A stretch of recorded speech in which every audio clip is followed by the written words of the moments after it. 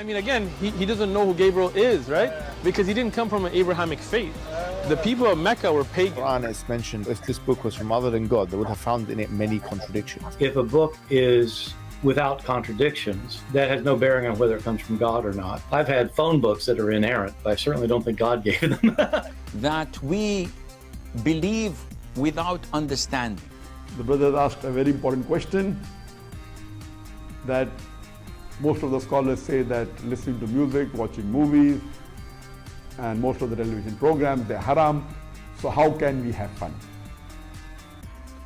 Let me tell you, brother, at the outset that having fun is permitted in Islam as long as the fun is halal fun. That the standard narrative has holes in it. The Prophet tells us because Satan or the devil sleeps over our nostrils. Those who oversleep and not pray Fajr on time, Satan urinates in their ears. I really do think Jesus was crucified and that he really was dead and buried. He thought that he was a son of God in the sense that he was specially chosen by God. I think Jesus really did think he was going to be the Messiah, the future king of Israel. I mean, that is, after all, why they crucified him.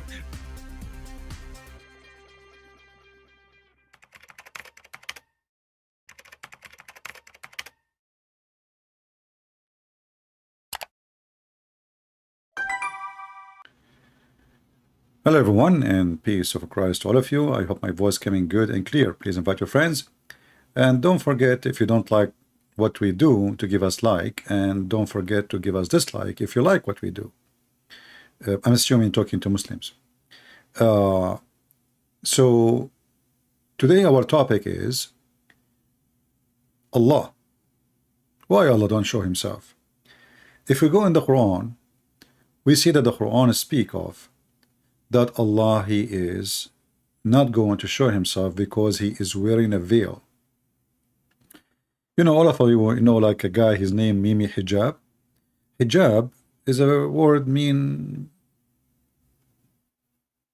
veil, supposedly. According to Muslims, not according to me. Here we see a female Muslimah, she is saying, and by the way, this is a clear proof that she is a very religious person, and I will tell you why. If you look at her eyebrows, you can tell she never took one hair from her eyebrows. Actually, she took. But I mean, they keep them white to make themselves look like still believers, because you know, if a Muslim woman, she takes some hair from her eyebrows, she go to hell. But she can shave her private part. Very weird religion. You can take hair from down, you cannot take hair from up. Anyway, so here she is saying hijab is our right. And I ask myself, I mean, it's a right if you ask for it, but you did not choose it, they force it on you. So what right you are talking about? What about beating you? You know, the Quran says, chapter 4, verse number 34, that if the woman, she is rebellion, or he feared to be rebellion, he can beat the hell of you. Now I know you will say he beat me lightly. First of all, it's a punishment, and lightly beating, that will be ticklish. So your lie doesn't make sense. But now our topic is not about women wearing hijab. Our talk about Allah wearing hijab. Let us go to the Quran, because the Quran will speak of everything we need. I will not really take me long to find a verse. I will just type in Arabic hijab. You know, like in Arabic, in case you do not know, you know, it's different from English, you know. So in English, like I'm typing in English now. Let's just switch. So like in English, when you type, you know, you start from the left of the page to the, you know, right. In Arabic is the opposite. And the same for when you open a book. You know, many people, they like, you know, they get confused. So they open the book from the end thinking it's the same as English. But in Arabic is different. So the left is the beginning of the book. And here, by the way, this is a problem, because remember, in Islam, left is evil. So why the Quran is opening from the left? The Quran is opening from the right? Because supposedly Islam is not evil, or because the Arab, they are doing the language since before Islam. So here the Muslims, they try to always to make things up. Like I heard somebody saying, oh, the Quran opened from the right, and the Quran must be right because it's open from the right. But there's books, all of them, they open from the right, including the Christian Bible in Arabic. So, you know, it's a very funny statement. However, we go to hijab and we search for it. Hijab mean veil. And then we will find that the word hijab is mentioned in the Quran many times. All right? I will not look for those, you know. All those words have hijab. I will go to the one about Allah. In chapter 42, verse number 51, it says, and let us zoom here, it says, it's not for Allah to speak to anyone and, you know, except by inspiration or from behind a veil or hijab. Let us click at the verse and read it together. Again, this is a chapter 42, verse number 51. So it was not allowed for a human to speak that Allah will speak to him except by inspiration, or Allah he speak from behind a veil to him. I found a video of Zakir Naik, and Zakir Naik is answering a question which is exactly what we are talking about, why Allah don't show himself. Now Zuzu is the best to answer those questions, so if we go there, let us see. This is Mr. Zuzu Zakura. Was asked the question that one of his non-Muslim friends, she asked him the question that why doesn't Allah, the God in Islam, show himself? Like in other religions, they can see God. Why don't you? Why can't we see the God of Allah in Islam? The reason is that Allah subhanahu wa ta'ala in Islam is the true Allah subhanahu wa ta'ala. If he shows himself, you will not be able to live. He's so powerful. And the example we have in the Quran in Surah Taha, then Musa alayhi salam says, "Oh Allah subhanahu wa ta'ala, I want to see you." So Allah says, "I will show my glimpse to the mountain. You look what happens to the mountain." So when Musa alayhi salam turns his head to the mountain, Allah shows his glimpse to the mountain and Musa alayhi salam faints. You know, here we see that Muhammad is copying verses from the Bible. If you go to Exodus chapter 33 and you read it from verse 17, 18, etc., you will find that this is exactly what Moses says to God. Muhammad taking the story, but there is no glimpse and mountains, etc. So God he said to Moses, no one can see my face, not see me, my face, and live. It's not allowed. It's not allowed. Actually, let me go to the verse.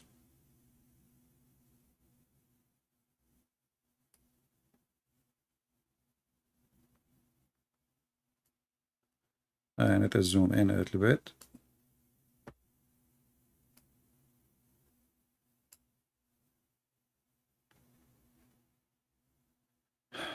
Here you will see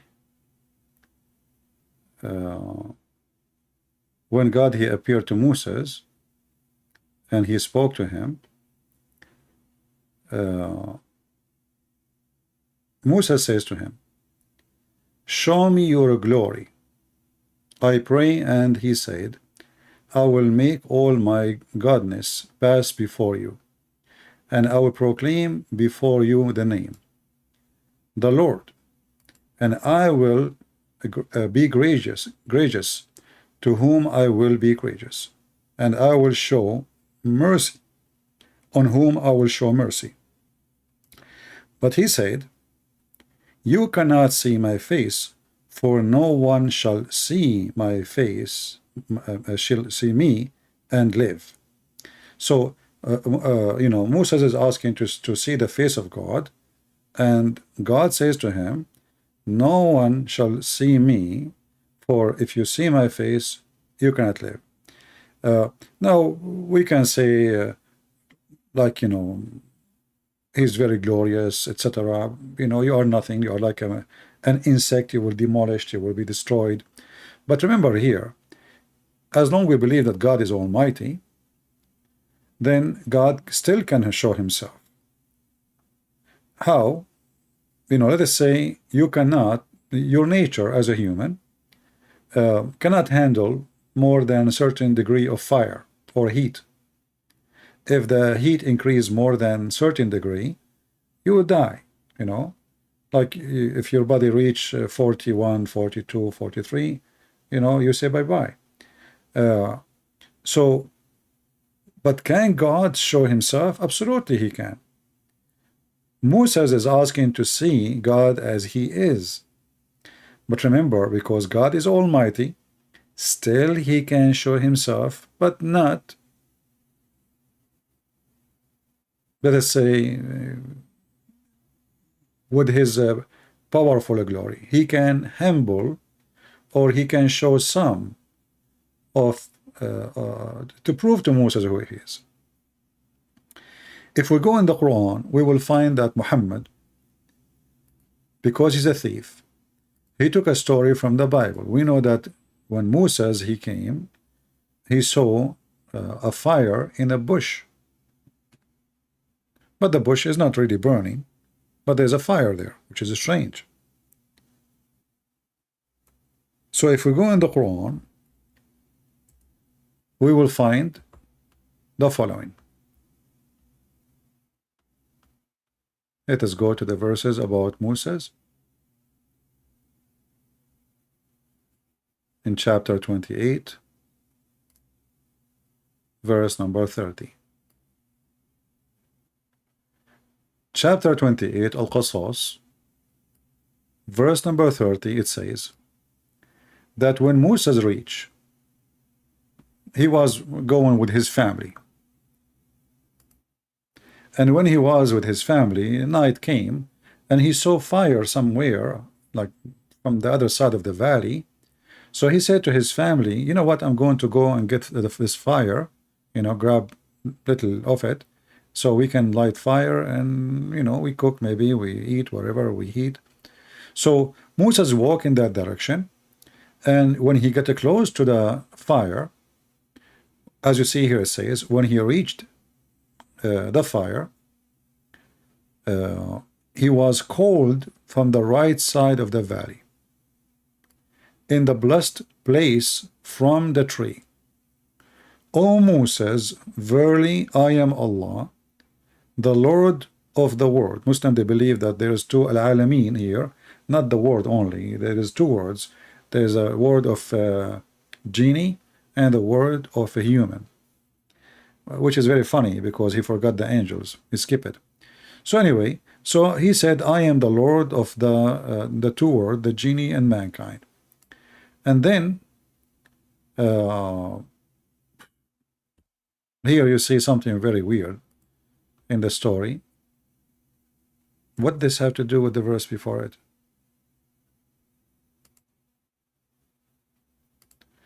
And throw your stick, but when he saw it moving, as if it were a snake, he turned in a flight and looked not back.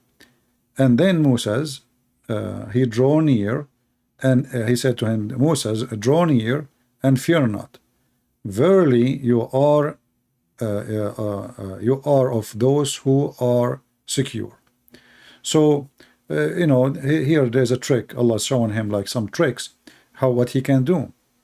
And then, I mean, the verse is really is, you know, very weird. I mean, what does have to do with this verse? You know, going to the Pharaoh, what have to do with the fire in the bush? There's, you know, I mean, they are not connected. Just a stupid Quran as usual.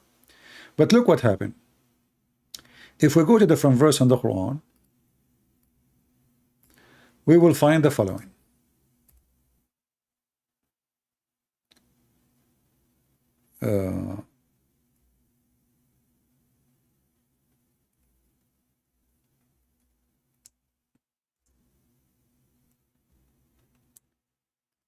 In chapter 20, this is why the Quran is a very silly book.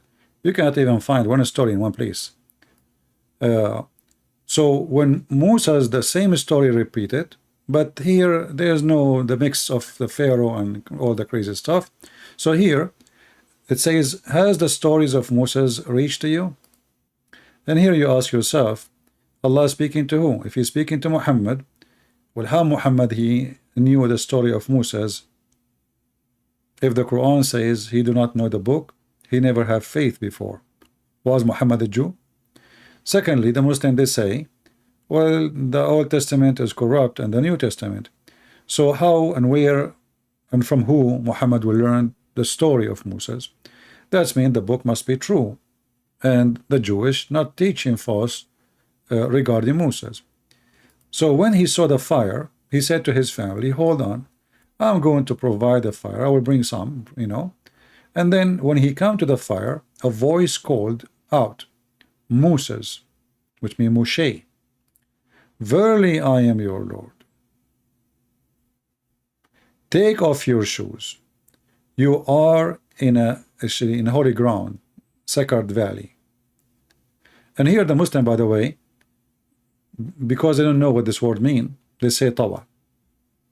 Now, if we try to find out what tawa mean, you will find the Muslims are getting dizzy as usual, and the end of the explanation is Allah knows best. Because Muhammad is a thief and he is stealing words from other languages, they do not know what it means. But what we need notice here, that Moses is not allowed to walk in this area, and he have to take off his shoes because it's a holy ground.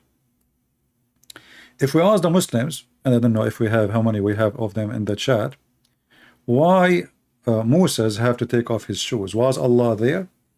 The Muslims, they have no idea what to say, because how the ground become holy and why it's holy, they don't know. Then they continue, and then he says, I myself, and again this is the Muslim translation, choosing you, therefore give ear to what I is revealed. Verily I am Allah. Okay. Now the story here, we will stop here. The story here we will stop. Until now, as you see, Moses came to the fire.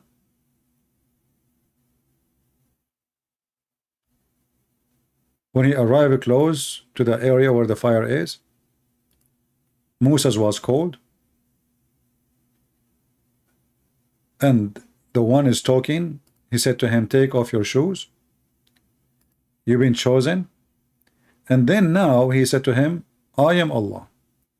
Let us go to a different verse so we can see how the story, developed. Islam is made by an idiot.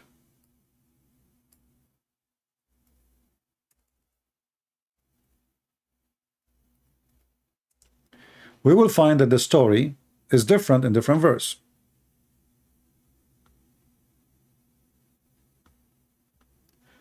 Let us go here. In chapter 28, we are going back to the previous chapter. In verse number 30, it says, so when he reached the fire, he was called from the right side of the valley, in the blessed place, from the tree, where Allah is speaking. He is speaking from the tree.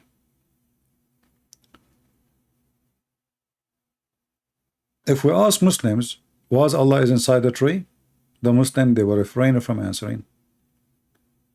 If we ask the scholars will fight with each other and they will say, Allah knows best. If we ask the Quran says, from the tree. Does it say, guys, from the tree? Does it say in the verse in front of us, from the tree? It says that, right? So why the Muslims are not willing to give the answer when the answer is in front of us? Why do they say, yes, it's coming from the tree? Because that will make it a problematic, like there's a problem here for this religion. The Muslim, they keep saying Allah cannot go inside his creation, and the tree is a creation of Allah. So how Allah is in the tree? That is a problem.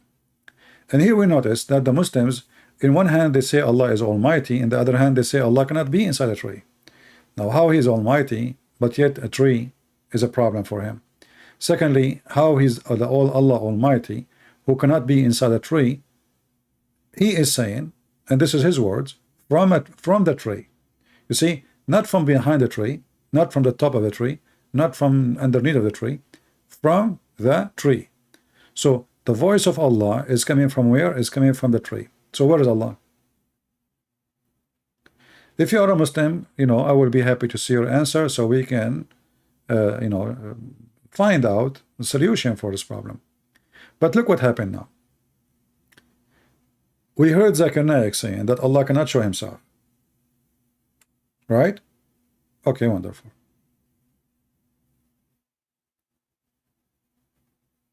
Allah speaking from the tree. No problem.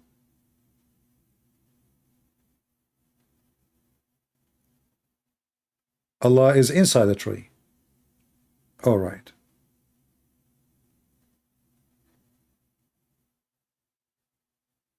Who is the one inside the tree? The Muslim do not know. So, is it a voice only coming from the tree? Or it is God of Islam inside the tree? Or it was an illusion? We will find the answer in different verse.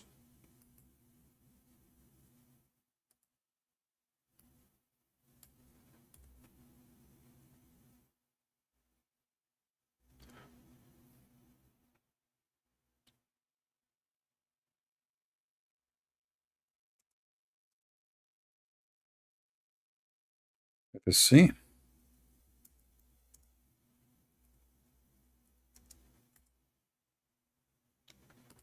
In chapter 27, and as I say, the Quran is a stupid book. You cannot find one story in one place. It's all over the place. It's like somebody, he had papers in the table, and somebody, he turned the fan on, and then all the papers, they went in the street, and then they tried to make a book, and they put the papers together, so page number 1 became page number 300.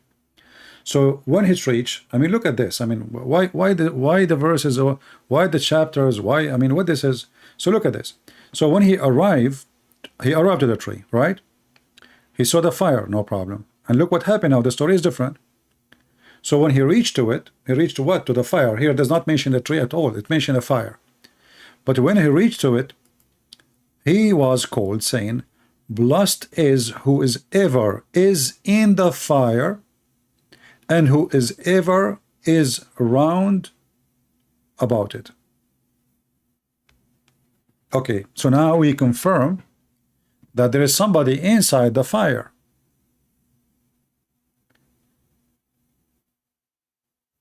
I challenge any Muslim to tell me who is inside the fire. So if it is not Allah who is inside the fire, who is inside the fire? And if it's Allah, Allah saying it's blessed is the one in the fire?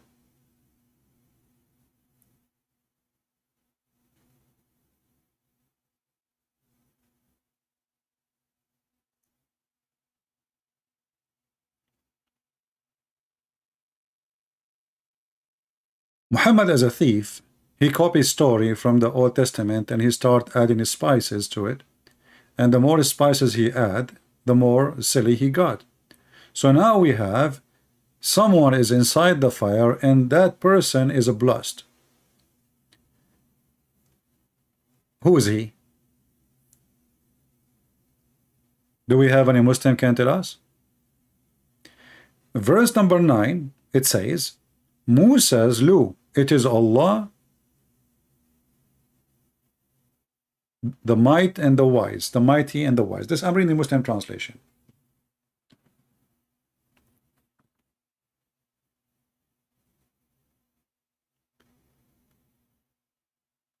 So putting all those verses together, a voice came from the tree, the voice saying, I am Allah. Is that correct? A voice came from where? From the tree. From the tree. Chapter 28, verse number 30. So the voice coming from the tree, and the voice saying, I am Allah. So where is Allah? In the tree. Then we go to chapter 27, it says, blessed who is in the fire. Okay, but where is the fire? The fire is in a tree. The fire is in the tree. Are we guys following? The fire is in the tree. The voice came from the fire.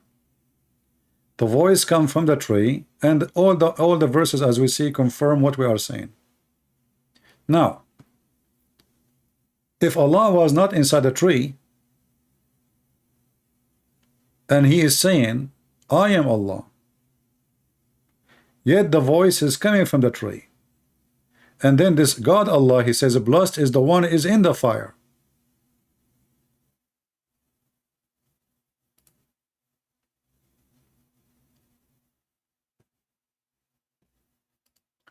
You will notice that chapter 28 verse number 30 says that this is a holy ground. This is, he was called from a holy ground, from the tree. So it is a holy ground, it is from the tree, the fire in the tree, and the one who is inside the fire is blessed, as we see in chapter 27 verse number 8. So who was in the tree? Isn't it obvious this is Allah? Now here we need to ask ourselves a very serious question. The Muslim, they say Allah, He cannot speak to you unless He is wearing a veil.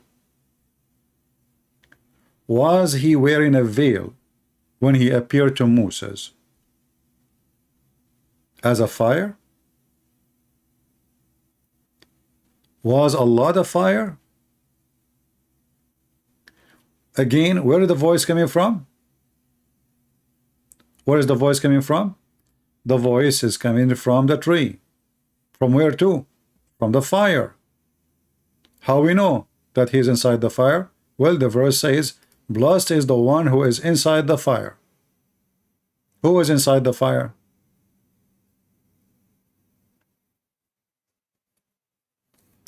And here I find it strange that Allah, He says to Himself, blessed. But, you know, the Quran, all of it is like this. Blessed be Allah. Allah saying, blessed be Allah. So now we notice that when the Muslim, they say that they are trying to copy a statement from Exodus chapter 33, that nobody can see me and live, that is not really a correct statement. You cannot see my face, God said to Moses in Exodus, for no one shall see me and live.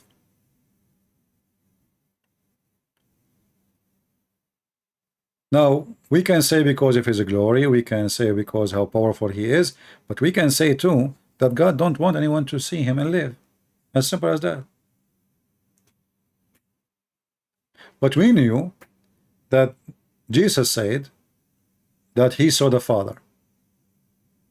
No one knows the Father except me. If God is almighty, and from the might of God, He can appear in any form He wants. And appearing in a form is a way to humble Himself so you as a creature can live. And the verse in the Quran proving that Muhammad is a fraud, for in one hand he claimed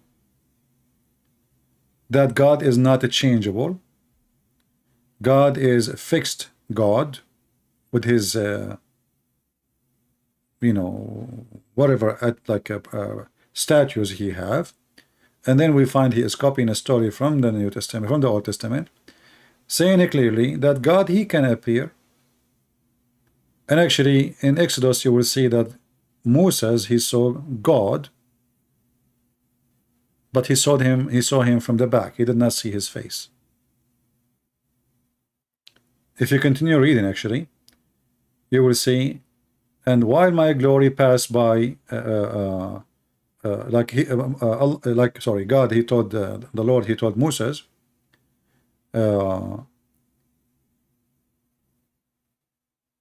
go stand in this place, and I will pass by. And when I'm passing by, I'm going to protect you by my hand. I will cover you until I have passed by. Then I will take away my hand, and you shall see my back, but my face you shall not see. Let us open the Bible.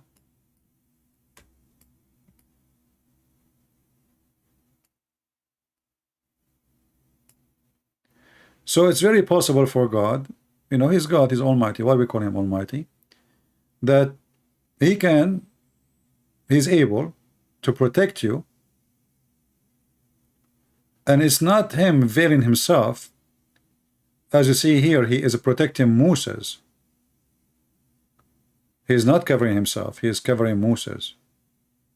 If we go in the Quran, we will find that Allah, He will not show Himself because He cannot. And Allah, He will never speak to anyone except from behind a veil.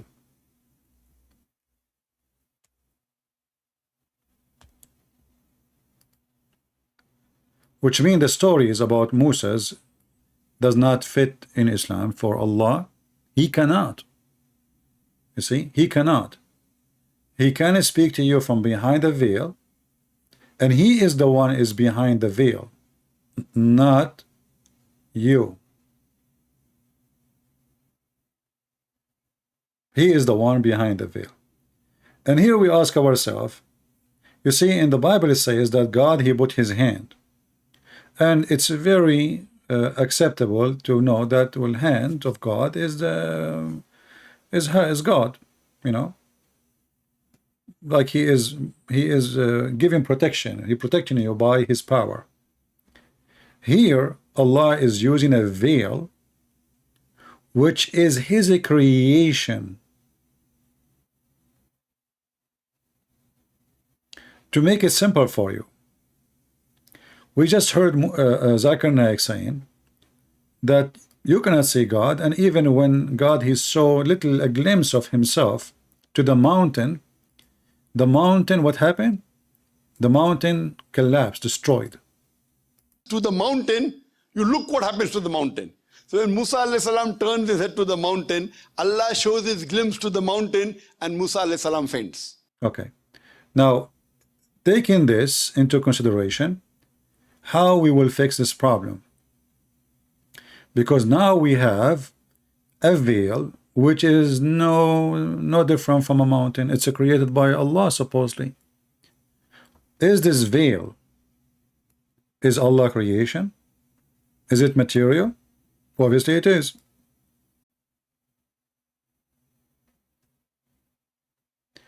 So how the veil can stop anything if a mountain can be destroyed? Are you listening to me, people? Do you understand what my idea?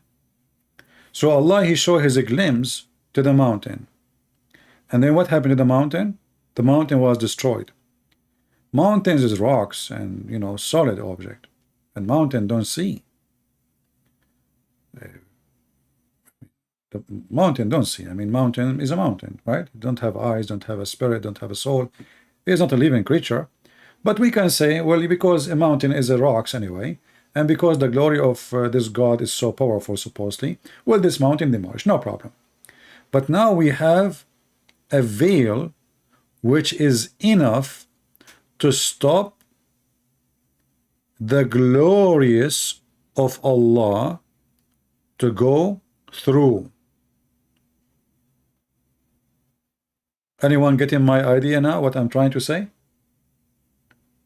So who is more powerful, Allah or the veil?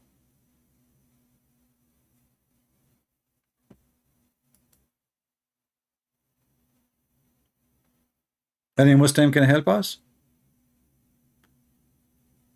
How a veil can stop the glory of Allah from going through? If the veil can stop the glory of Allah from going through, that means the veil is more strong than Allah.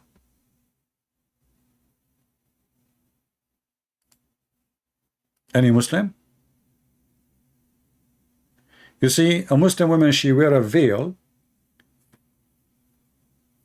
because she cannot hide herself unless there is a veil.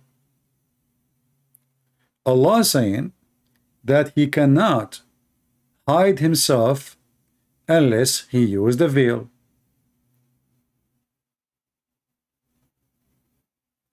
So Allah is not almighty, for he need a veil in order to hide. He need a burqa, so you will not be able to see him. So it is not part of his power to hide himself from you. It's not part of his power to not to reveal himself to you. He need to use a veil. And the verse in front of you. Any Muslim? In the top of that,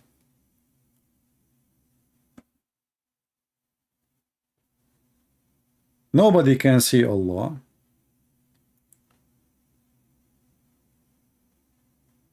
Is that an excuse? So we will not question where is this God, why he don't do anything, why he is mute, why he is silent, why he is deaf, why he is blind, why he don't, what is he? You see, the God of the Christians, he came to us. He came physically as a man. God can humble himself. God can humble himself so we can see him. He's almighty.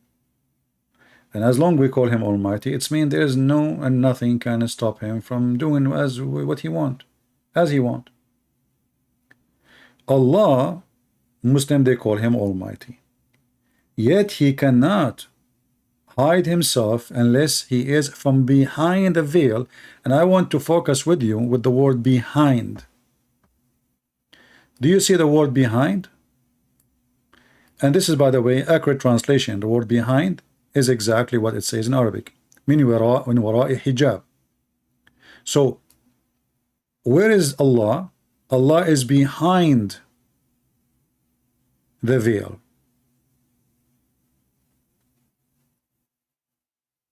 It's not the veil in front of Allah.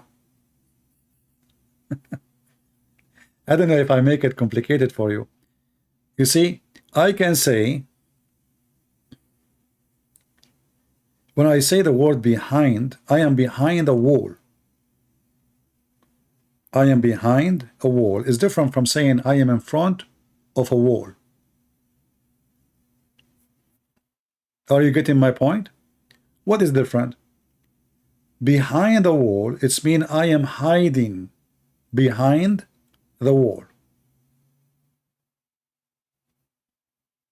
I don't want to get out of this wall. I want this wall to be behind me and you. In the front of a wall, maybe I'm going to climb it. Maybe I'm going to break it. Maybe I'm going to destroy it. Maybe I'm building it. He is behind the veil, so he can hide behind the veil. So if Allah move away from the veil, we can see Allah.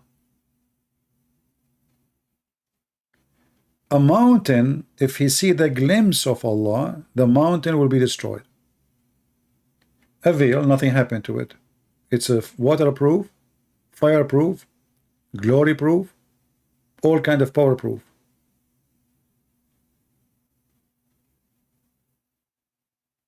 The purpose of the veil is supposedly Allah want to hide himself. He want to speak to you from behind the veil, because you cannot go, you cannot see him and live. He's copying this verse from the Bible.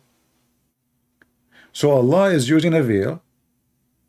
You see, if we go in the Exodus, we will see that God, he covered Moses by his hand. He did not need a veil, you know, and he did not veil himself. He veiled Moses by protection. So he protected Moses. So God can do that. The God of Islam, he is veiling himself from everybody. And he cannot veil himself without a veil. And the proof that of that, he is saying behind, and behind is you know, space, is state a physical place, like he is standing in his physical point. and this point is behind the veil. So there's a veil. The veil is not like metaphorical. You know, he did not use the hijab is the same one he ordered the women to wear. The same word used in the Quran is hijab for the women, in many places. Hijab is a hijab. So Allah is standing behind the veil. Why?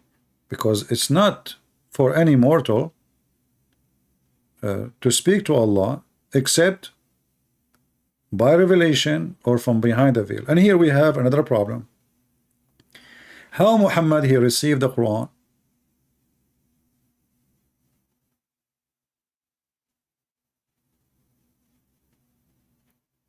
How Muhammad received the Quran? If you go in the city book of Muhammad, you will see Muhammad says that it is inspiration.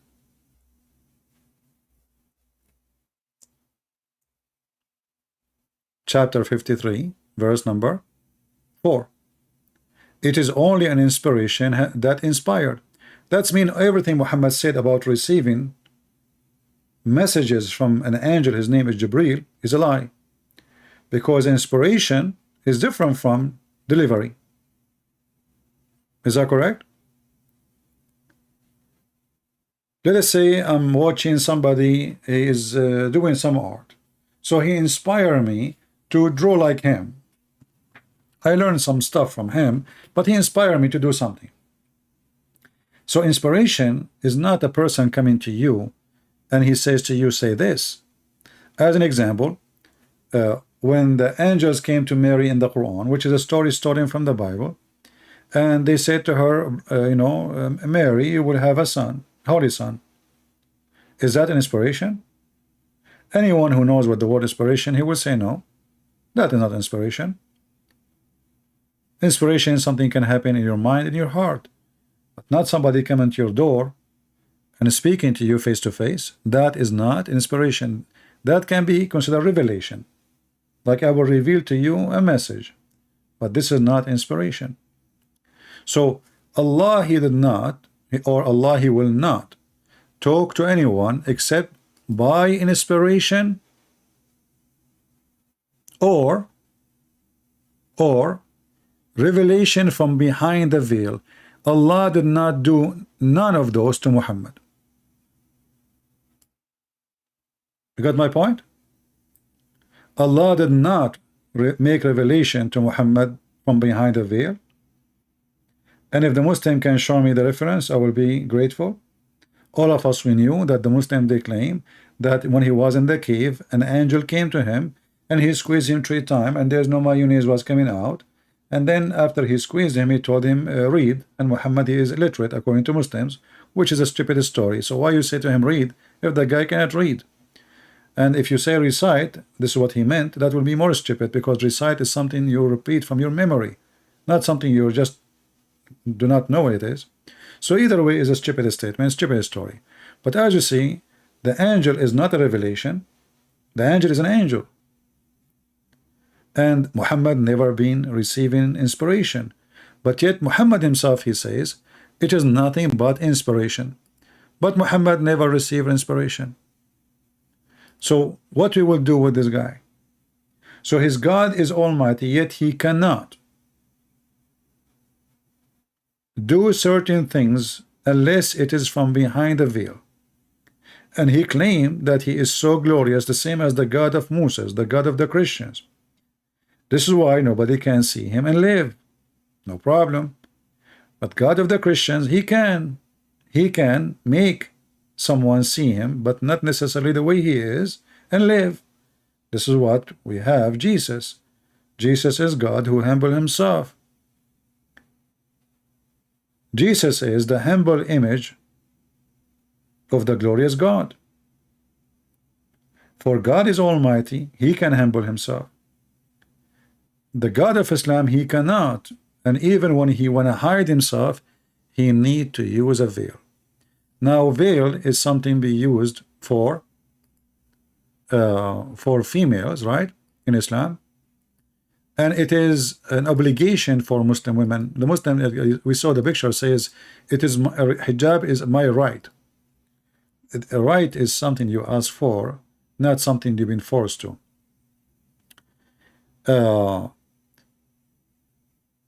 Like, you know, if you go in the Bible, we will see as an example the disciple of Jesus, they wrote the Bible by inspiration from God. Not only they wrote what they heard from Jesus, but they were inspired. Or the book of Acts, or, you know, Revelation, the book of Revelation, etc. So that is an inspiration. But you, Muhammad, never received an inspiration, never even heard your God voice. So where is the inspiration fit? Nowhere.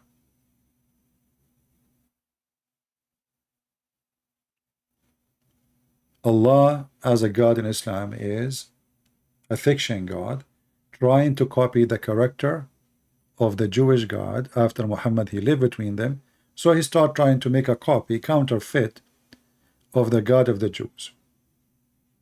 And he tried to make Allah, which is the moon God, fit with the Jewish God, and he is trying to give him some stories from the stories of the Jewish books. But as usual, a thief. He steal your bicycle, he put a new paint, he add some features here and there to make you not to know that this is your bike, but he forgot that your bike have a number, a manufacturer number. He forgot to take it. And that shows all over the Quran. You know, there's a guy, he's an idiot. His name is Daniel. He's a Muslim convert. He says Yahweh is a pagan god. He's a pagan god, and Allah is a true name of God. But then if we go in the Quran, we will find that all the names belong to the God of the Jews. Gabriel, this stupid idiot, he claimed that El is a pagan god.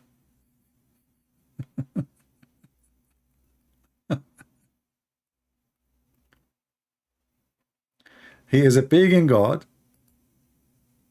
but yet the angels, all of the angels of the Quran, they have El.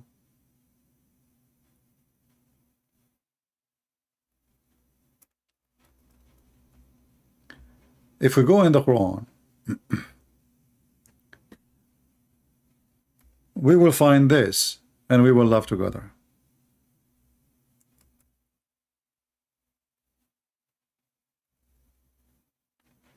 My keyboard is switching to different language. As an example, chapter 14, verse number 39, chapter 19, verse number 54, chapter 38, verse number 48, all of them speak about Ishmael.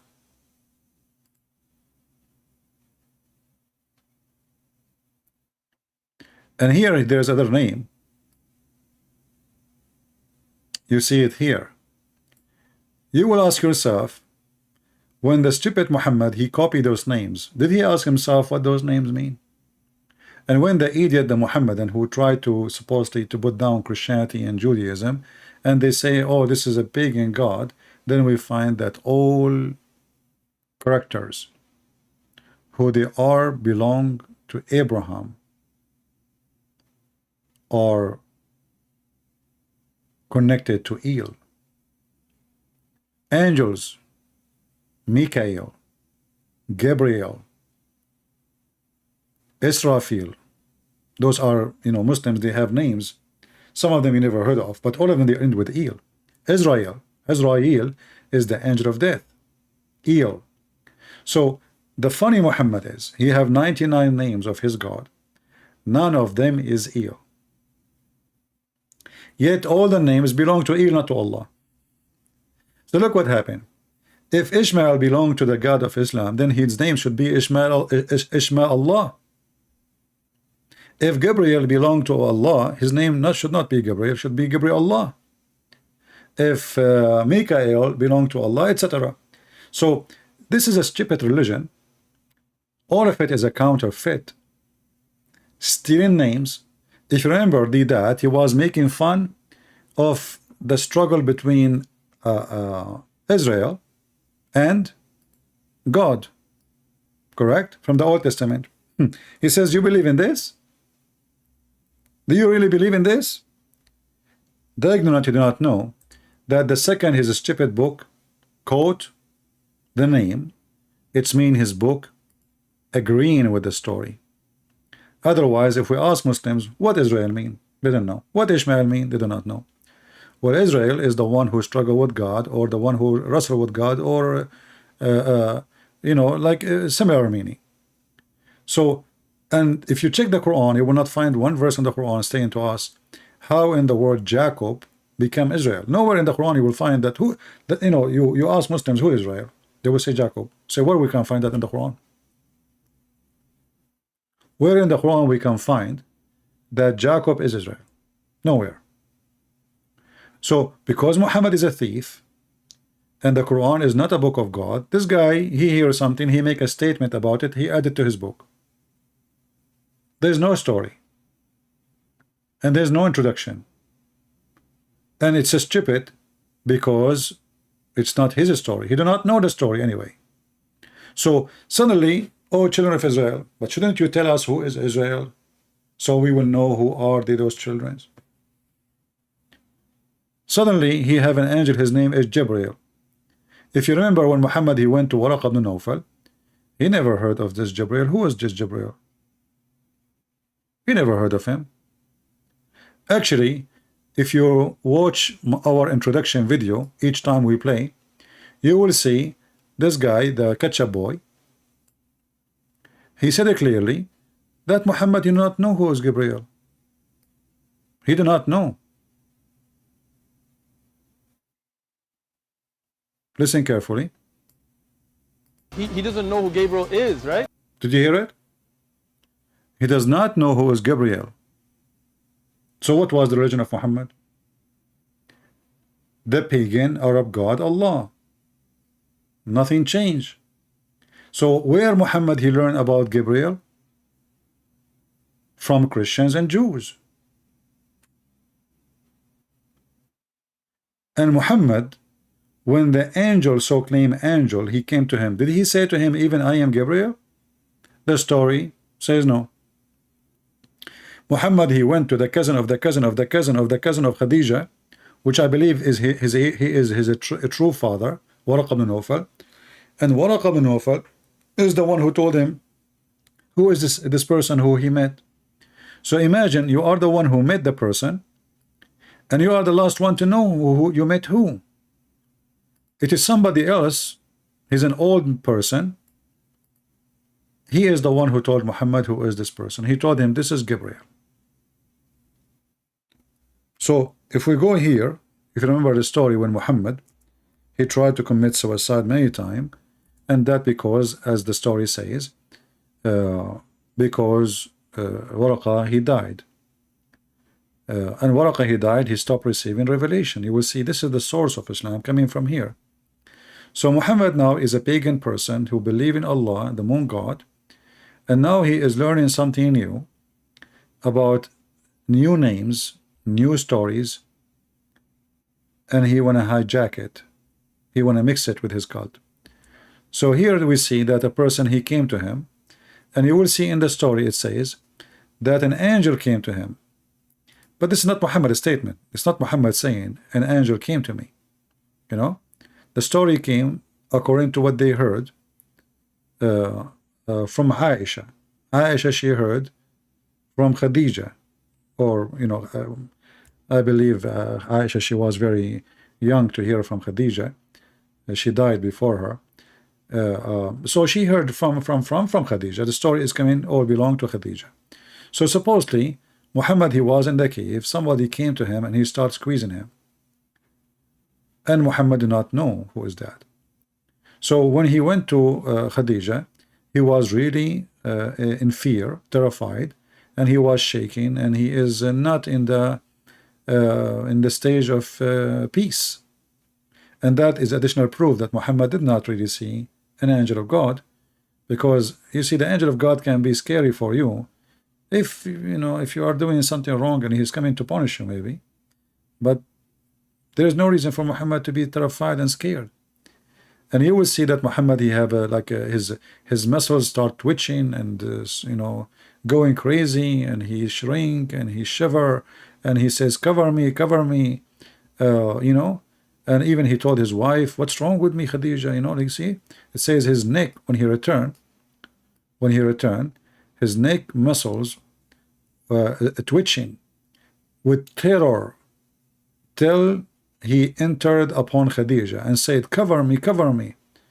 They covered him till his fear was over.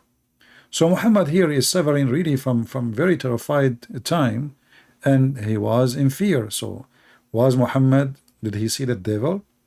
Did Muhammad, the devil possessed him at this moment, and he is why he was shivering? But it cannot be angel. You see, when the angel came to Mary, he says to her, peace to you, Mary, shalom to you, Mary, blessed you are between the women. Here, and Mary is a woman. Here, this is a man. He's 40 years old.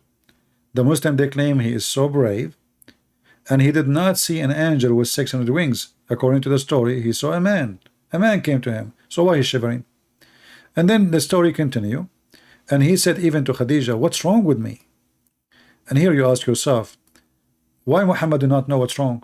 If he saw an angel, and this is the reason he is shivering, why he's saying what's wrong with me? So obviously the reason he is shivering have nothing to do with anything.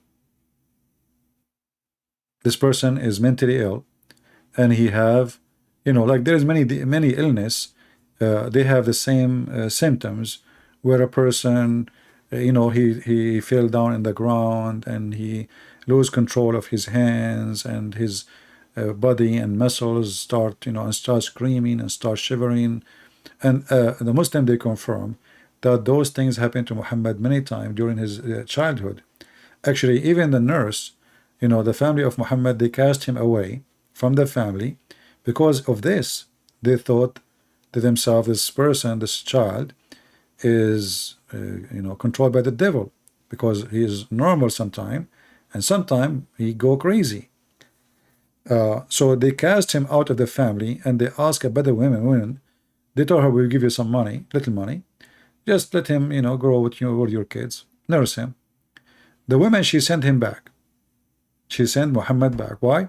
Because after he arrived to her house, he collapsed in her house, and they thought he is dead. He fainted after all those things happened.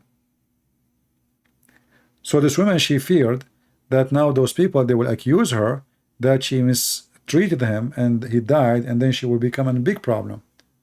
And this woman, her name is Halima, she sent him back to his family because of this.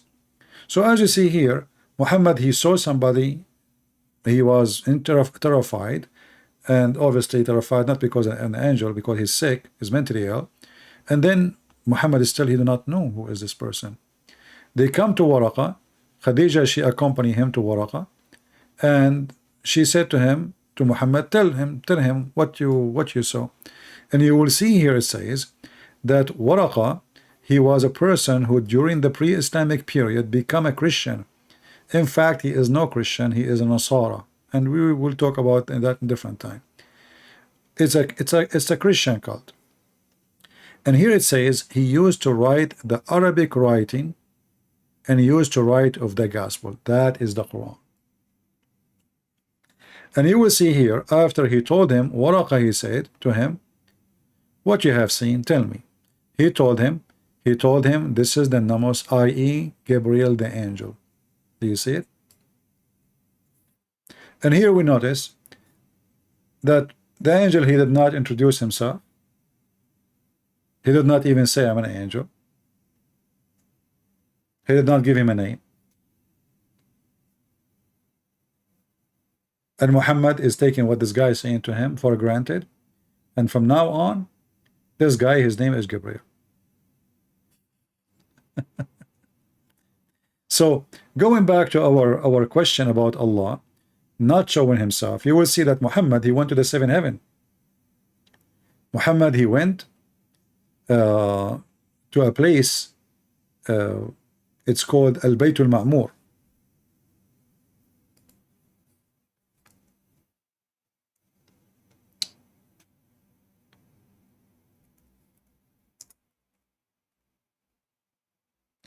And the angel Gabriel, he accompanied Muhammad.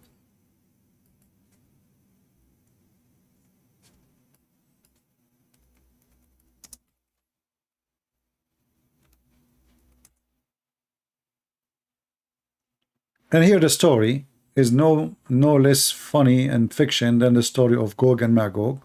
If you remember, Muhammad, he claimed that when he was laying down, two angels, they came to him, two men as usual, they are two men, and they took him, they cut off his chest, and they took all the material in his stomach, in his belly, and they took it all and they wash it with water from Zamzam, as you see in the screen. And after they wash it, they filled his body and his veins with faith and wisdom. They brought a golden tray with a golden dish, and inside the golden tray and the golden dish there is faith and wisdom. And then they stuff all the wisdom and all the faith on the veins of Muhammad. Now the story here, as you see, stupid, crazy. Since when wisdom and belief come in dishes? So even faith in Islam is physical. And this is telling you that Muhammad, he have nothing to do with any religion. This guy is mentally ill, satanic, demonic possessed. Faith coming in dishes. If you remember, we showed you a verse in the Quran says, it is nothing but inspiration.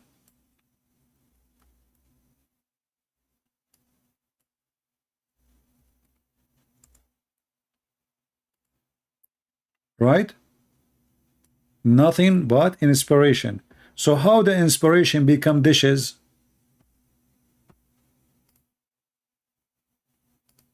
Are you with me? How the Quran says that Muhammad received nothing except inspiration. And then we find that Muhammad, he received dishes, one dish full of faith and one dish full of wisdom. And by the way, if you ask me if I am wise or not, the Muslim, they say Christian Prince is not wise. And I went to a Muslim doctor, he said to me, no, you don't have a lack of vitamin D or C or A. No, you have a lack of dish of wisdom. So the mad Muhammad, he went far with his stupidity to the point he made wisdom in dishes. Let us go to the hadith. Okay. Where is the...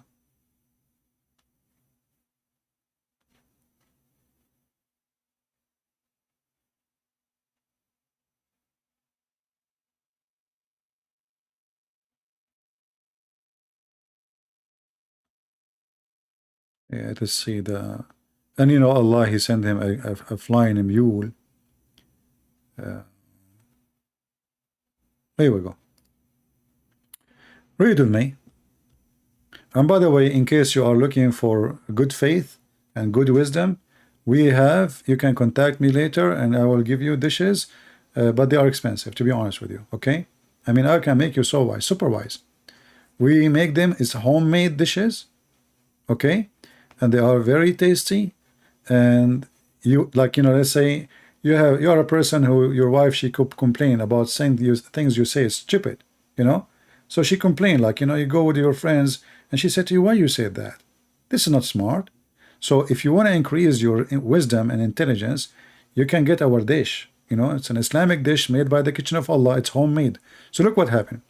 Here it says, after they wash his chest and his heart and his stomach, etc. Here it says, then a golden tray of belief was brought to me, and my heart was washed. All right.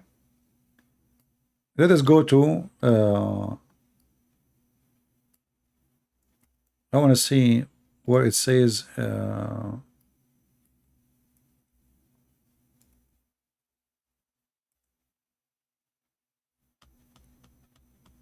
this stuff, in the Middle East, we have some food where you stuff like rice inside zucchini, and you know, this is exactly what they did to Muhammad. They stuff his veins with faith and wisdom. Here we go. Look at this one.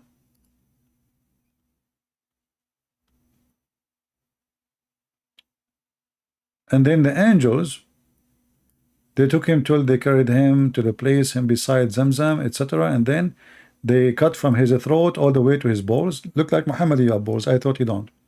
And then out of his chest and abdomen, and then washed with Zamzam. And then it says here, and then a gold tray containing a gold bowl full of belief and wisdom was brought, and then Gabriel stuffed his chest and throat and blood vessel with it. And now we understand why Muhammad cannot be prophet of God. I mean, this guy, he is so stupid to the point. His God himself, he needed to do plastic surgery. You see, the Muslim, they say that Muhammad is a prophet and Allah is God, and if you want something to happen, he say be is going to be. Can't Allah make Muhammad wise without sending a dish of wisdom? The first person in history who have a plastic surgery stuffing his chest with silicone of Allah, it was Muhammad. Allah want to take Muhammad to heaven. He looked at him, he said, look at this idiot, I cannot take him like this. What I will say to my angels, look at this, what the heck is that? So he said to the angels, listen, before you bring him here, you need to do some adjustment. Why Allah did not make a surgery to Moses? Hey Muslims, there's a question here to answer. I mean, the story of Gog and Magog, which is making Muslims live in Islam by thousands, if not millions. This is another story, no less. Why Allah did not, okay, here we go. Allah, he took Isa to him. Did Allah need to wash the chest of Isa with Zamzam? Did he need to give him wisdom? And what wisdom, what faith? And since when faith and wisdom, they come in dishes? And if Muhammad, he cannot meet Allah anyway, what the point of this trip? If Allah never spoke to Muhammad anyway, so what the point of this journey?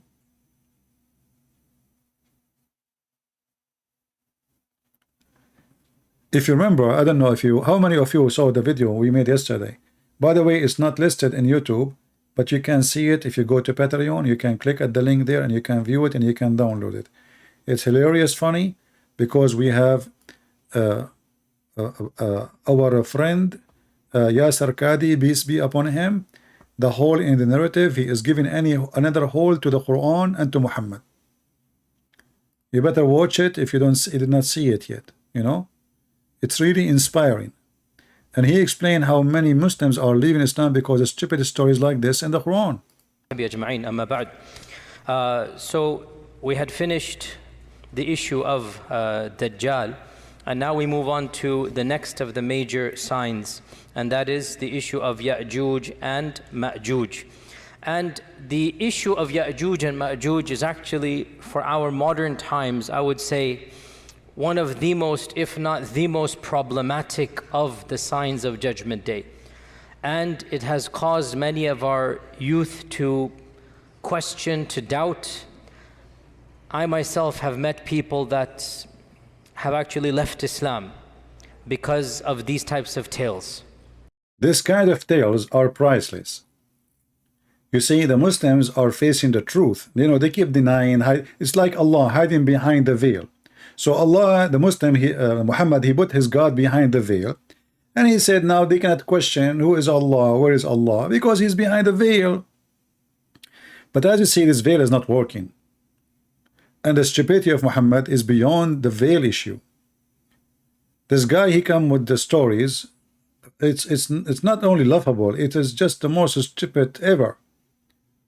There's billions of creatures who we never saw, and they are like us, and they are very aggressive, and they will control the earth, and nobody can see them. And Zulqarnain, he built a dam between us and them.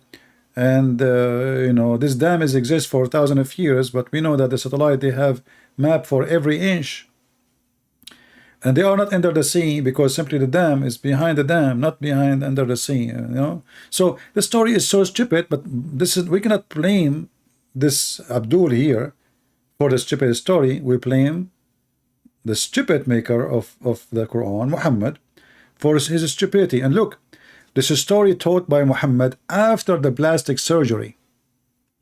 I don't know if you understand what I'm saying. You see, this is Muhammad after he received a dish of wisdom. So how stupid Muhammad was before the surgery? Do you understand? Let us say you met a guy, and you know, before he come to, let's say you are a female and you are going to marry a guy, and this guy, he decided to be so smart, so you will love him more, and then he made a surgery, and the angels themselves, they did the surgery. Jibril himself, I mean, this is the best doctor, man. Go to any hospital, ask for Jibril, Dr. Jibril. He's the best always, you know. Actually, most of them, they are even the director of the hospital. I'm telling you, you know. By the way, Jibril is the same one who bring coffee, the same one who clean the floor, the same one, he's the surgeon, and the same one, he is the nurse. He have multi personality in Islam. So Gabriel, he stuffed his chest with the throat and blood vessels. Look how deep this is the issue, with wisdom. So if you take Muhammad blood vessels, you put it in the laboratory, they will not find like blood like us. They will find wisdom and faith. You know, like 50-50. So this guy now, he made a surgery, and he is telling us this is stupid story after the surgery. So how stupid Muhammad was before the surgery?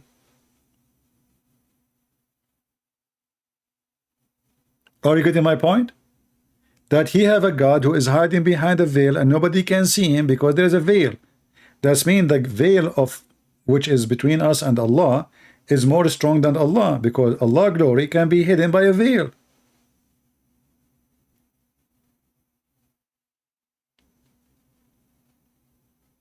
It's not Allah changing his, let us say, he's hampering himself so we will not get hurt.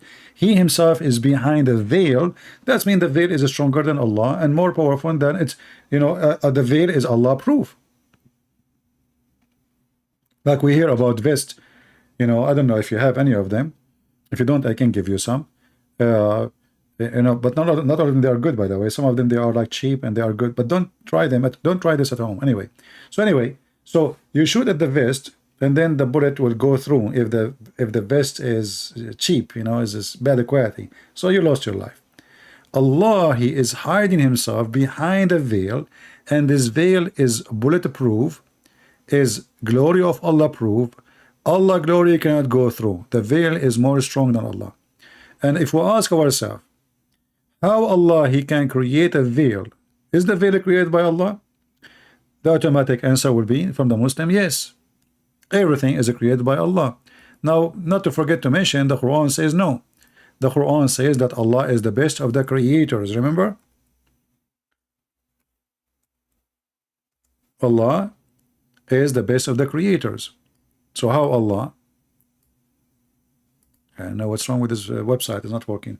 So Allah is the best of the creators. But we will go with the Muslims. If Allah is the only creator, and he is the creator for everything, so who is the one who created the veil? The Muslim, they will say, Allah. Wonderful. Allah created a veil. Can stop his glory from going through, and it can hide him behind the veil as if Allah is visible. Do you know what I mean? You see, why does God he need the veil if he is not visible anyway? I mean, who is the stupid here? You see, a woman, Muslim woman, she hide herself behind a veil because Muhammad he made her a private part. She is just a walking vagina. But Allah is not visible anyway. So why he need a veil?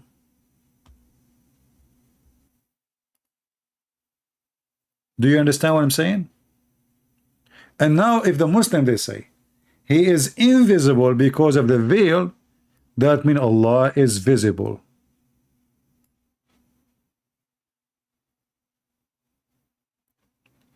Is that correct? Is Allah visible for the veil? Any Muslim can answer.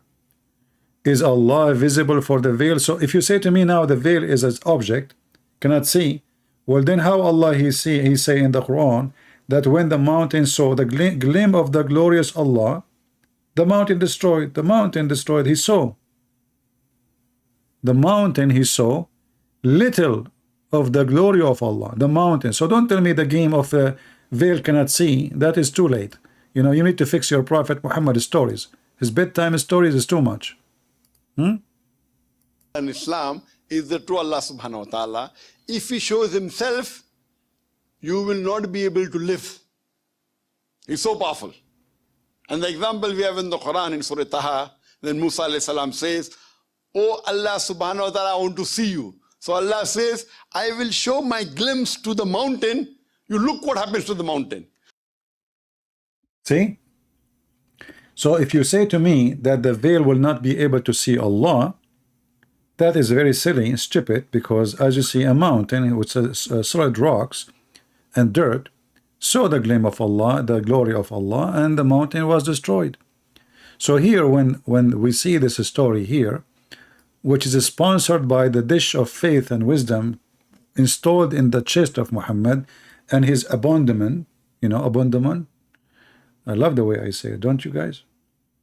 By the way, I will open a special English class for those who their English is weak, you know. You teach me Arabic, because Muslims, they claim I do not know Arabic, and I teach you English. Kabich? And I will make another class for Indonesian. As you know, I speak Indonesian very well, you know. Just add an at the end of any word. Like you see here, it says behind. If you want to speak Indonesian, just add an. So it become behindan, you know. Veil, veilan, you know. Like messenger, you know, messengeran. Okay. So that is very easy, you know, like, you know, it's like in French. You know, in French, you add lu in the front of any word. That's it.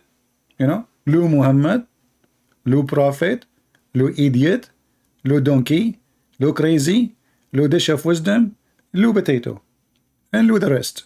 So it's very easy, and you know, and this is what happened to me, by the way, after I ate the dish of Allah, which full of faith and wisdom, brother. Okay, I learned all those tricks, and things become so easy and so halal fun. So here we ask ourselves, how stupid Muhammad is when he tried to explain his God.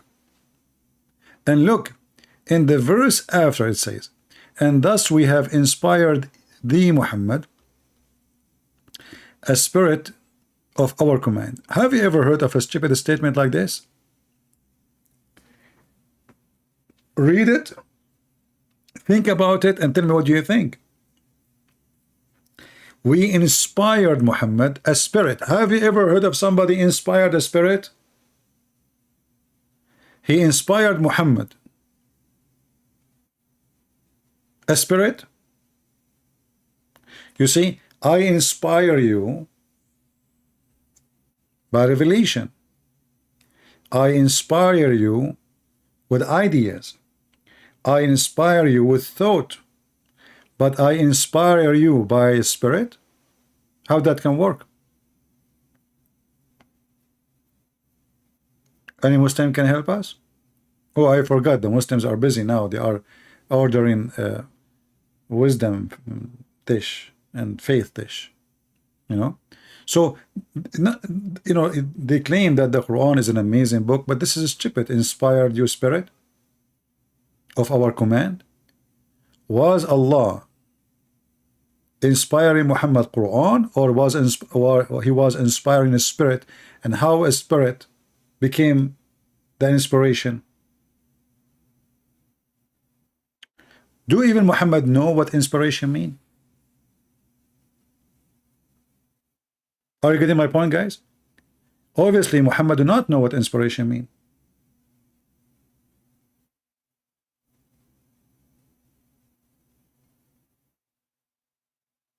one of you, he sent me a message saying to me, but you know, I said yesterday, nobody saw the people of Gog and Magog, which is a very funny story.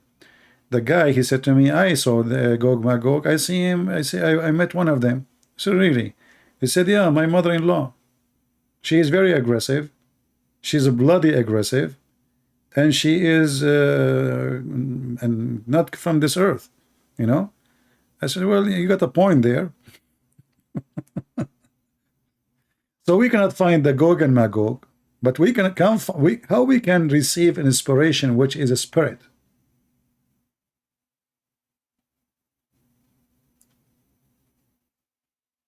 You receive inspiration or you receive a spirit?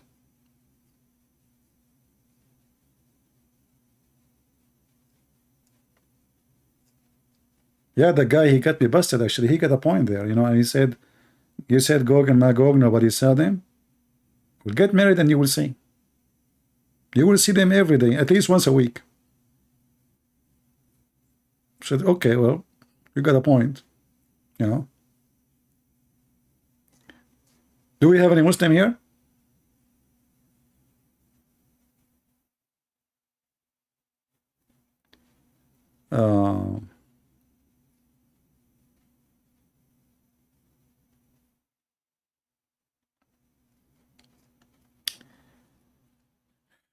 You see, like when Allah, we mentioned to you the story about Allah is in the tree, correct? And the Quran says, blessed is the one is inside the fire. So how this person, I mean, he's stealing a story from the Bible. Obviously, he do not know what God is about. You see, God of the Christians, he can. You cannot see God the way he is. That's because of your limitation, not because he cannot. He can show himself, you will die, that's all. But the God of the Christians, he can appear as he wish. When Jesus, you know, he got baptized, a bird appeared in the sky. Bird, right? A voice came from the sky, says, this is my only begotten son.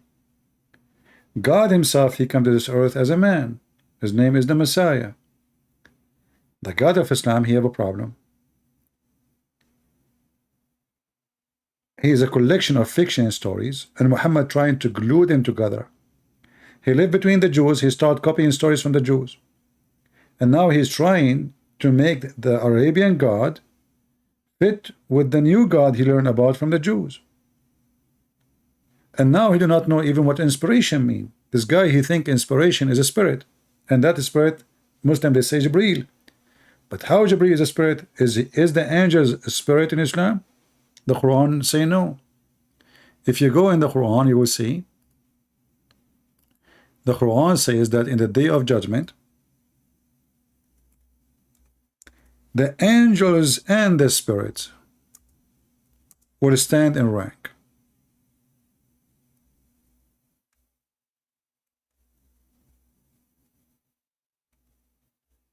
So if the spirit is an angel, this verse is wrong. And look what the Muslim they do. They add things is not in the Quran as usual. Did you see it? Look, it says the day that the Ruh is a spirit. Between two brackets, Jibreel. Why you are adding Jibreel? The verse does not say Jibreel. You change the translator. This is Hilali and Khan. Look, we just changed the translator. There's no Jibreel. The day in which the spirit and the angels. So if Jibreel is the spirit, then this verse is wrong. Is that correct? If the angels are a spirit, then there is no need to say the spirit and the angels, because the spirit is an angel.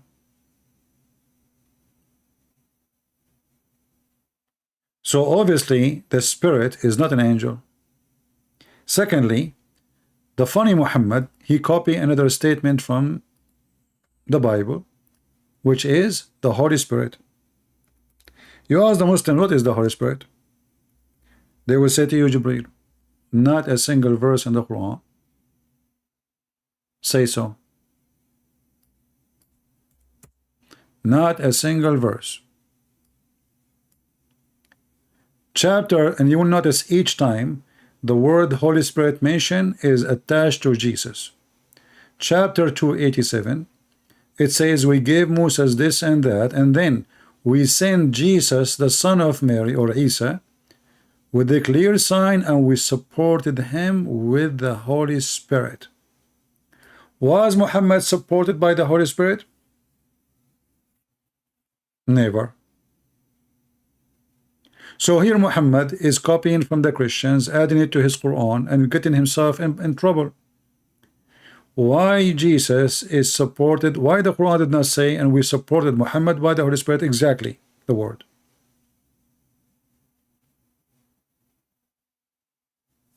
If we go to different verse, the Muslim, they will say to you, no, it says there, but it doesn't say exactly the same. It says in chapter 16, verse number 102, that Allah, He sent it down by the Spirit, or the Holy Spirit. He sent down what? The Quran. But this is our problem. If Muhammad received an inspiration,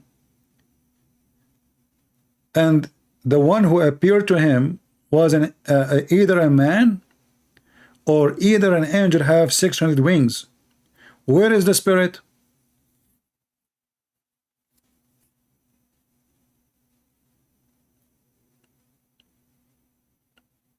Guys, do you understand me? Where is the Spirit?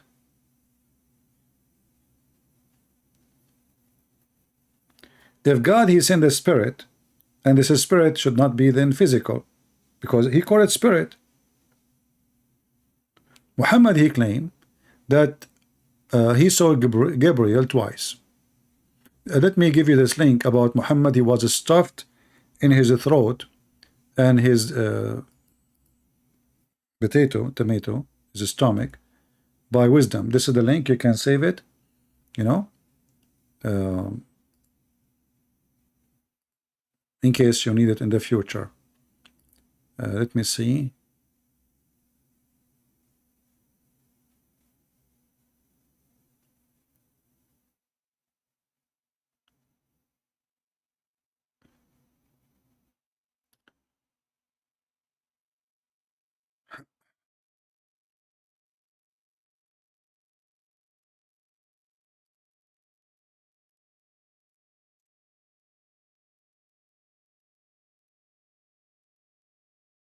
Okay.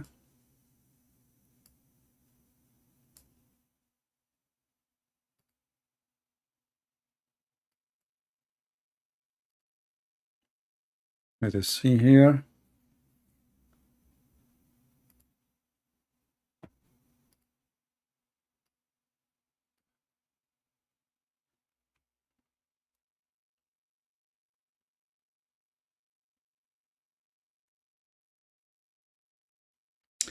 There's a point here I want to mention. If you remember, in chapter 4, verse 171, it says that when Allah, He sent, He speak about Isa, supposedly the Messiah. In chapter 4, verse 171, He said that Isa is a spirit from Him.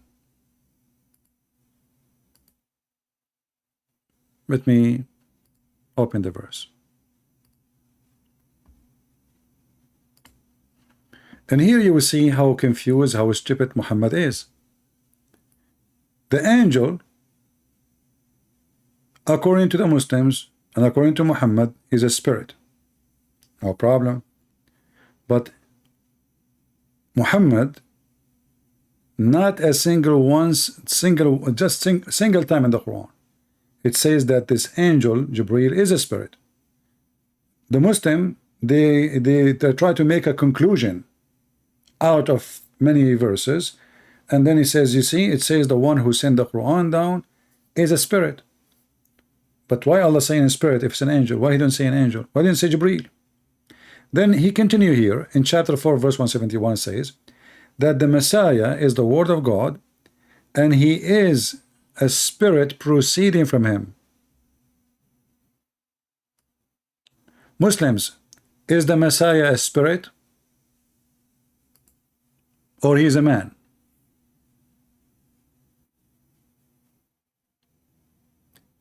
Do you see how confused those people are? You see, a spirit is different from soul. Soul is let us say, you know, when the Quran speaks about spirit, we see that the Quran says the Holy Spirit, but there's nothing called the Holy Soul. Are you getting my point? Soul is given to a creature to live. Spirit is not soul. So what is a spirit then? And how Jesus, he is a man. The verse saying clearly he is a man. The verse saying he is the Word of God. So we ask the Muslim, is the Word of God created? They will say no. So Jesus is the Word of God. He's not created. And he was in heaven before he came down to earth. And the top of that, he is a spirit. Well, he's a man or he is a spirit now? Is he a physical man or he is a spirit? How Jesus is a word and a spirit in the same time, and how he is a man and a word and a spirit in the same time. And the funny is, the same verse says don't say Trinity. This is the same verse speaking against the Trinity.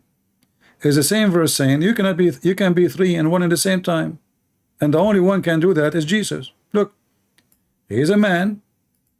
Jesus is a man. He's a messenger. He's a man.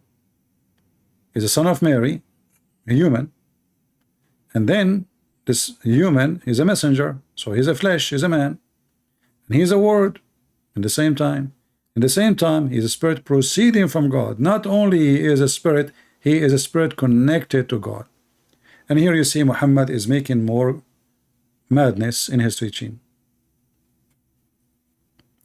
Well, this is what I'm asking the Muslims. If Jesus is a human, he keeps saying to us he's a human. Is Adam is a spirit? Muslims? Is Adam is a spirit? They will say no. Okay. Is Musa a spirit? No. Well, is Jesus a spirit? Yes, he is.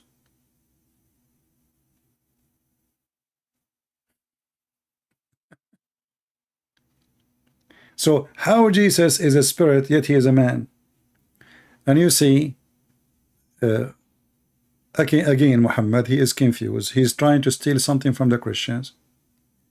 In the same time, he's trying to refute the Christians.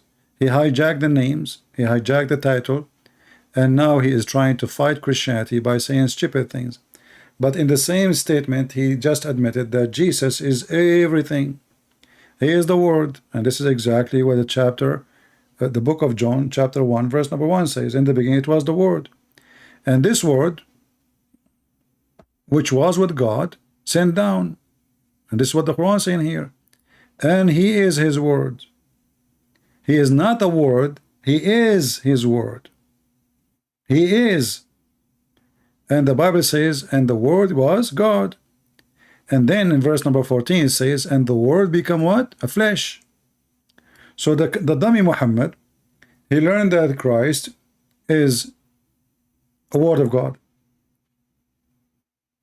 He is supported by the Holy Spirit. Holy Spirit, not just a spirit. Here Muhammad, he added more description to Jesus, saying he is a spirit himself. There's a huge difference between you have a soul and you are a spirit.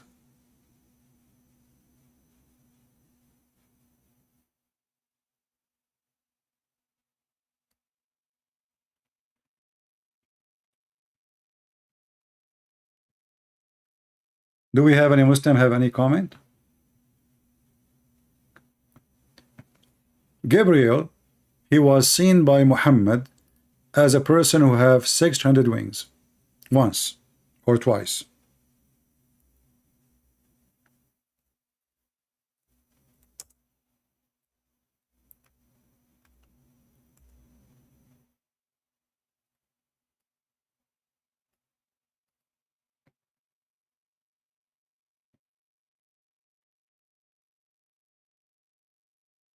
Do you see it?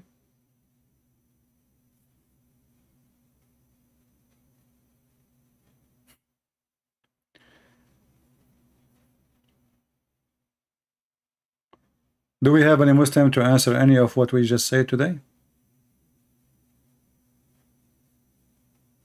So as you see, everything in this religion is stupid. This God is glorious. You cannot see him. Why? Because he is behind the veil. That means the veil is stronger than Allah. Who is the one who made the veil? Allah. But how something is made by Allah is stronger than Allah?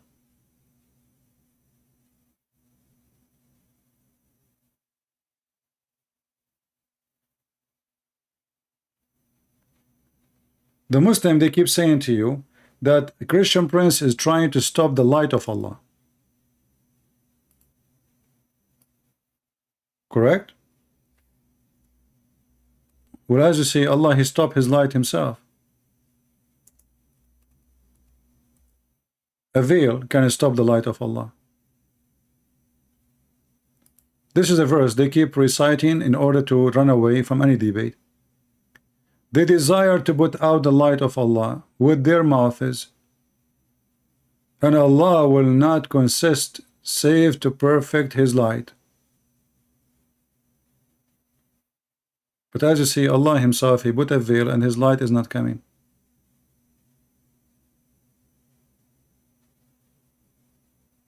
And where is the light of Allah so we can see it? Any Muslim can tell me? And how somebody can put the light of Allah by his mouth? This reminds me of other stupid story of Muhammad about the Geigo who tried to burn Abraham. By the way, did you see the Geigo which I found in my yard? How many of you saw the Geigo? I was really shocked. I was terrified actually. I mean, this Geigo is not even in the size of my fingertip. But to be honest with you, it's scary. How many of you saw the Geigo?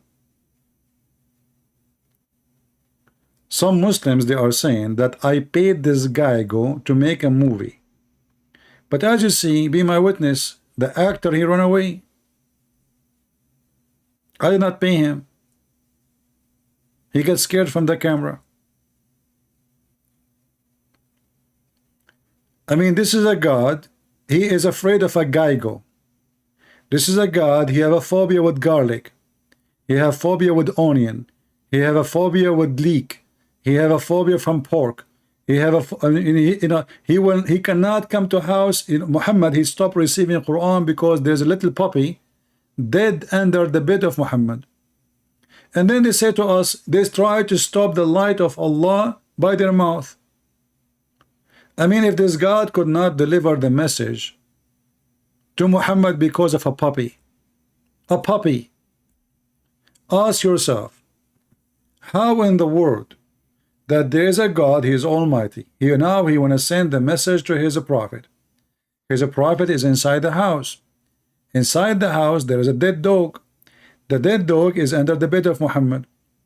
And now the angels of Allah, they cannot get in. Why? Because there is a dog. And here you ask yourself, why Muhammad even have a dog at home? If he knew that this will stop the angels, and what kind of angels they fear dogs? And what will happen if the angel get in and the dog is inside? He will bite him. So one hand they say that the angel is a spirit. The other hand they say he is so powerful. The other hand they say angel can destroy an army. And the other hand we find that an angel, he cannot get inside the house of a dog.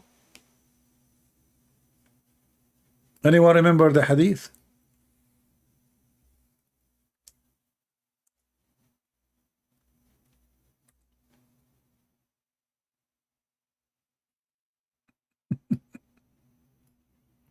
Muhammad trying to make excuse why he is not receiving Quran. What is the excuse? A dog, a puppy. It's not even a dog, it's a puppy. It's little puppy. Gabriel made a promise with the messenger of Allah to come to him in a certain hour. Hey Muhammad, tomorrow we have a date, okay? Tomorrow 6 o'clock I will be at home. 6 o'clock came, 7 o'clock came, Second day came, third day came, angel is not coming. What the heck is that? And then the messenger, he found a dead dog under his bed. There was a staff in the hand of the messenger of Allah. He threw it from his hand and said, never does Allah back out of his promise. Have you ever heard of a God he back out because of a dog? What happened to the Almighty God? So this God, he made a promise. I will send you Quran tomorrow at 6 o'clock. Be there, okay? Muhammad is waiting. Muhammad is walking backward, forward, like a yo-yo. The yo-yo Muhammad. And the promise of God is broken. Why? Because there is a dog. Then the angel came to him finally, after some time. After Muhammad, he noticed that there is a dead dog under the bed. He said, Aisha, when did this dog enter? She said, by Allah, I do not know. Imagine, they swear by Allah over a puppy. Do you see how much they respect their God? By Allah, I do not know. Obviously, Aisha, she was playing with the dog. She's a child. Then he commanded that it should be turned out. Actually, the dog is dead. No sooner than had they expelled, Jibril came. Come here. I mean, Jibril was waiting, man. The second the dog is thrown out of the house, Jibril in the house.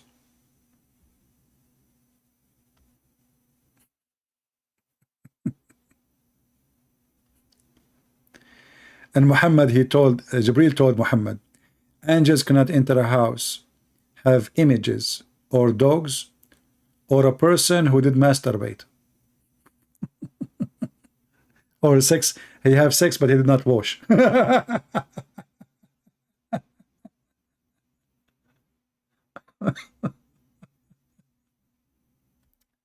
Look at this.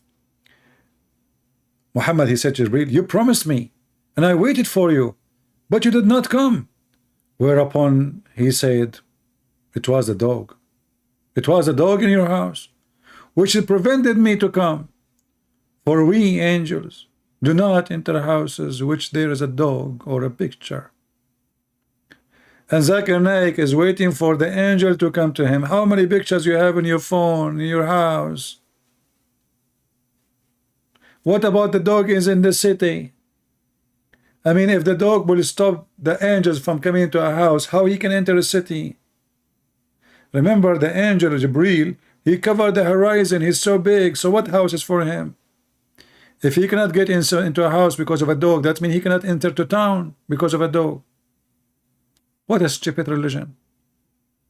And yet they say to you, they try to stop the light of Allah by their mouth. When the dog, he stopped the Quran from coming. And then Muhammad, he ordered to kill all the dogs.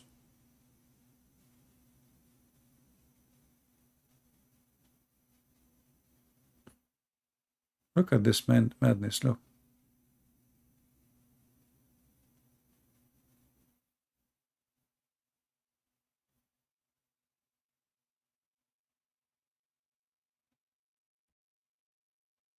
Oh, Lord have mercy.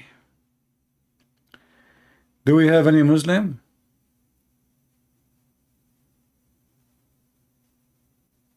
You know what? I got an idea. This guy, he told me about his mother-in-law. I mean, what about you try to convince her to become an angel, and then you get a puppy, and then you will never see her again in your house. Just tell your, convince your mother-in-law that she's an angel. After she is convinced that she's an angel, give her a name, give her Jibreel, whatever name you want, and then get a dog, a puppy, and now your mother-in-law, she can't enter the house. Problem is solved. A dog, he stopped an angel of God?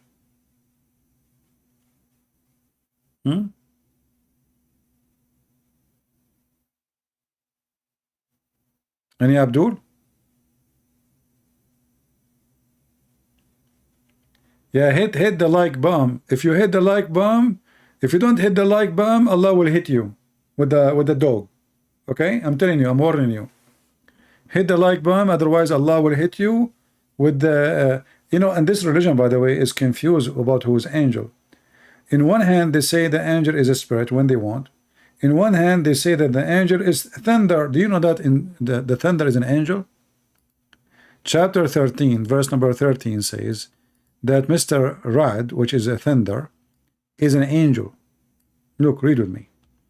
This is the chapter of thunder. I mean, you enter national geography when you go to the Quran. Thunder, spider, cave, chair, elephant, you name it, cow, whatever. It's a zoo. So now, Mr. Thunder, Rad, you go here, chapter, verse number 13. Now, we can say that everything, you glorify God. No problem. I have no problem with it. But this is not how the Muslims, they understand it.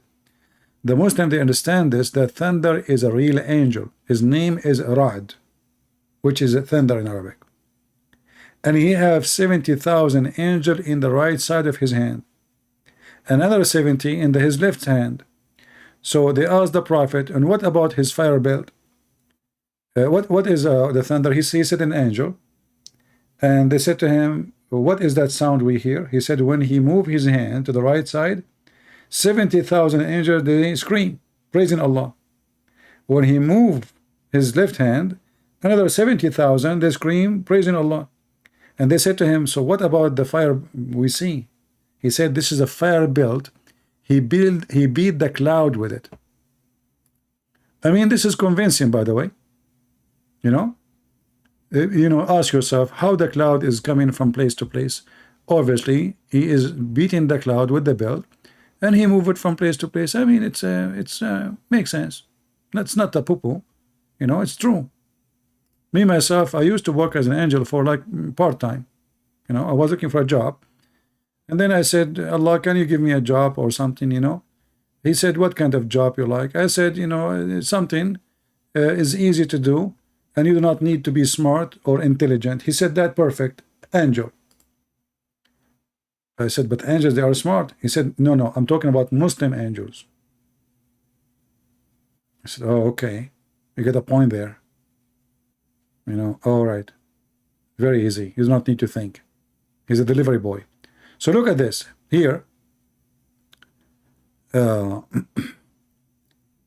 look in here. They took it off. I mean, it's not there, really. We have to go to different. Where is the angels? Where is the 70,000? What the heck is that? What? And look, by the way, nobody knows what the female carry, if it's a male or female, except Allah. And now we can get a picture of the baby gender in 5 minutes, if not 2 minutes. So look at this here. Let's go to this one. This is the official government website of the Kingdom of Jordan. It's a kingdom. I mean, this guy, he think really is a king. Thanks to America and to Israel, who paid his salary. So anyway, here it says, the thunder, Hemeth, am I saying it correctly? Hemeth? He prays by his command. It's an angel. It's also said, it is the voice of the sky. And so do the angels. And also the angel hymn praising him. And for a we him, the angels are we toward Allah.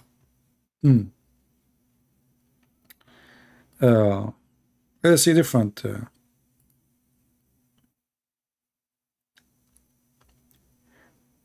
The thunder is an angel who is in charge of the cloud, driving them while he constantly proclaiming his praise, and that he says glory to Allah in Arabic, by the way. So you see, when you hear the thunder is speaking in Arabic, and he is praising Allah, and he is an angel. And now, the Muslim, they will say, it doesn't say that. CP Christian Prince is lying for you. This is your website. This is Yusuf Jalalain, your top scholar. And this is your website, Royal of Ahlul Bayt Institute, Islamic Thought, Amman, Jordan. Government website, the king website, the scumbag himself. So what is the conclusion now? The conclusion that there is zero Muslim can answer us. Or what they can do, they can call names, they can threat, they can flag our videos, but they cannot answer us. And the result of that, people leave Islam. As simple as that. Like the story of Gog and Magog, it's a priceless. I like it. You know? The story of the cave, the story of the seven sleepers, the story, all the stories of Muhammad. This person is mentally ill. And the Jews, they keep making fun of him. They say things to him, he take it. They come to him, they say, tell us about a prophet, his name Alexander the Great, or Zulqarnain. The stupid Muhammad, he took the trap. He believed them. He said, now they are waiting for me to tell them about this prophet. But the Jews don't believe in him as a prophet. They are making fun of you, you idiot. You know, sometimes like Muslims, they call me and they claim to be ex-Christian. So I say to them, give me give me any statement from the book, from the Bible of Nicholas, or the Bible of Santa Claus, or the Bible of you know, give me any phrase, anything it's mentioned in the book of the Bible of Washington DC. And then the Muslim, he start like thinking, okay, Washington DC, I think there Jesus, he said, yeah, like, you know, yeah, you know the thing, you know. And then supposedly he's an ex-Christian, and he is looking now, he's trying to quote for me a verse from Washington DC, you know, from the Bible of Washington DC. So this is how we get them busted. They are a bunch of liars. And when we say to them, or we see somebody leaving Islam live in our channel, the Muslim, they say, hey, he's paid, he pay him. He did not leave Islam, really. This is not a Muslim. Move on to the next of the major signs. We're dealing with the crisis of people leaving our faith, our own children, our own young men and women. And of the reasons why is that we are not answering some of these issues that they bring, and we dismiss them. And I myself have discussed many of these issues with these types of people, and one of them, not the only one, but one of them is Ya'juj and Ma'juj. So we have— Brother, did he say one of them? How many poo-poo your prophet he did? I mean, your prophet, he is a poo-poo, walking poo-poo machine. One of them? The Muslims, our children, they are leaving Islam because of many tales. Did he say tales? Guys, do you know what tales mean? Did this guy, he said tales. Do you know what he implied by saying tales?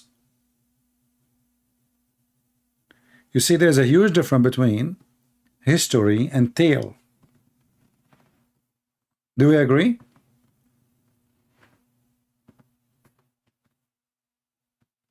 Look, we have Abraham Musa saying, do the disbeliever not understand that God who created the heaven and the earth and do not tire is in doing it? I mean, this is an average Muslim answer for nothing. First of all, Mr. Abraham Musa, I mean, do you want to add why you don't add the 124,000 prophet to your list to make it your name? As long you are saying to us, why the disbeliever don't understand the creator of the heaven? Well, what is the proof that your God can create anything? As you see, your God could not deliver Quran just because there's a puppy in the house of Muhammad. How this person can be the creator of the heaven and the earth and he's powerful? When a puppy entered the bed of your prophet, prevented Allah from delivering Quran.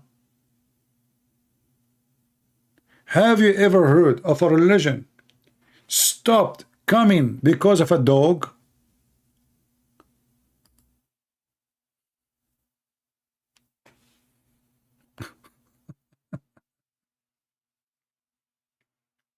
I mean, is that normal?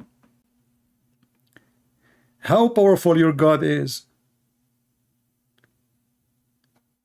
You see, Jesus, he cast demon. The second they see him, they go, you know, like they are terrified. You know, he cast them away. When your God, he sent his more. Look, let me show you a different story. the God of Muhammad, he decided to take the life of Moses. Okay, fair enough. God, he take life. No problem. He created you. He take your life. Okay. So Allah, he decided to take the life of Moses. And the Muslim, they say that Allah is Almighty God. And if he decides something, nobody can stop it. Nobody can stop it. Read with me, Allah. And this is, you see, when this guy Yasser Qadi holds a narrative, he says those things. He says many stories, not only this is a tale, many tales. Because of many tales, they are leaving Islam. They read. So this God, he decided to take the life of Moses. Abu Hurairah, the father of the cat, reported that the angel of death was sent to Moses to inform of his Lord's summons. When he came, Moses boxed him, and his eye was knocked out. He, the angel of death, came back to his Lord, and he said, you sent me to a servant who did not want to die. Allah restored his eye. This is a story of Muhammad. How the Muslim, they say that your God Allah, if he wants something to happen, he say be. How they say that it is destiny written before you are created, how long you will live. And how he sent the angel of death to take the life of Moses, and then the angel of death was beaten by a Jewish guy who did not have a black belt. Do you have a proof, first of all, that Moses, let us be serious here, do you have any proof that Moses, he played karate? Guys, do you think that Moses was a Chinese? I'm suspecting he's Chinese. I mean, look, Moshe, so you know, Bruce Lee, you know, like very close. Moshe, you know, Bruce Lee, you know, Lee. I think his real name was like Moshe Lee. I mean, the angel of death is coming to you, and he have an order from the powerful, the Almighty God. And then we have a prophet who is obedient to God. And then what the prophet who is obedient to God, he do?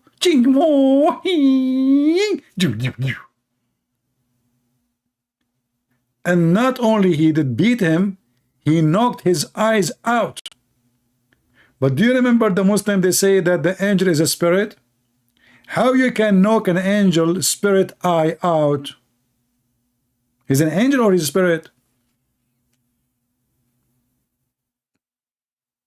Yeah, like his name, I think that the Jews, you know, they corrupted the Torah, brother, and they changed his name, his real name. He's a Chinese, you know, he's Chinese. Mussolini, something like this, you know. But it's not Moshe as the Jewish, they say. They changed the name for sure, because he's very good in karate, you know. He did not even beat him. I mean, this guy, you know, and the angel, he did not even, they could not even fight back. You can imagine, I wish I was there, you know. Actually, I was there, but I was busy, you know. I was trying to find the dog under the bed, because I was waiting for a pizza delivery from the same different angel, and I know that they will not enter the house unless there is no dogs. So I was trying to find and this story happened when during I was busy, you know. So the angel, he came, and he want to now take the life of Moses, and now Moses, he, you know, and look, the angel, he went back to Allah, and his eye is coming out from his head like a Rasul, boing, boing, boing, boing, boing. And then Allah, he restored the eye. And then Yasser Qadi, he says that our children, they are leaving Islam because of a tails. Because of a tails, or because your prophet, he have a tail? Because of these types of tales. And we have to be honest and frank, and not pretend as if this doesn't exist. Perhaps some of you are not accustomed to hearing people speak. The issue of Ya'juj and Ma'juj is actually, for our modern times, I would say, one of the most, I mean, the guy, he did not even stop. He just started, he started touching his nose all over the place.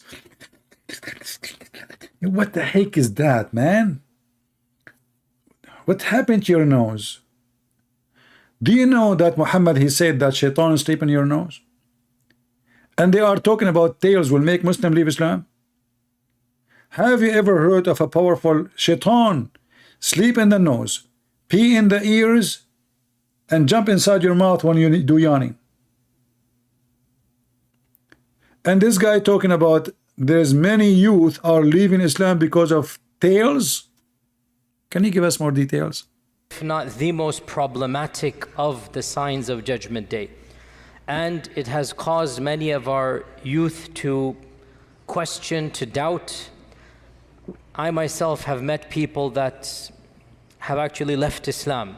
Actually, I think it is you. This guy, he was speaking about himself when he looked at the mirror. Because later in the video, he agreed that he don't believe in those stories. He don't believe in Gog and Magog no more. He don't believe that they are coming from the earth. He don't believe that they are behind the dam. He don't believe the Quran saying that. This guy became an apostate. By the way, you know, I just to let you know, we Middle Eastern, we are very aggressive. Look at what happened. Look what my cousin Moshe, he did. You know what will happen to you if you meet me. I'm just letting you know, in case you are thinking about it. Okay? I mean, my cousin Moshe, peace be upon him, when the angel came to him, he did not show mercy. I mean, he just, and maybe I don't have skills like Moshe, but I assure you, I have, like, let us say, different level of training. I learned some training from my cousin Al-Qazafi. I have some training from my other cousin Saddam Hussein, peace be upon him. I have all of them. They are very peaceful people, by the way, very friendly, peaceful people, very wonderful people. And by the way, Middle East is heaven, not like those American and Europe and crazy stuff, kuffar, najis, dirty, disgusting. Go to our land, brother. It's very beautiful, like it's very peaceful, and that's why, and very safe. That's why we have bars all over the windows, and all the doors is made from steel, because it's very peace there, very safe, and women, she cannot walk on the street because it's safe, brother, very, very safe. She's secure. Yeah, she need a guardian, not because it's not safe, no, not because people, they will kidnap her, no, but she need a guardian because she feel like she need a bodyguard because she's important. Women are important in the Middle East. They are guarded, brother. So Muslims, this is a story. This is a prophet of God. And what the point of this story? And now, and look what God, he said to him. He said to the angel, okay, go back. I mean, if I am the angel, I will not go back. I mean, the guy, he just took my eye off. So he told him, go back and tell him to place his hand in the top of a ox or a cow. And whatever hair his hand cover, he will live. You know what make me upset? Why Allah did not say, put your hand over a hair of a cat, and whatever your hand cover, you live, which means each hair is 1 year. Man, that would be good. What I would do? I will shave all the hair of the cat and put it in my hand. How Allah knows? He do not know. I mean, look at this silly, put your hand over a cow. So you can change the day you will die because you did beat an angel of God, disobeying God. Showing disrespect. Imagine, guys, this is story telling us that God, he sent an angel, and then there's a guy, he beat the messenger of God. How in the world this person is a prophet of God and he's obedient to God? Imagine Allah, he sent Jibreel to Muhammad. Muhammad, he beat Jibreel. I mean, what different? There's no different.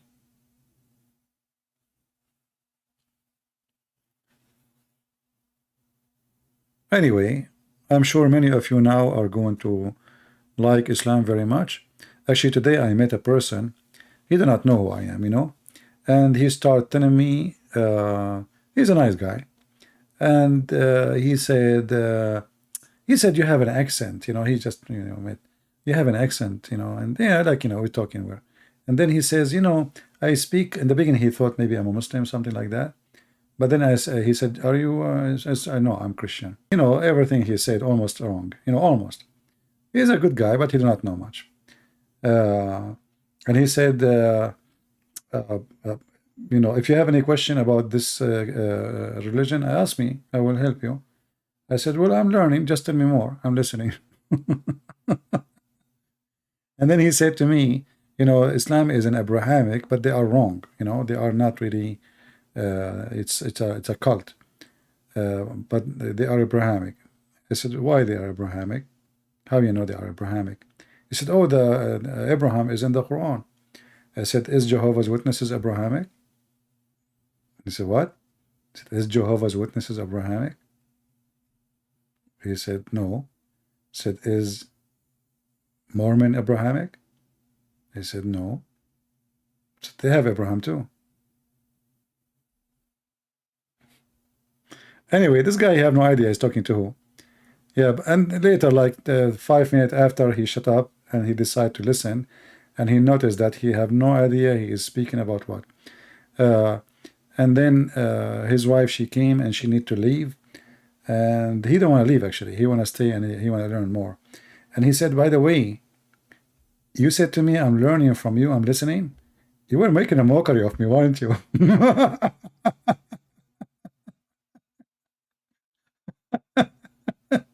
Like when he's leaving, he said, by the way, did you say like to me when I was talking to you in the beginning, I'm listening, I'm learning? Yeah, continue, yeah, I'm learning, you know? So you were making mockery of me all this time. And, you know, I was, you know, I said, no, but I'm trying to understand what do you know? So I can correct you. I'm not making a mockery. I'm just trying to see what you know. You said you know a lot. So what I will say to you without knowing what you know, I will say you do not know anything. So I have to listen to you. And I did not lie to you. I'm saying I'm learning about you, you know, I'm learning about what you know. He said, you are right, you know, but, you know, and you speak Arabic, right? I said, yeah. He said to me, then I'm learning too.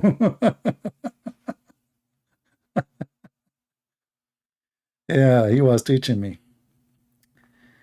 Are you the same man on spread become gods? Your name Faisal Ashar? Are you the one who's in spread become God? Hey, my friend, I am the Shin who become the Shin God. Have you ever heard of a God is a Shin? And what's wrong with you Muslims? You don't accept Jesus because he's a man. You accept God because he's a Shin? How does Shin become a God? Is it a holy Shin? I mean, just to change one letter at the end, you would have an unpleasant name. You know what I mean?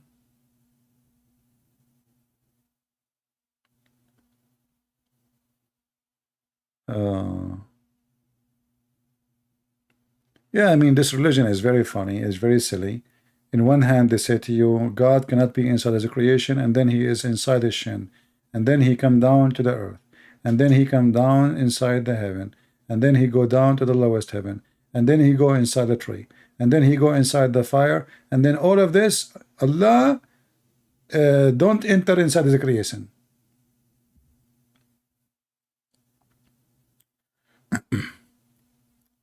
Do we have any Muhammadan want to say something useful? Beside Musa's, he did, you know. And you know, Muhammad, he have tons of tales, by the way. Like the story of Musa's testicles. This is my favorite story. Because, you know, like once upon the time, I was living in a village and I was very shy. And I don't take a shower in front of people. I'm very shy by nature. You know, as you see, I don't open a camera because I don't want anyone to see any of those things, you know. So anyway, and then some bad people, they start making rumors that he have a problem there, here, you know. I'm not going to say where, you know. So Allah, he heard them because Allah, he can hear the gossip. Allah hear all gossip, you know. You cannot hide it from Allah. So Allah hear the gossip, and then Allah wanted to prove to them that my testicles are wonderful. So what Allah he did, very tricky, man. Allah is very tricky, man. I don't know what to do with him. And now I cannot even take a shower since then. So I went to take a shower in a private secluded area. I took my clothes off and I put it in a rock in the front of the beach in the Himalaya River, you know, next to Venezuela. You know, it's like, you know, you are in Africa now, you know, Venezuela. And then I put my rock, you know, my clothes in the rock. And then when I put the clothes in the rock start running. And Allah, he exposed the private part, my private part. Look at this. Abu Huraira reported that Moses was a modest person who was never seen naked, and Banu Israel, the children of Israel, said, he's afraid to expose his private part because he have a sexual disease, Allahu Alam, you know, and he is having obviously a scrotal hernia. Yeah, hernia is like the cousin or Harun Yahya. Yeah. And then one day, brother, he took a bath in the water. He took a bath in the water. Look like at that time people they take a bath in the water, and some people take bath with urine. And then and place his garment upon the stone, brother. The stone began to move quickly, and he followed the stone, and he struck it. Wait, what happened? And somebody ate the story. Hear the story. This is not the whole story. Look, here the story is better. And the stone decided to move. Look, what the heck? This is the story here is better. Hold on. When they are staying, the stone start moving. The stone start running. What moving? Okay. Look here. Look. Okay. And when he had finished his bath, he moved toward his clothes as it to take them, and the stone took the clothes and fled. I love this part. I mean, this is how action movies should be. So the guy now, he took a bath, you know, which is something normal you do, and you know, it's shampoo, not shampoo. You know, in Arab, you know, Middle Eastern, we say shampoo. So shampoo, halibu, you know, whatever stuff, you know, put it in your head, etc., to clean yourself. And then now he's done. So he want to go to his clothes, which he put it in the top of the rock, his wallet, iPhone, all stuff. And then the rock, look, the rock, the stone took his clothes and fled. And Moses picked up his stick and run after it. Look, Moses, see, he's naked now, but he will never leave his stick behind. Period. I mean, now you are naked, and now Moses is worried about this, about the stick, magical stick. You remember, this is a stick; he can do things with it. You know, a lot of stuff. So Moses will not leave this stick. You know, even he's naked now. So he took the stick, brother, and he. But look, Moses, the story, Muhammad did not mention like Moses. He was astonished or like. As if nothing happened. He just saw the rock is running with his clothes. He chased the rock and he started saying to the rock, "Stop, rock, my clothes! Stop, rock, my clothes!" It looked like at that time, rocks, they used to do theft. Because if you read the story here, and he kept chasing the rock, screaming, saying, "My garment, oh stone! Give me my garment." You know, at that time they speak to stones.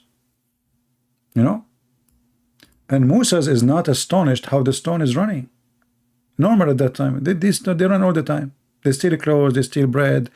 You know, I have a cousin. The stone stole his chicken. You know, she took the chicken and the chicken stopped in the top of the stone. It was a rooster actually. Another rooster, they like to be high. So he jumped in the rock, and the second he jumped in the rock start running. And now the rooster, he don't dare to jump because it's so fast and it's very dangerous. He don't have a seat belt. So, you know, and he don't have a parachute. So, you know, like, you know, the stone is running and my cousin running after the stone. And my cousin, he did not surprise how in the world the stone is running because it's normal. Look. Moses, he did not like say, what the heck, stone is running? No, he did not think about it because it's normal. Things happen, you know, at that time, normal. And so he kept running after the stone.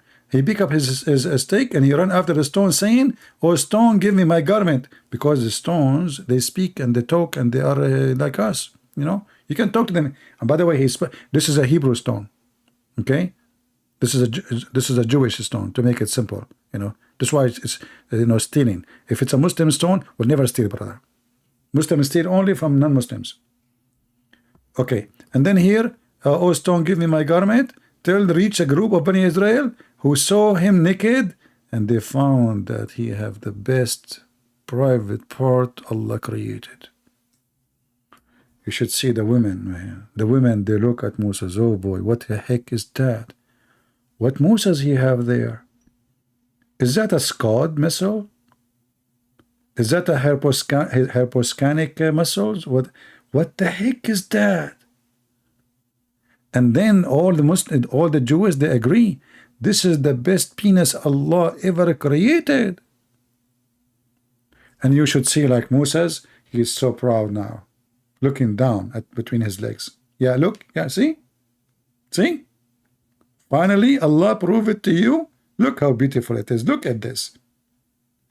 And then Moses, he grabbed his sunglasses and he put it over his private part, because his, you know, because it's sensitive. He never saw the sun before, you know.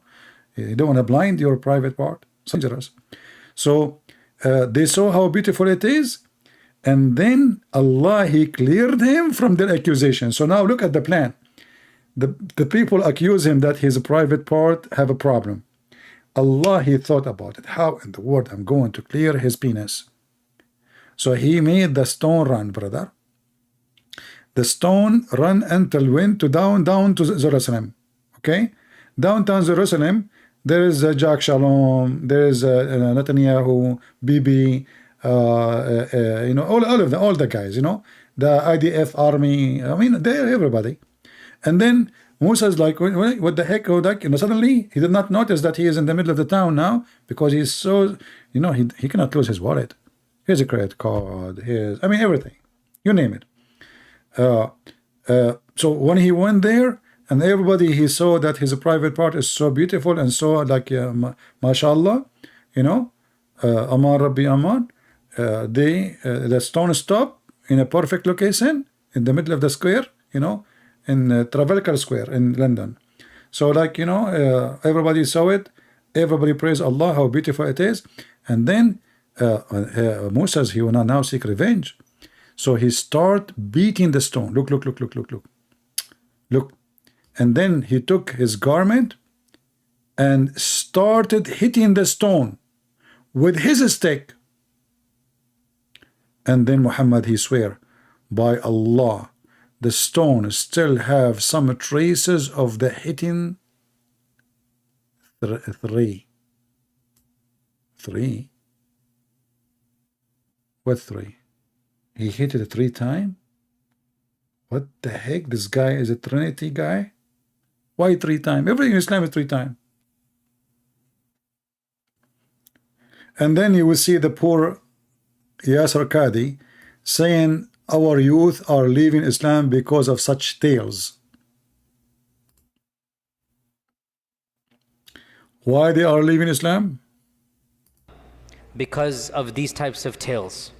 The issue of Ya'juj and Ma'juj is actually, for our modern times, I would say, one of the most, if not the most problematic of the signs of Judgment Day. And it has caused many of our youth to question, to doubt. I myself have met people that have actually left Islam because of these types of tales. Did this guy, he just say the truth that he's a prophet, is a fairy tale storyteller, and he is you know, he's a fraud? And a banana, this is comedy? Because I hate it when somebody disrespect the words of Prophet Muhammad. I hate it. What comedy? This is a true story. Show respect, my friend. Do you want this to happen to you? Okay, let us say your mother-in-law, she accused you that your penis is like bent, you know, it's bended, like, you know, somebody closed the door in it, and it's like bent, like letter T. Do you want rumors to speak about it like this in the society? Do you want Joe Biden, you go on TV and he say, we have to bend his, the thing? You don't want the thing. So don't make fun of the, because those things can happen to you. Things happen.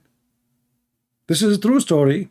If we don't have witnesses, but we have the rock, and the rock still have it, the traces there. Look. You see, the race I can take you there. I can take you. Just hold on. And it says here, and by Allah, look, this is serious. He's swearing. When Muhammad he swear, it's mean the poo is big.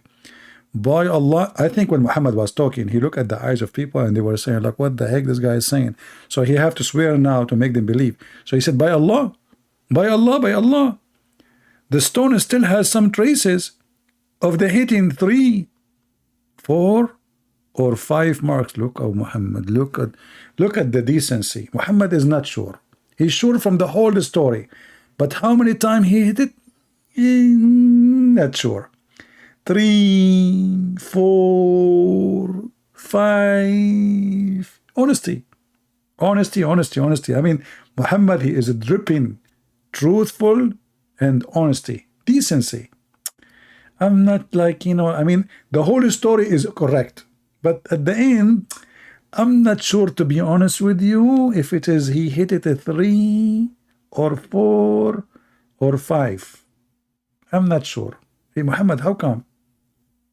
How come you says, by swear by Allah, it has a traces, and now you don't remember how many?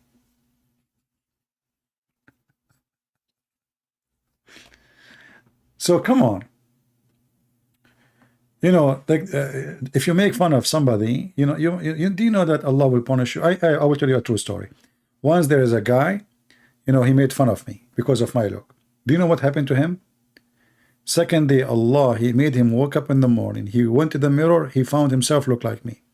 The guy, he was saying, no, please, no way, unbelievable. Unbelievable, man. Don't do that. And a banana?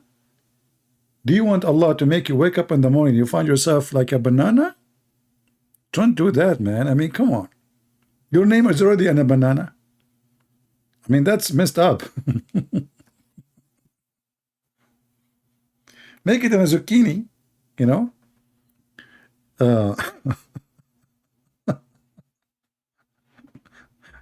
Hey, Muslims, is that your prophet, the truthful? And this is Sahih Bukhari, by the way. This is true story, Sahih Bukhari, look. And look, just to make it more clear, the proof that this story is true, look at the number. 3404. Music. Look. If it's different number, by the way, I might say the story not convincing. But when you look at such a number, 3404, what a music. It's like harmony. It's like magical. 3404.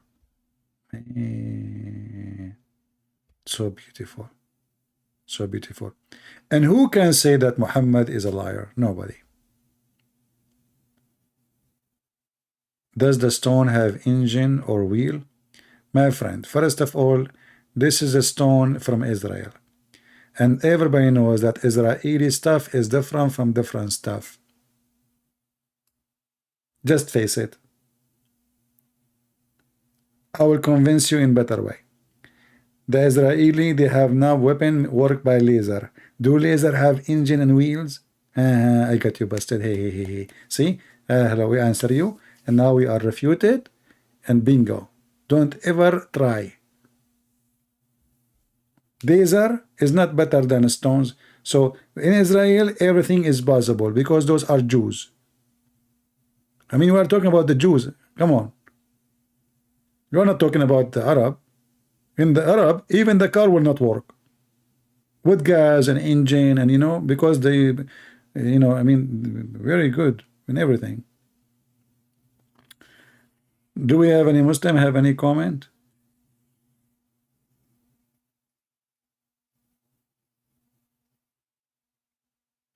Man, you go in the Middle East, you will see a lot of hitting the mark of sticks in stones. Because remember, those stories happened to all the Jewish prophet. All of them. The Jewish accuse them that they have a bad private part.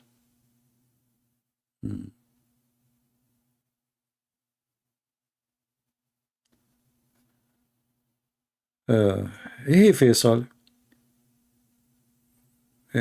Yes, and devil.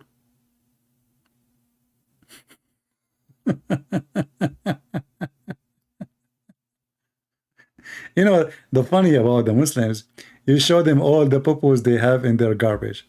And then they say to you, okay, let me post for you a verse. But what does verse have to do with our topic? Let us say, for the sake of argument, there is something there you don't like. Is that how you refute your stupid prophet and lies? And actually, the verses you are quoting for us, showing us how truthful the Jewish are, because they speak against themselves. If the Jewish are corrupt in their book, why the Jewish, they will say that God, he is very angry from them, themselves. Muslims, I feel sorry for you. The stone is running, and you cannot run.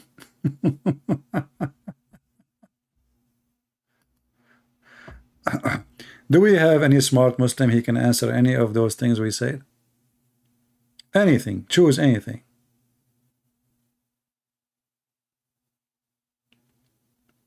And the funny, by the way, Fasula, your prophet, he put his hand on the Torah and the book of the Jews, and he said, I swear by thee and the one who sent thee, and I believe in thee. No.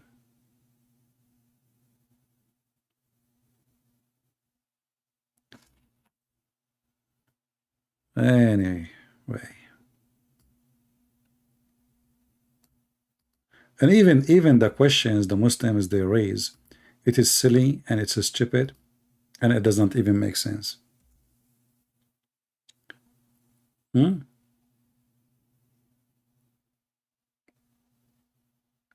know, when Muslim they try to supposedly they will find contradiction. Well, God against you because you are wrong, and Satan against you when you are right.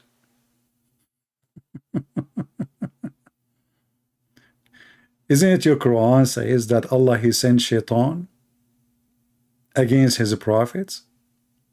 And isn't it your God he said that Allah is against the disbelievers? Let me show you your stupid Quran. Do you want to call me Fasula so we can laugh? Do you like to call me? I will use the same verses from the Bible you showed me, and I will use your Quran, and I will make you read it, and everybody will laugh at you. Is it true your God he is angry from the Jews and he cursed them? And isn't it true that Shaitan he will stand against everyone because Allah deceived them? Isn't it true that even Allah he sent Shaitan against his prophets? Let us show you. To show you who is stupidity. You know, those verses you are quoting, they have a good interpretation. Read and laugh. Why Allah want to send Satan's against his prophets? You see, it's not Satan coming against the prophets. It is Allah. He sends Satan against his prophet. All those verses speaking about Satan, supposedly Satan is a bad person, right? So how he is a bad person and yet he is working for Allah?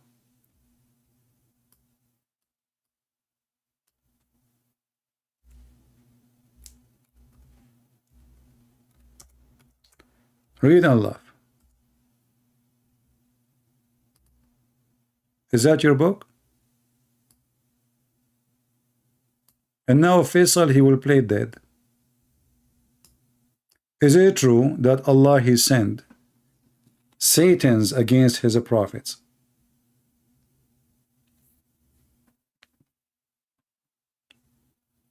Are you there, Faisal, or you want me to block you? Don't make me talk to myself. Do you want to call me? Do you dare to call me? This is your God, and Satan is his employee. So while Islam says that Satan, he whispered to the disbelievers so they will disbelieve, and then we find that Allah himself is sending Shaitan to be the enemy of his prophets. Why?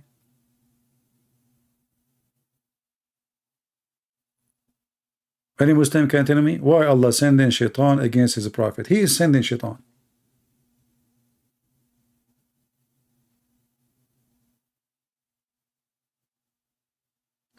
And then we go to different verse in the Quran, we will find this. The Quran says that Allah said to Shaitan, you have no authority over my good servants, and no one except Al-Ghaween, which is the criminals, the bad one. And then we find Allah is the one who sent Shaitan against his prophet, and they fail. Isn't it your prophet receives satanic verses?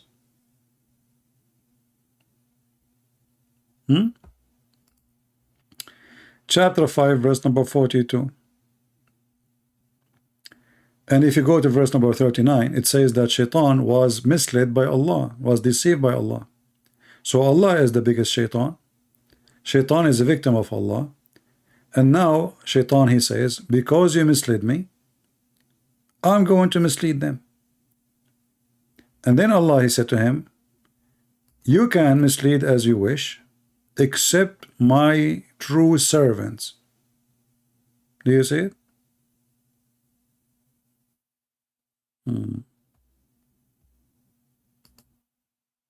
Any Muslim can answer? Abraham is quoting for us Ezekiel chapter 13 verse number 22. You know, let me show you Ezekiel. There we go. Abraham, just to show you how stupid you are, like your prophet. I will, you know, you see, this is the difference between us and the Muslims. The Muslims, they run away from a challenge.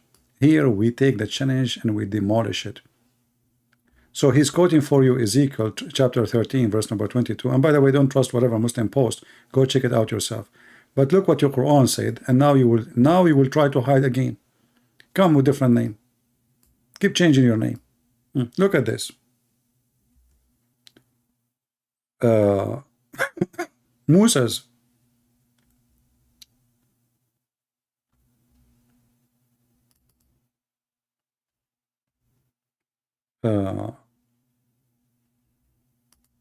Is that your word of your God?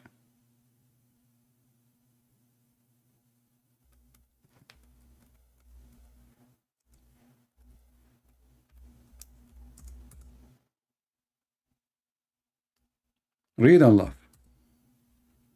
And now you will never quote Ezekiel again.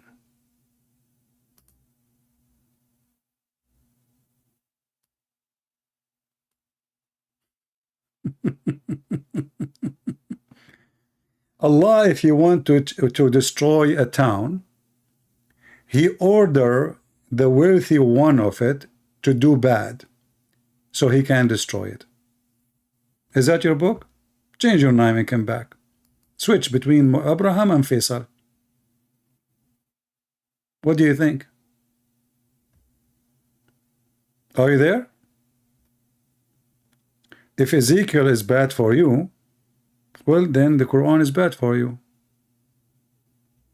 And by the way, translation is very funny and not accurate. So we commanded the rich ones to commit sin so we can destroy it. And remember, the Muslims, they believe everything is a destiny, which means everything you do is not even a choice. So all sin is from Allah, because there is no choice. Sin is a description for an action you do by choice. If you've been forced to, this is not a sin. This is not a sin. Sin only if you do it by your own will. If somebody forced somebody to shoot somebody, Like, let's say someone put a gun in your head, says, shoot him or I will shoot you. Yes, you killed the person, but you have been forced to. It's not you really who killed him. It was the other guy. Allah is the source of all sin.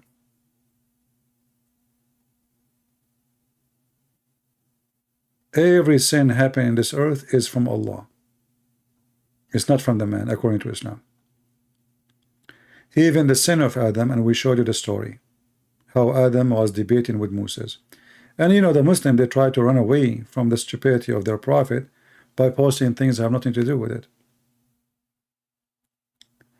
And to make it more funny, still the Muslims are looking for verses in the Bible to find Muhammad. After all the garbage this guy he just said, and the Muslims are leaving Islam, where is Gog and Magog? We cannot find them. How we build a dam between us and them? We cannot find the dam. We cannot find those trillions of people. We have satellite covering all the earth. We could not find one of them. And what the Muslims they do? They want to find a verse about Muhammad in the Bible. Shaitan sleep in your nose. He piss in your ears. And what the Muslim they want to do? They try to find Muhammad in the Bible. The sun set in a muddy hot water. What the Muslim they do? Let us find Muhammad in the Bible. My friend, I can find you tons of verses about Muhammad in the Bible. The false prophets, the deceiver, the liar, the fraud, the scumbag. All of those is about your prophet.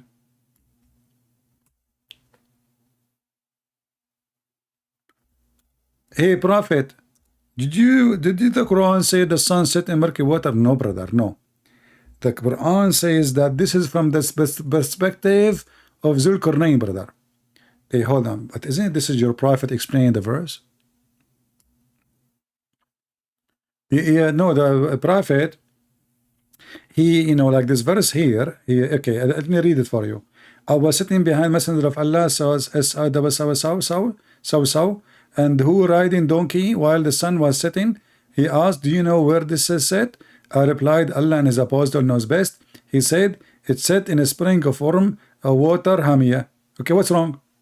You just told me that the sun setting from the perspective of Zulkarnain. Yes, it's from the perspective of the Quran. It's not true. Okay, but did you see what your prophet just said? Well, the prophet did not say that. Okay, let's read again. I was sitting behind the Messenger of Allah, who was riding donkey while the sun setting. He asked, do you know where this is set? I replied, Allah and his apostle knows best. He said, it's set in a spring of warm water. Okay, Christian Prince, what's wrong with that? But this is an agreement with the Quran that the sun set in murky water. No, Christian Prince, it doesn't say that, CP. Where it says that? It says here, it's set in a spring of warm water. No, listen. It says it's set in a spring of warm water. It doesn't say it's set in, what, Okay, so is it true that the sun set in a spring of, okay, Christian Prince, let me show you a verse from the Bible. It says that Muhammad is the prophet. Wait. This is a prophet who said that the sun set in murky water? Isn't it this is a prophecy? He claimed that he knew the unseen. He knew where the sun goes and nobody knows. And now he found that the sun set in murky water. First of all, Christian Prince, this is Sahih, this is Da'if hadith. This is Da'if. You know, it says here Sahih. Look. Sahih. You know, not only Sahih, Sahih in chain too. That's deep. They try to escape. You know, we talk about donkey, they talk about monkey. We talk about monkey, they talk about Joe Biden. Muslims, we are showing you your stupid prophet. You know, forget about the Christians. You don't want to believe in their Bible, you don't believe in Jesus, no problem. But this is your prophet statement. What you would do with it? How he is a prophet of God?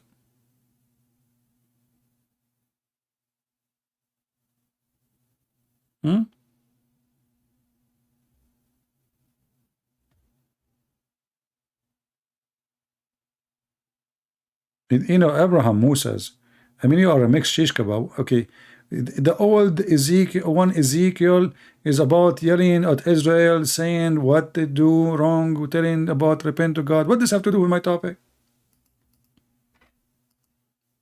Why Muhammadan cannot focus their brain for a second in the topic? How in the world this person is a prophet of God? I mean, since 2 hours until now, we are just quoting for you stupid story after stupid story.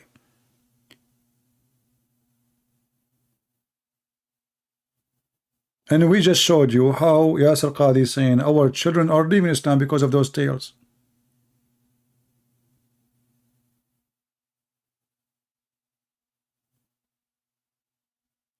So how a Muslim can answer us? There is no answer. They try to escape from answering about what is stupid in their religion by saying, oh, you have a stupid religion too. But that will not, if this is true, that will not make your religion not stupid. You are just confirming the stupidity of your prophet. Any Abdul?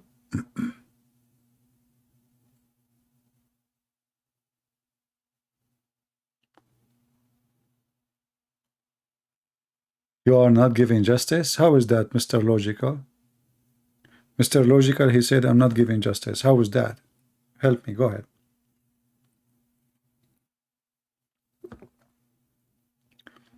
What justice mean? Not giving justice. I'm showing a reference. I'm showing the numbers of a reference. I'm using Islamic web pages, Islamic books, and you are talking about justice? Everything I'm saying is justified. It's in front of you with proofs and reference. Who can explain the Quran better than Muhammad? Nobody. He is the one who brought it. And who can understand what Allah said more than Muhammad?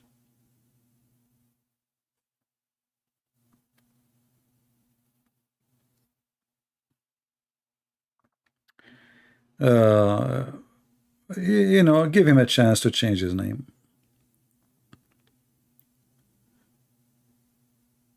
His name is a silly stupid, but give him a chance to fix it. Any Muslim can answer? I'm giving fake hadith. Okay, here we go. So logical, look how logical he is. I'm showing the website, the Muslim website. I'm showing the name of the book. I'm showing the reference. And he is saying I'm showing fake hadith. And his name is logical.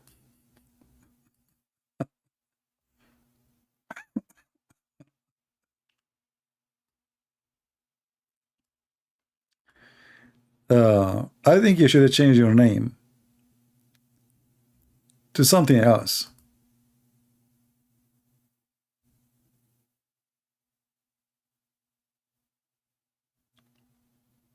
Fake hadith. This is sunnah.com, owned by Muslims, run by Muslims, translated by Muslims, and I'm giving fake hadith. And this is the book of Sunan Abi Dawud. And this is the hadith number. And this is fake hadith, brother.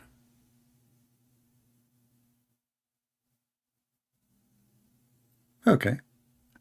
This is exactly why Muslims leave Islam, because you know they don't find any decent Muslim. He dare to say the truth. You see, when somebody come to me and say, well, you know, the God of the Bible, he stopped the sun, I don't deny it. I say, yes, it says that. I do not need to make fiction stories and duct tape and hey, God, he is almighty, he can do whatever he wants. How this is impossible? This is nothing impossible for God.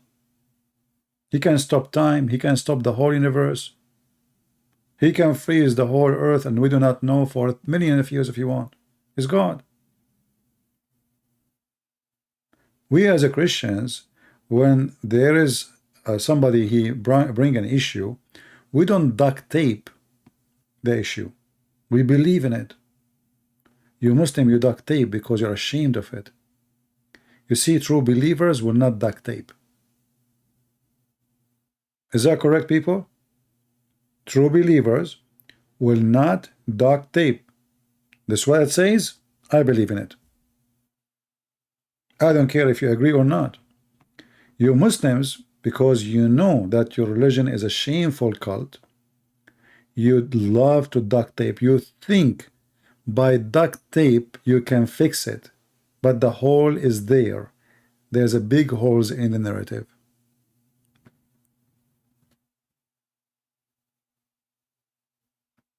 And this is the difference between us and between the pagan Muslims, black stone kissers.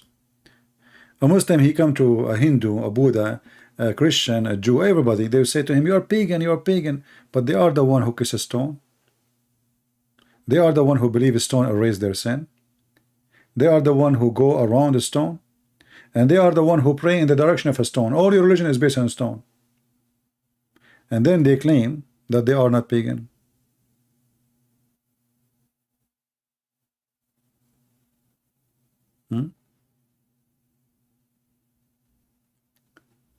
Khalid is saying, Arabian prophet, who in the earth would right mind believe in anything which comes from you shown on a screen? Nobody.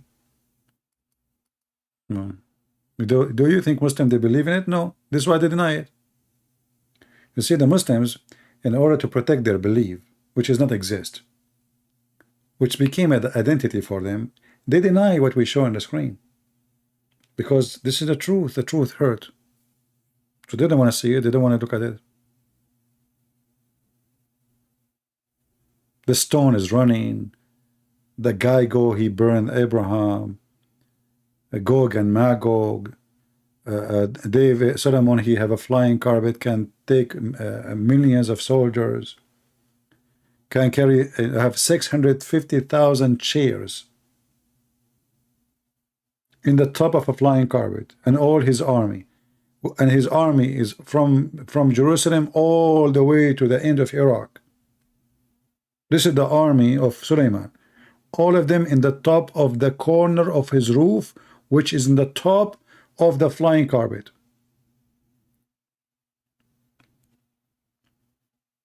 And then they say to you,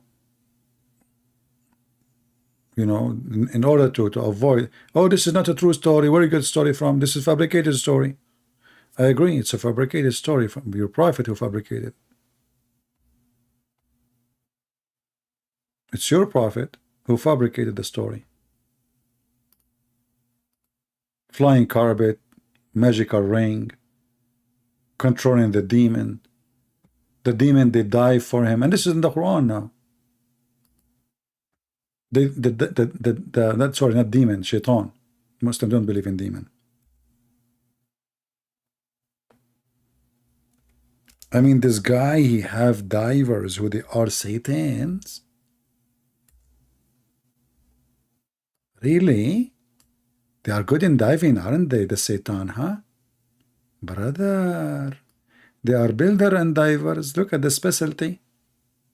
Who build better houses than Satan? I mean, how in the world he is a prophet of God and his employees are Shaitan?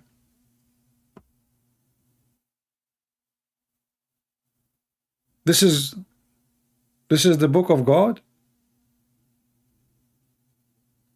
Shaitans are divers.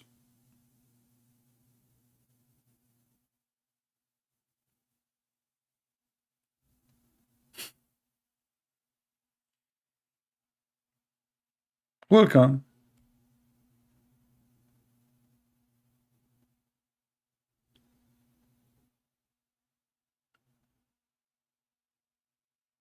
You know, I wondering, in the other day, once I went to the beach, long time ago, brother, I saw a beautiful girl, she was doing Scooby-Doo. What call it? Scooby-Doo? What they call it? What they call it? Scooby-Doo, Scooby-Doo, Scooby-Doo, you know? What they call it? What they call it? Scuba diving, sorry, not Scooby-Doo. Scooby-Doo is dog, the dog, come on, cartoon, yeah. Alhamdulillah. So, she was doing Scooby-Doo, she was wearing a bikini, you know? Haram bikini, halal bikini, burkini.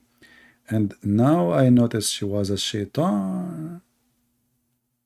That's why she have weird, like, you know, you know, she came from the water and she have something coming from her mouth like a pipe, you know, and there she have a glasses or something, you know, and then her legs, you should see her legs, man, she looked like a frog.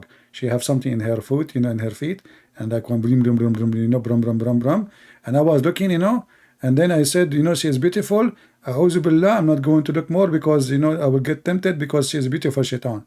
So I said, I'm not going to look, you know. And then she came from the water and she have lobster. Lobster is originally, he's like from the lab, and he was a star, like he was a superstar somewhere in the, you know, in the ocean. And then he was like in the lab because she is hugging him in her lap, you know. She have a big lap, unbelievable, you know. And the boobs is like boom, boom. So she put the lobster, who is from the in her lap, and he is a star, and she is carrying him, and then she's shaitan, and then I asked her, you work for who? She said, I work for Solomon. Okay? And then she said, if you talk to me again, I will call the police of Solomon, they will arrest you. Okay? I said, well, I'm not, I just asked a legitimate question. You know, I want to know, you work for who? Do you have a license to do a Scooby-Doo fishing here? You know? And then she said to me, Allah knows best. So I said, okay, so now you are saying you do not know if you have a fishing license or not? And the answer is, Allah knows best, I'm going to call the police. She said, you cannot call the police because I am the police. And then, you know, she said to me, put your hand behind the, you know, I said, no, I cannot put my hand behind, you know. What about I put them in front, you know? So you know, like, the story is very long. I'm not going to tell you the whole story because this is a true story, you know? What the heck is that? And the Muslims are talking about, and the guy, his name is logical. His name is logical. Shaitan died for him. And the one who disobey, he get arrested, brother. And they put him in a chain. Like, what the heck is that?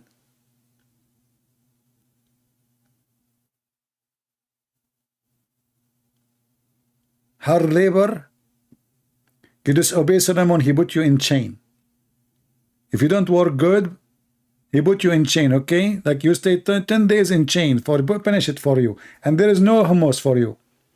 Put him in chain and there is no hummus. And not only that, the stories, like, you know, go crazy more, you know, especially when Solomon, he found that the general, the command general of his chicken army is missing. That story alone is different story, different level of sudden fiction, you know. Look, this is chapter 27, verse number 20. And another occasion, Solomon inspected the birds, army of chickens, and he said, why I don't see the hippo, you know. Now you ask yourself, maybe he have some chickens. No, those are army. Look, read carefully, verse number 17, chapter 27. Hosts of the jinn and the human and birds were marched for Solomon. They are his army, chicken. And then Yasser Qadi, he is saying, people don't believe and they are leaving Islam. I don't know, what are you talking about, man? This is a very true story. Actually, I saw the chicken army. I saw it with my own eyes. You know? This is not a lie.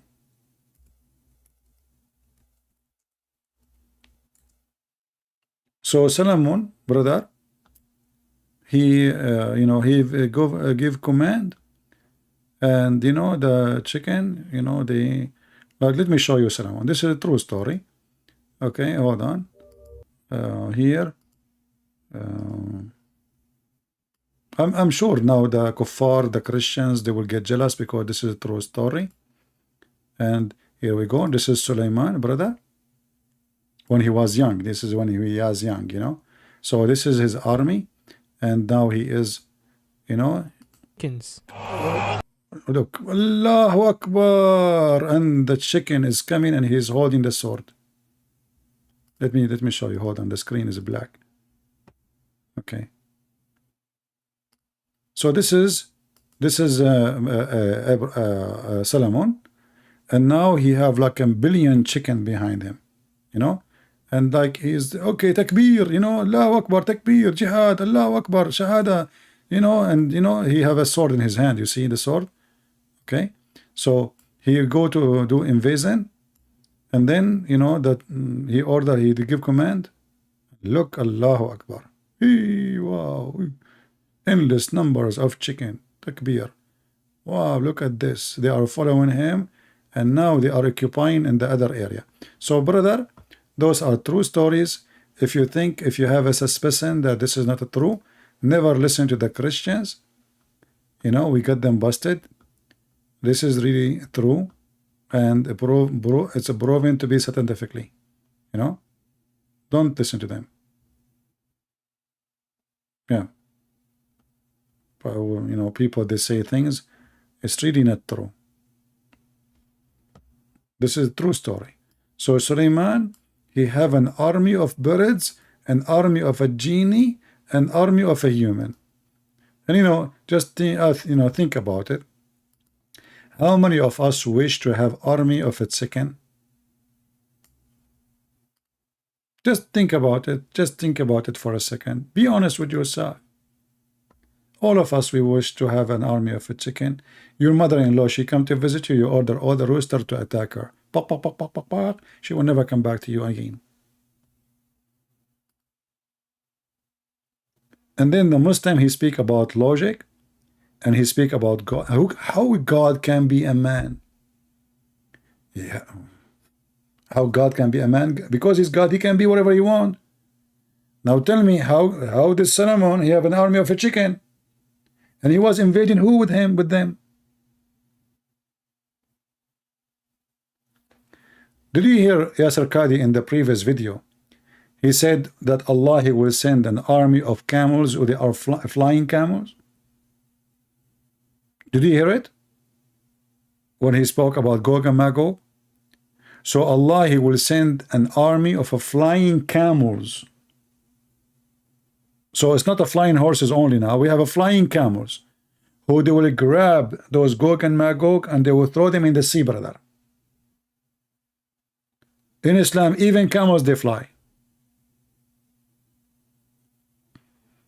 This remind me of my cousin. He was doing hunting with my other cousin, Abdul. And then the first Abdul, he said to the second Abdul, he said, do you see that goat under the tree? The other Abdul, he said to him, this is not a goat, this is a bird. The first Abdul, he said to the second Abdul, you stupid, this is the goat. The second Abdul, he said to the first Abdul, listen carefully, you want to bet that this is a bird, not a goat? He said, okay, we will bet. He said, okay, we will shoot at it. If it does a fly, it's a bird. If it doesn't, it's a goat. He said, okay. So they shot at it, and then it fly. So the second Abdul, he said, see, I told you it's a bird. The first Abdul, he said to him, it's a bird, it's a goat, even if it does a fly. And this is the Muslim logic. Even if it does a fly, it is a goat. It is not a bird. I mean, what's wrong with the Quran? There's nothing wrong. Look, this is true. What's wrong? He have an army of a chicken, so what? This is very normal.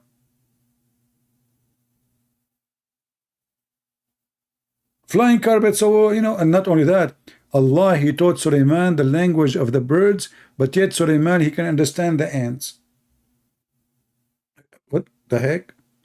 We taught Suleiman the speech of the birds.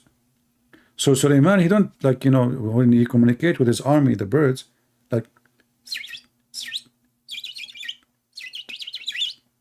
translation, where the heck you been, man? I was waiting for you. So did we do the attack like 5 minutes ago? Didn't I tell you that you have to use the TNT and C4 when I count to 10?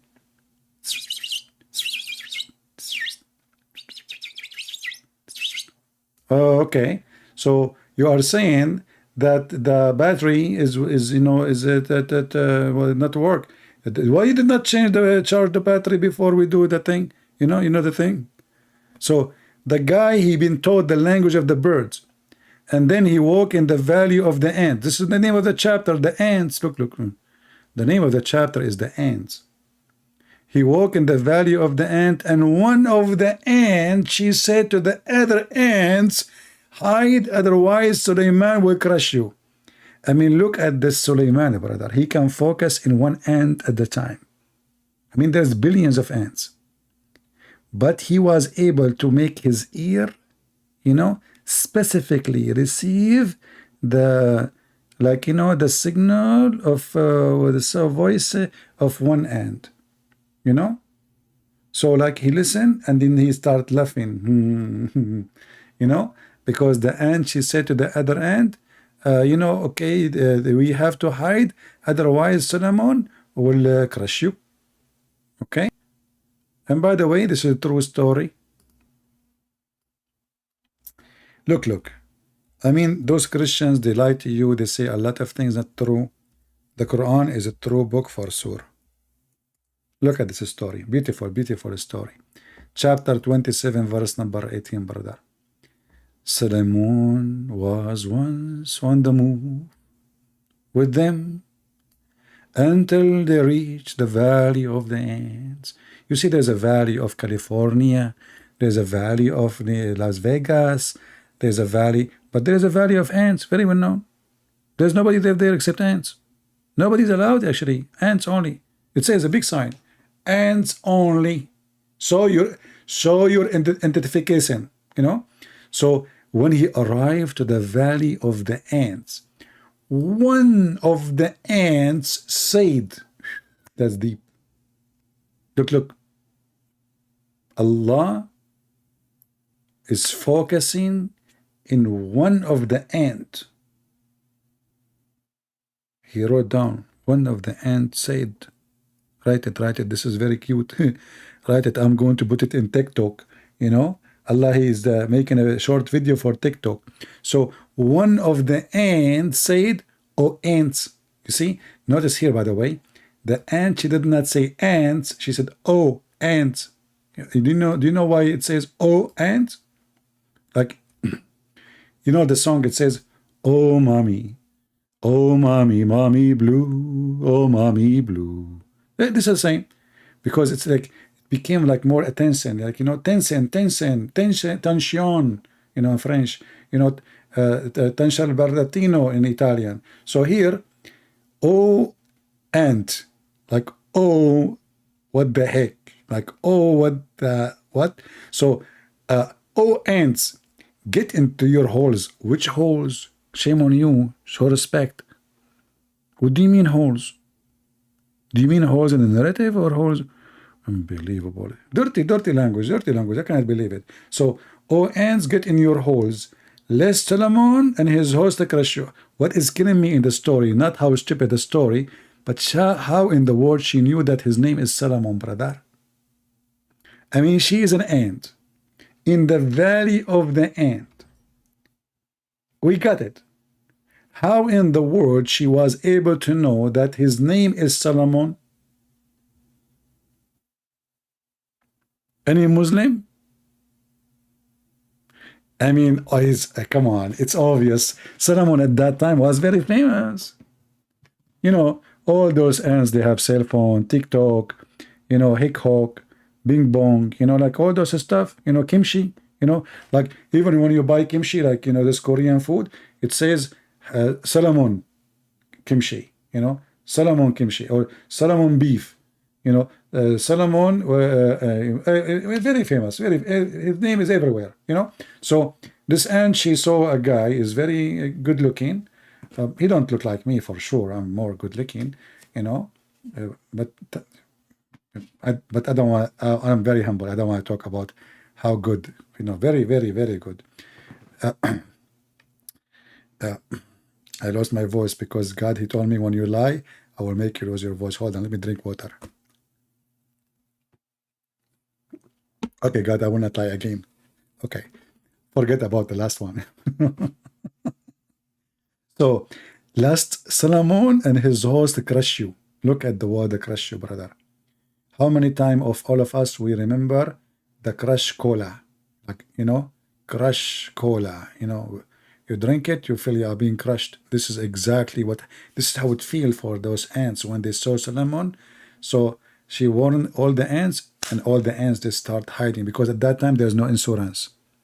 You know, like now you have insurance, you break your hand, you break your leg, you know, somebody step on you, you can fix it. But at that time there's no insurance, you know. So the ants, they have to hide it because there's no solution. That's it. Solomon, he step on you, you are in trouble. And Solomon very heavy. I mean, this guy, he eat like a mule. So, you know, and then, you know, brother, Allah, he said, this is the good story to write for the Muslims, because this is a wonderful story. They are a bunch of kids, and now it's bedtime story. This is religion, this is God. This is God talking. And then the stupid Yasser Qadi, he says that our youth are leaving Islam because such of a tales. All your Quran is tales, you buddy. What this guy is, look at this, look, he is staring down. Yeah, they are leaving Islam because of those tales, brother. Question to doubt. I myself have met people that have actually left Islam because of these types of tales. No way, come on, let us be serious. First of all, those are true stories, and me myself, I was witnessing for them. It's like the election of Joe Biden. It's very true election. He winning, you know, all the time. He won. Look at him, he's genius. I mean, it's obvious he will win wherever he go. You know, that's guy, Balusi and Lucy, Biden. I mean, look at this idiot we have. You know, if those they can be president, I mean, Muhammad can be a prophet. Very easy, very simple. Because things can happen. You know, things can happen. Very possible, very possible. You know, so, and then they say to you, it doesn't say that, CP. Yeah, you are giving fake hadiths and fake website. Logical. I'm going to give you a fake ban. Okay, so don't be upset. Okay, it's fake. It's fake. There we go. I just banned you, but it's a fake ban. Don't worry about it. You know, don't worry. Be happy. This is religion. This is God talking. Me. And look. There's this chapter in the Quran is called chapter Sad. Sad is a letter. Have you ever heard of a chapter have a name of the name of a chapter is a letter? Letter S. What the heck is that? Sad? What the heck is that? How in the world? And look, this God. He decided to talk. He said, Sad. But Sad is a letter. Here you read it in English, it says Suhad. Suhad is the name of a woman. This is not what Sad is as a letter. And then, I swear by the Quran. This is like, you know, the Buddhist monk. I swear by the Quran. What the heck? Allah swear by the Quran?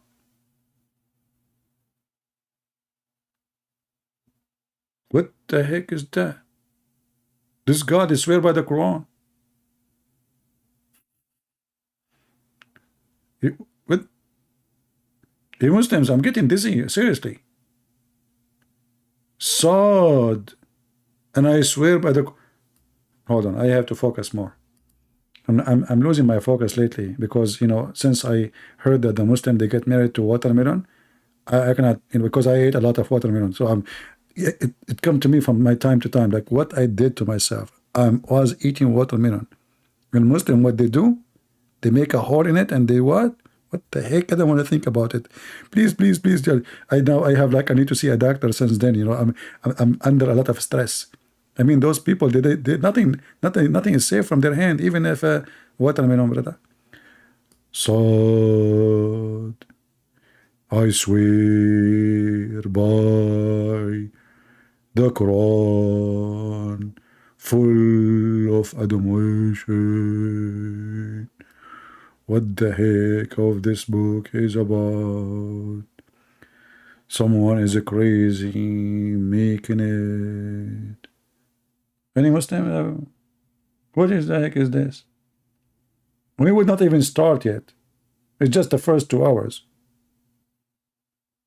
How many people will leave Islam after they're watching this? So did you watch ever like those Buddhist priests?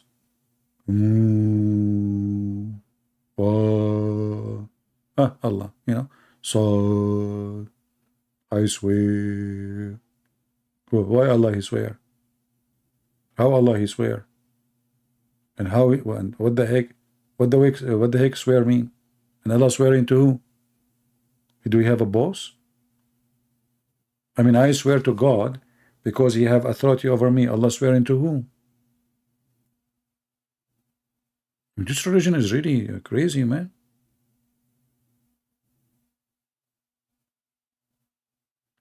Make you knowledgeable and make you love. Yeah, there's a connection between knowledge and love, you know. Like as an example, before I got knowledge to see myself in the mirror, I wasn't laughing. The second I saw myself in the mirror, I start laughing. So I got your point now. When you said, I get knowledge and I laugh. You got a point, sister, brother. Sorry. Are you sister or brother? No problem, whatever you have. So yeah, like I have no knowledge, then I got knowledge about myself. I look at the mirror and I start laughing. What the heck is that? You know? And this is why I wanted to become an atheist, because I said, no way, God, He created this, you know? Yeah, true story. So, nay, those who disbelieve are in self-exhalation and opposition. What the heck is that? Any Abdul? Who is swearing? Allah swear by the Quran?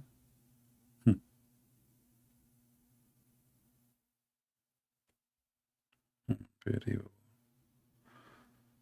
Any Muslim have an objection?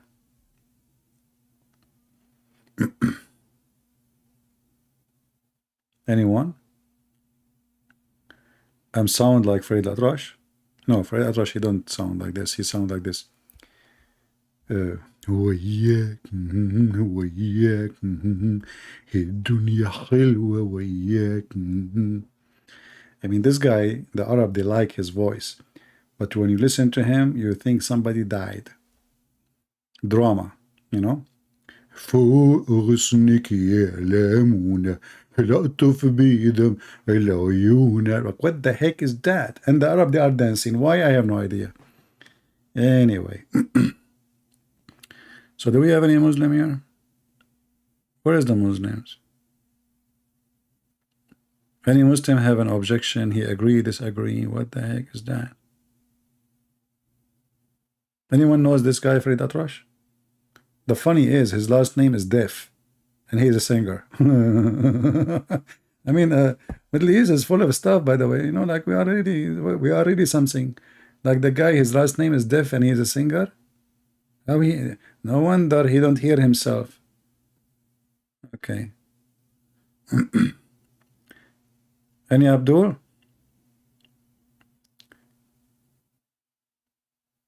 You are dancing to my singing? I don't think you are dancing to my singing. You are dancing because we were talking about the ants, and there's an ant in your pant. Think about it. Imagine those ants who really bite. I mean, there's some ants, they are so small, but when they bite you, unbelievable, you know? So, like, you are now in the valley of the ant, and you sit down somewhere, you made a mistake, and now there is an ant in your pant, and you blame me for dancing.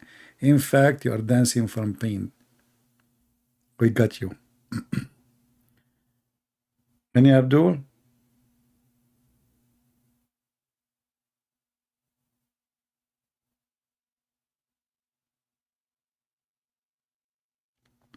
And by the way, the ant in your pant was a verse in the Quran, and the goat ate it. and the Quran preserved. I mean, this is the preserved Quran. Thank God the goat did not eat those chapters. I will be so upset, you know, because, you know, and the funny is that this is supposedly the truthful Quran. If this is the truthful Quran, what the garbage Quran is?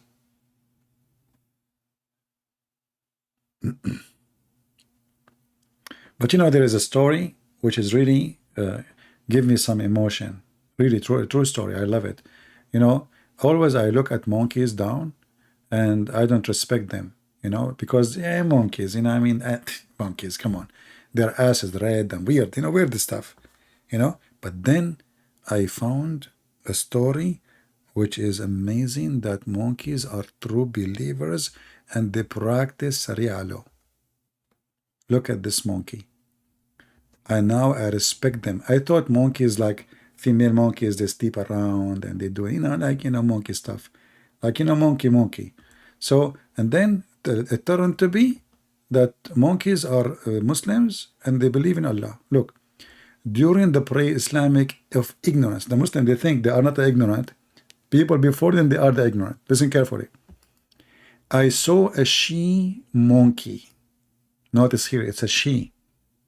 You see, there's a monkey and there's a she monkey. Connect them together, they will make a female monkey. Okay? I don't know how slow you are, but I'm assuming that all of you are slow and I'm the only one who is very fast here. You know? Okay, so now we can, don't, I'm not insulting you, by the way, I'm just being humble. Okay, so now she's a she monkey surrounded by a number of monkey, like, you know, monkeys are surrounded around, you know, that's it, you cannot escape. They were stoning it because she had committed illegal sexual intercourse, brother. I too stoned it along with them. Look. It turned to be that this Muslim himself is a monkey too. Otherwise, why you are there? How the monkey allow you to join them in stoning? Brother, a monkey committing sexual intercourse illegally, brother. Haram. See? They are practicing the law of Allah. And they are Muslims. And actually, this is proven in the Quran. The Quran says that Allah, He gave all animals the book too, and they have Quran. Yeah. Read. Here we go, the Quran.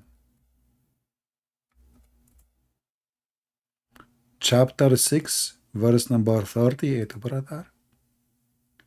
And there is no animal that walk upon the earth, no bird that flies with 2 wings. I was worried that there is, because, you know, there's some birds, they have 3 wings. Anyway, they are general like you, yourself. We have not neglected anything in the book. Then to their Lord they will be gathered. So the Quran teach, the Muslim teach, that animals, they've been given Quran too. Birds. Bak. And in the judgment day, Allah will gather them for punishment.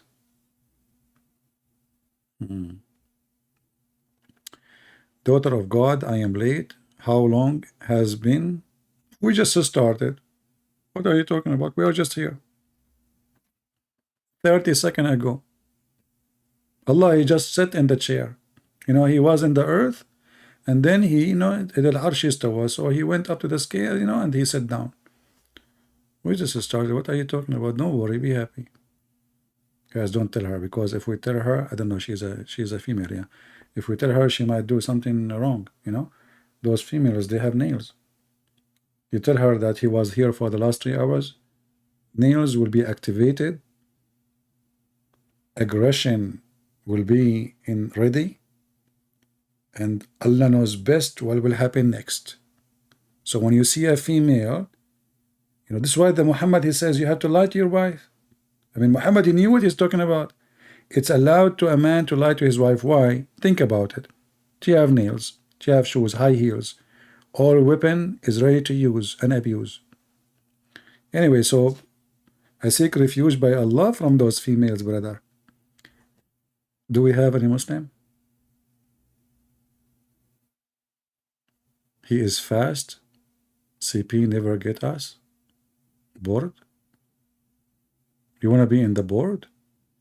You know, Lisa, I'm going to hire you. I will put you in the board of non-educated. You will be the boss, okay, from now on. He will be charged in Lipsis. Take a class. All right. Hey, Muslims, anyone here? I mean, all the madness we just showed you, nobody have a comment? No Muslims haven't disagree? All what they say to me, it doesn't say that, CP. I'm going to take a bath and watch later. Help me. Punish me, the angel. My friend Dreamers, are you going to give us more information? Why don't give us the name of the shampoo you want to use, the soap, and the water? Do you have a towel? Come on, my guy. You know, you want to go to the shower. What do you need to tell us? You want to take a bath. He want to tell us that he is clean. You see the point? You're trying to put me down because I'm an Arab. I take a shower once a year. Good luck for you. You know, I'm very clean too. I'm very clean. You know, actually, I did my annual shower last shower. You know. Good luck in your shower. Be careful to lock the door because your mother-in-law, she might show up anytime. And then bye-bye to you. She will bring the radio, put it in the electric, you know. She said, my son-in-law, don't you want to learn some music? You know, hear some music when you are in the bath? And then she throw the radio in your bathtub. And bye-bye. You know, she will collect your insurance. She will find a brand new husband to her daughter who need you anymore. Okay, I'm just letting you what will happen. I can see the future. Do we have any Muhammad in here?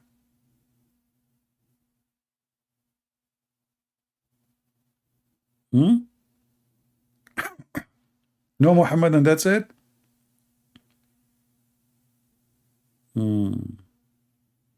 Flying carpet. Chair of Allah.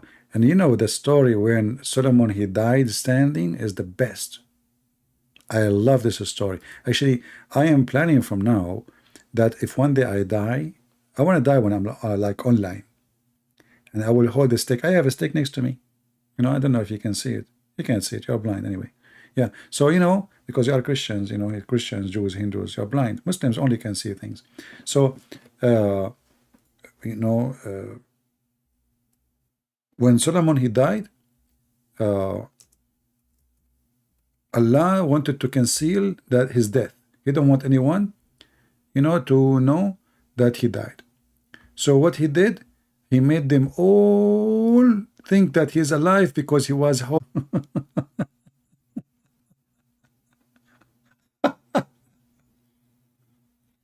I better go. Otherwise, this is endless.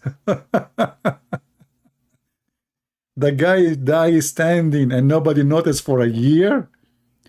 Brother, it's true story. Allah's story. You know, a year. The guy is dead. He's a king. The army soldiers, the generals, the guy, he have 700 wives. Nobody, brother, notice that he is dead. Very normal. Very normal. Nobody notices. You don't go to the bathroom. You don't eat. You don't sleep. You don't have sex. Nobody. You know? Normal, because he's holding a stick. Man. And then they say to you, like, you know, the Christianity is not logical. How God can be a man? This is not logical. You know, Muslims are people of logic. I mean, logic is dripping wherever you go.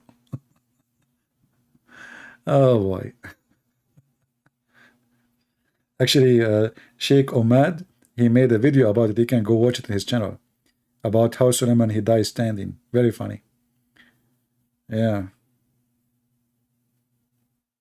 Unbelievable. Very beautiful. Very beautiful. Army chicken, dying standing. You know? Yeah.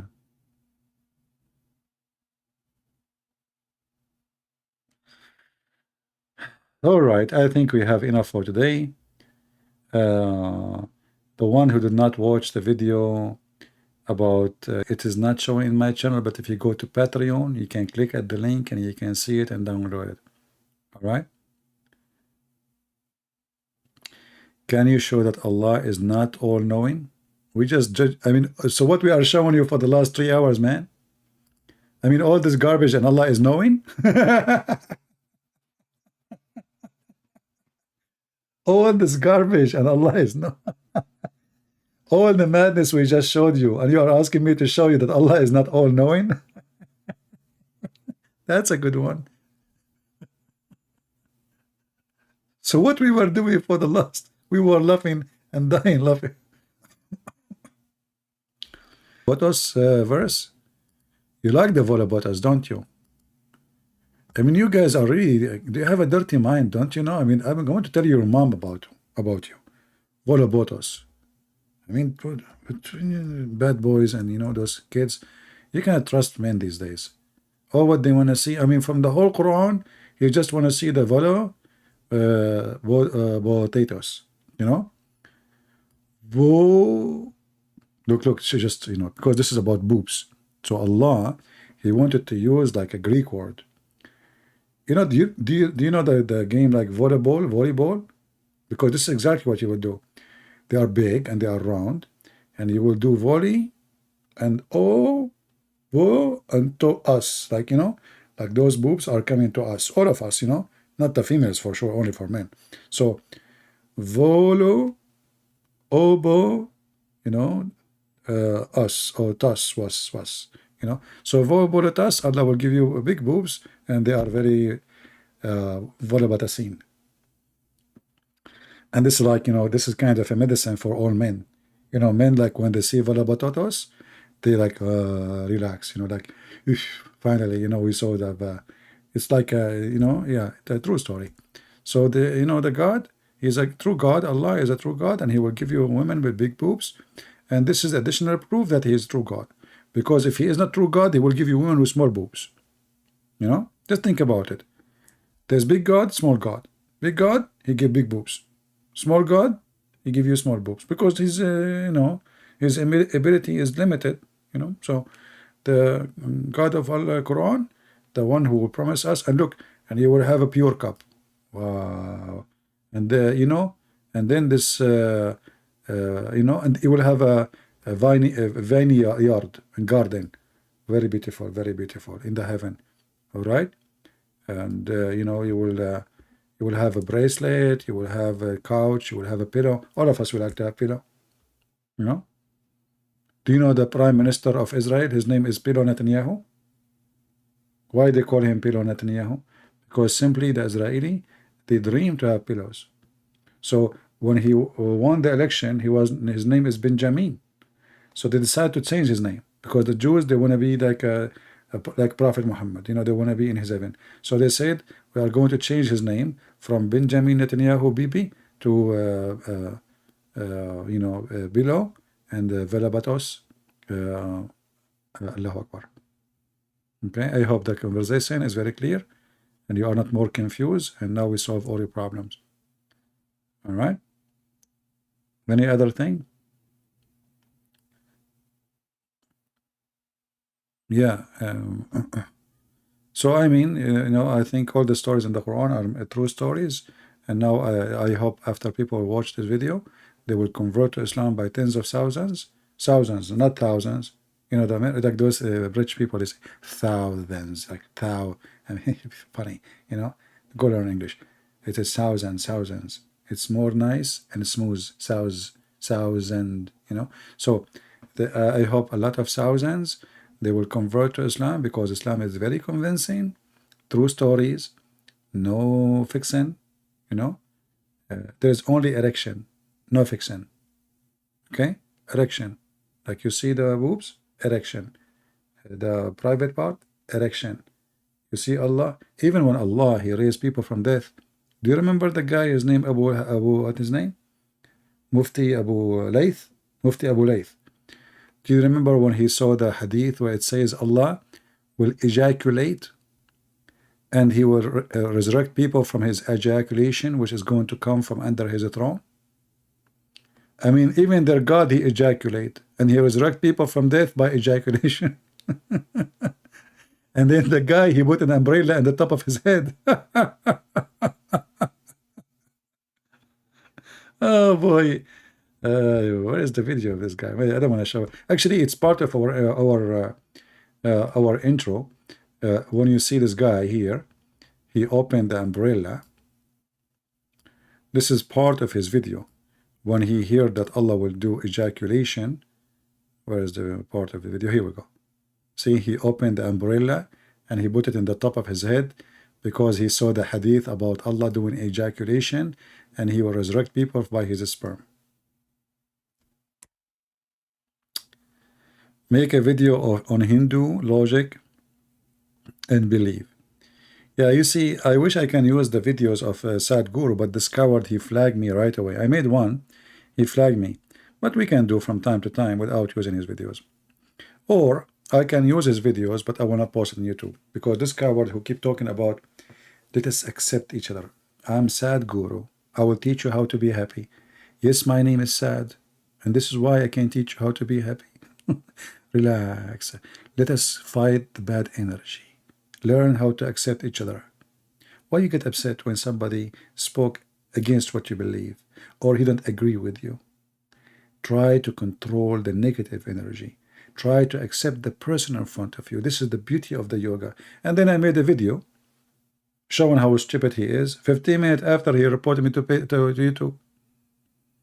I mean, do you see the scam? He spent the day talking about accepting each other, controlling the bad energy, accept that you are not always right, and if somebody speak negative about you, don't talk, don't be upset, and you know why we have no peace in this earth, because we don't accept, we accept only ourselves. And then suddenly I made a video about him. He reported me to YouTube. What a potato, you know. His real name is really Sadhguru. His real name is Sadhguru. This guy, he say things, he do the opposite. He's a fraud. Yeah, I'm going to make a channel. I will call myself Happy Guru. What do you think, guys? First, whoever watch our video, he die laughing, right? I have a good sense of hammer. I hammer everybody with it.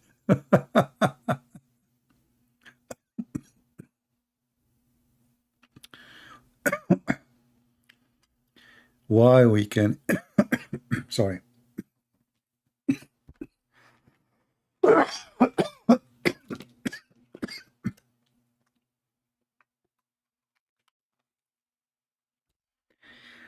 Sorry, my throat is dry. Man, I hope the sound did not bother you. I get some water now. Somebody saying make a video about why we can eat pork. My friend, the first question is why you cannot eat pork. Then you understand why you can eat pork. So, the Bible is a book. It's not a verse. It's not a statement. And there is stages between God and the man. Just to make it simple for you, I'm not going to make a special video about it for now, just to answer you. So, God in the beginning, when he created Adam and Eve, the children of Adam, they married their sisters, correct? But isn't it this is an incest? Yes, it is. This is what incest is. Sex in the family. But it wasn't wrong. So what is wrong is when there is a time and there is a law connected to the time. That law, which is connected to the time, make things either lawful or unlawful. So God, he made a covenant with the children of Israel. And the children of Israel is not us. This is number one. Number two, when God, he gave the Jews orders, he gave them for their benefit fit with their time.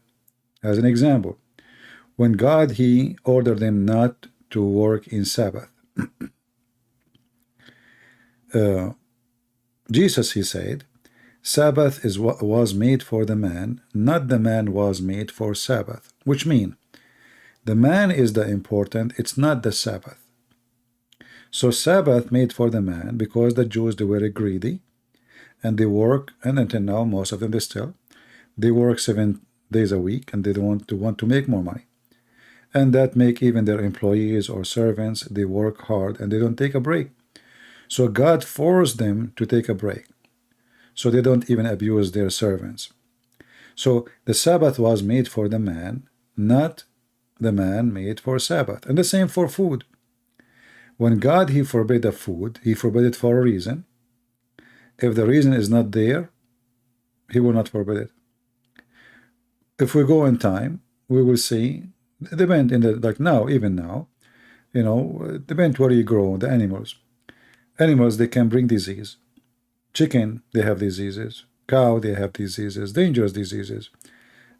Swine, they have diseases. Human, they have diseases. So all the creatures, they have diseases. But pigs, because they eat anything, including dead bodies. So the pigs who run in the field, and they come back, and they slaughter them and they eat them. Those can be dangerous. Those are not clean, because they are eating even a human being. In the old days, you know, they have war. They leave bodies in the field by thousands. Who is going? What will happen to those bodies? Animals will eat them. Beasts and pigs, they will eat them too. So pigs, there is a reason to forbid it. But if the reason is not there, it is not a reason anymore, you know. So what the Bible speaks about the pork, that God, he made a covenant with the children of Israel, and we are not part of the covenant. If God, he says to us as a Christians, who they are not from the children of Israel, don't do this and don't do that, then we have an obligation to obey, even if it's just a law. I mean, even if it is not for any reason. God said so, you know.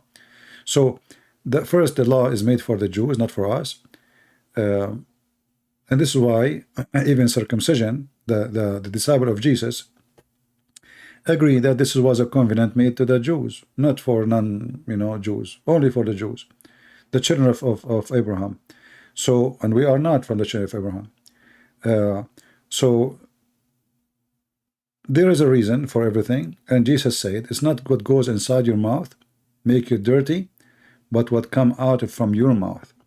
So simply, the dirty here is about spiritual dirt, or let us say, you are not pure enough to practice your religion because of food. But Jesus showed them that this is wrong. You understood the reasoning wrong. It is not the food will make you dirty. It was not made for the benefit of God. It was made for the benefit of the man. So what go inside your mouth can make you sick, but that doesn't make you dirty. It may even cause you to die, but doesn't make you dirty. So the dirt here is what you say from your mouth, which means the language you speak, the word you say, the lie you make, bad things you spread. That is dirt for God. It's not the food. When the Bible speaks about any clean, simply it is any clean, and nowhere actually, even in the New Testament, it says that go and eat pork. It doesn't say anywhere it go eat pork. But what the New Testament said, that all food is legitimate. And a human being, when we say all food, you have to decide what is right for you, what's wrong. As an example, are you going to eat cats? There's nowhere in the Bible, you know, it says cats specifically or dogs specifically. It describes certain animals who have like a certain kind of teeth or the way they eat. So their food decide what you can eat or not. But you decide, like where in the Bible it says you can eat shrimp. But people eat shrimp. Muslims eat shrimp. Nobody's check if it's halal or not, right? Where in the Bible it says, or in the Quran it says, you cannot eat, let us say, what they call it, like lobster, you know, the seafood. You know, the Muslims, they have a hadith about fish, but the Quran nowhere it says that you can eat it or don't eat it. So a human being, you know, you have a brain, and anything is not mentioned to you to be forbidden, then you have to decide if you can eat it or not. But the pork specifically, many people, they make a big issue of it because they are empty. The Muslims, they don't eat pork, but they drink the piss of the camel, and they eat the camel. But isn't it the Bible forbid the camel eating? So how the Muslim, they speak about pork, but they forgot that the Jews been forbidden to eat camel. They've been forbidden to eat camel, to drink even the milk of the camel, to eat its meat or anything of it. And Muslim, they eat camel. Right? So, you know, Muslims, when they question this issue, they are being hypocrite. And again, for us as a Christians, the logic, as Jesus said, it's not what go inside your mouth will make you dirty. And I agree. You know, you eat chicken, chicken eat shit. Literally. Literally. Chicken eat shit. Chicken eat worms. Do you eat worms? You know what I mean? So if somebody want to try to be smart, then we cannot eat anything. Because the chicken, they eat the dirt. They eat cockroaches. They eat insect. Is insect clean? Is a fly clean? You know what I mean, guys? Any of you have a chicken, or you live in a village, you will know that the chicken, they eat insect. If they see cockroach, this is their best meal. They will eat it right away. But is a cockroach is something clean? Isn't it those who, you know, go in the sewage, in the sink, and, you know, and the toilet seat, and nobody get upset, and no Muslim says we don't eat chicken. If you have a, you know, if you live in a village, and, you know, they let their children in the yard without diaper, the boy, he make poo-poo. Do you know what the chicken do? They eat it. They fight over it. This is like their cake. It's like it's a party time. It's literally shit. Isn't it shit is a fertilizer? Isn't it shit is a fertilizer? Correct, or I'm lying? Isn't it all the Muslims in the Middle East, in Pakistan, in Afghanistan, in Bangladesh, they use shit to fertilize their vegetables? Which means their vegetables is eating shit?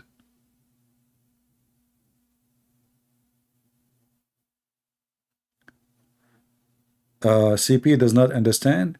No, my friend, I understand. But that will not change anything. We are talking about what is clean, what is dirty.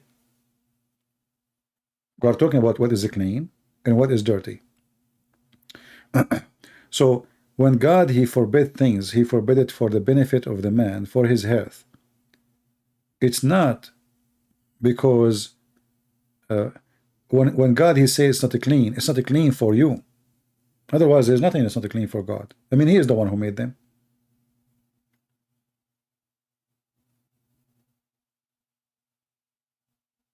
If there's anything can make God dirty, the answer no. So when God, he speak about things is not clean, they are not clean for you, and they are not healthy. And until now, actually, pork, you know, is not really healthy. It's tasty, it's a food, you can survive with it, but it's not the best food to eat. Because pigs, they don't sweat, which means there's a certain kind of poison inside their meat. They are not totally free of bad, you know, minerals. So they are not really the best food to eat, but you can eat them. It's not healthy.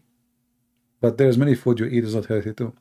And what you say to a person who's poor, he want to survive. You know, all the surgeries in the world is the stitches is made by pork. The stitches, the fabric, is made from pigs. Because the human tissue don't accept any fabric to make a stitch with it except the pork. So they can stay for long. So pork is very useful. So when it's useful, it's useful. When it's not, it's not. And you decide what is good for you or not. Somebody saying at what age Mary she was married to Joseph. My friend, it doesn't matter. Mary, when she gave birth to Jesus, obviously she is a woman. Why? Because a child cannot give birth. And whatever the age after that, she was a woman, because he married a woman. Does it really matter? We don't have numbers. Nobody have numbers about the age of Mary. There is traditional books, but those are not, you know, trustworthy. Our book is the Bible. Anything else is not our book.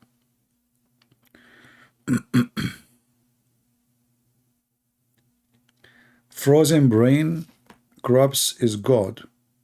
Yeah, Faisal, you know, your God is the one who is a frozen brain, and this is why he ordered you to drink camel urine.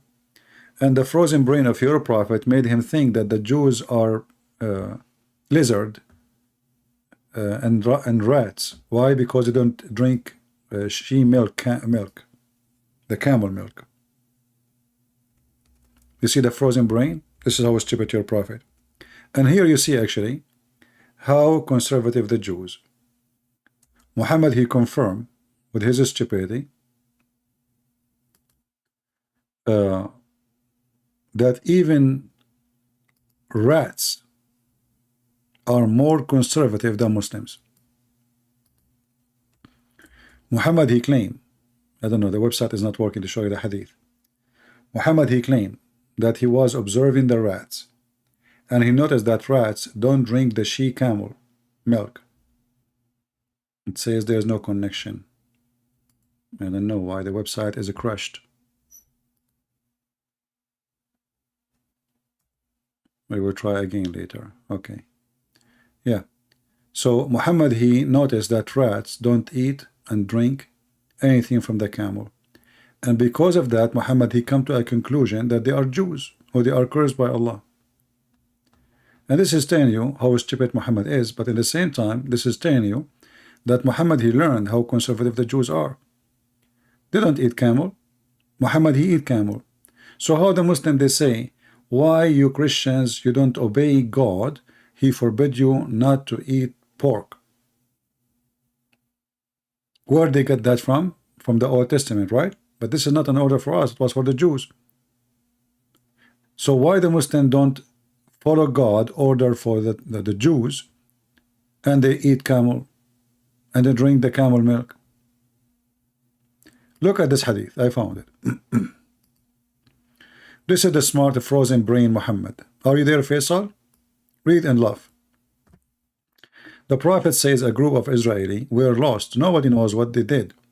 But I do not see them except that they were caused and changed into rats. Huh? Smart Muhammad, the frozen brain, the idiot. One more stupid story. For if you put milk of a she camel in front of a rat, it will not drink it. But if you put a sheep milk, will drink it. So here you see actually the stupid Muhammad proven to be false. Camel milk is harmful. Healthy, it's not. Scientifically proven. Go right now to United Nations. Search for warning against camel milk. It is the most bad milk to drink. Camel meat, it is very unhealthy. Tons of dangerous viruses can live in the camel. So even rats are smarter than Muhammad. Even rats are smarter than Muhammad. Rats, they refuse to eat and to drink anything coming from the camel. And because of that, Muhammad, he thought that they are Jews. Do you see it? And let me tell you something. Animals, they can sense things. Animals, they can sense things. And now imagine a rat which is dirty. I mean, this is a rat. Yet he don't drink the she camel milk. So the rat don't accept to drink the she camel milk, and Muhammadan, they drink it. A rat, he refrained from drinking such a milk for a reason. You see, animals, they can see things, they can smell things. If somebody put poison for you, give the milk to the cat will not drink it. If the food is damaged, you want to see if it's damaged or not? You have food in your fridge. Put some to the cat. If the cat refuses to eat it, it means the food is damaged.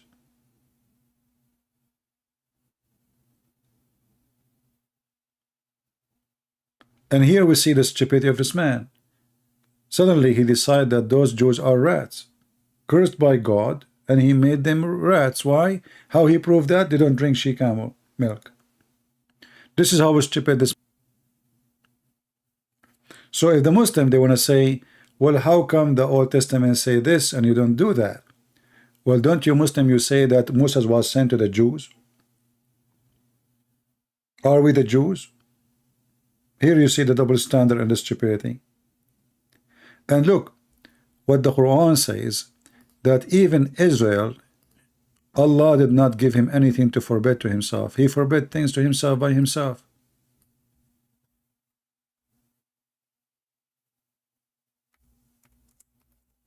All the food was lawful to Israel. All the food. And this is Quran.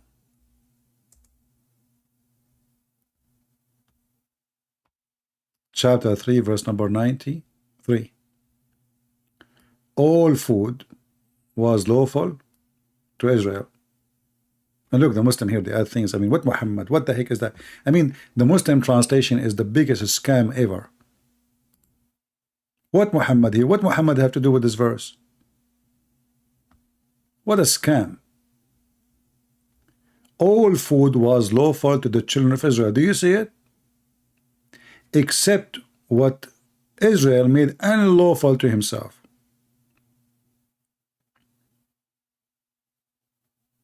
Before the Torah. Question: why Allah did not forbid the Jews from eating pork before the Torah?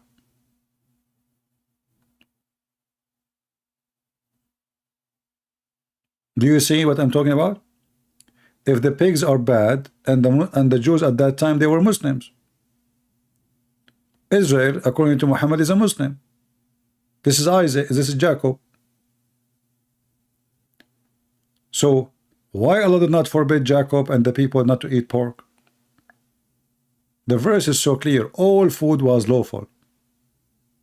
So if it was not, if pork is bad, then it should be pork bad all the time, based on the Muslim idea. Why it was okay? What happened? But the stupid Muhammad, he copied stories from the Torah and he added in his book. Didn't know why.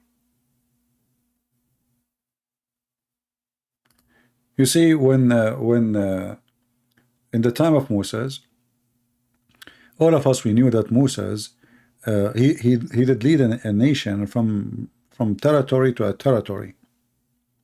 And that will bring diseases, that will bring chaos, that will bring people living in camps, you know, tens of thousands. They are in the desert. So the rules was given for them to survive the moment they are living. Do you understand me? To the point, even Moses, he told them how far they have to go from the tent or the inhabitants to do their bathroom thing. I mean, what does this have to do with God? Nothing. But this is just for surviving. So those rules came for a reason, so they can survive, so they will not die. They are out of their land. They are in the run. They are in the desert. They are lost. There is no enough water. And now we have to organize for them how they can live, not to die. So you need to understand, when the law was given, why it was given. Their life was not normal. You know, people, they think that those people, they were living in apartments, everybody have flowers in his yard, and there's a shower and bathroom, and everybody have a kitchen. This is not the story. This is the whole nation took their stuff over donkeys and they run in the desert. Do you understand?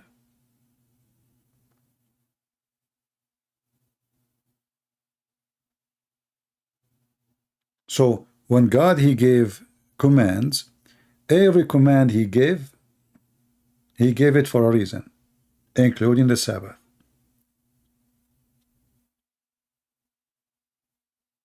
If we go right now, if all of us, like now we are 700 people, and suddenly we don't have houses, God forbid.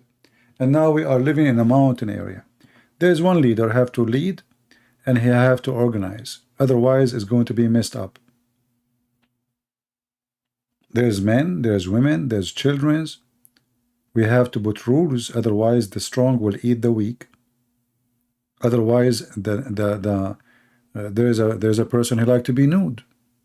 There's a child molester in town. There's a criminals. There's thieves. So Moses was not just a prophet. He was a leader in charge of saving a nation.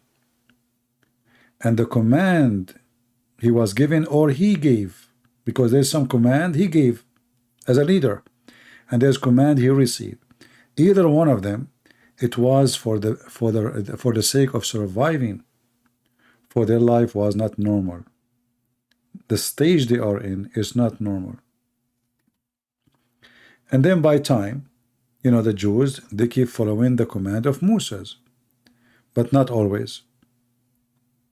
There's tons of stories in the Bible about the Jews not following the command and not obeying God. In the time of Moses, actually, not even long after. Even in the time of Moses, they start being disobedience. You know, when you are a silly person, you try to focus in silly stuff. And I say this is silly when somebody focus in pork and shish kebab and hummus. The important is what you do to others, not what you eat.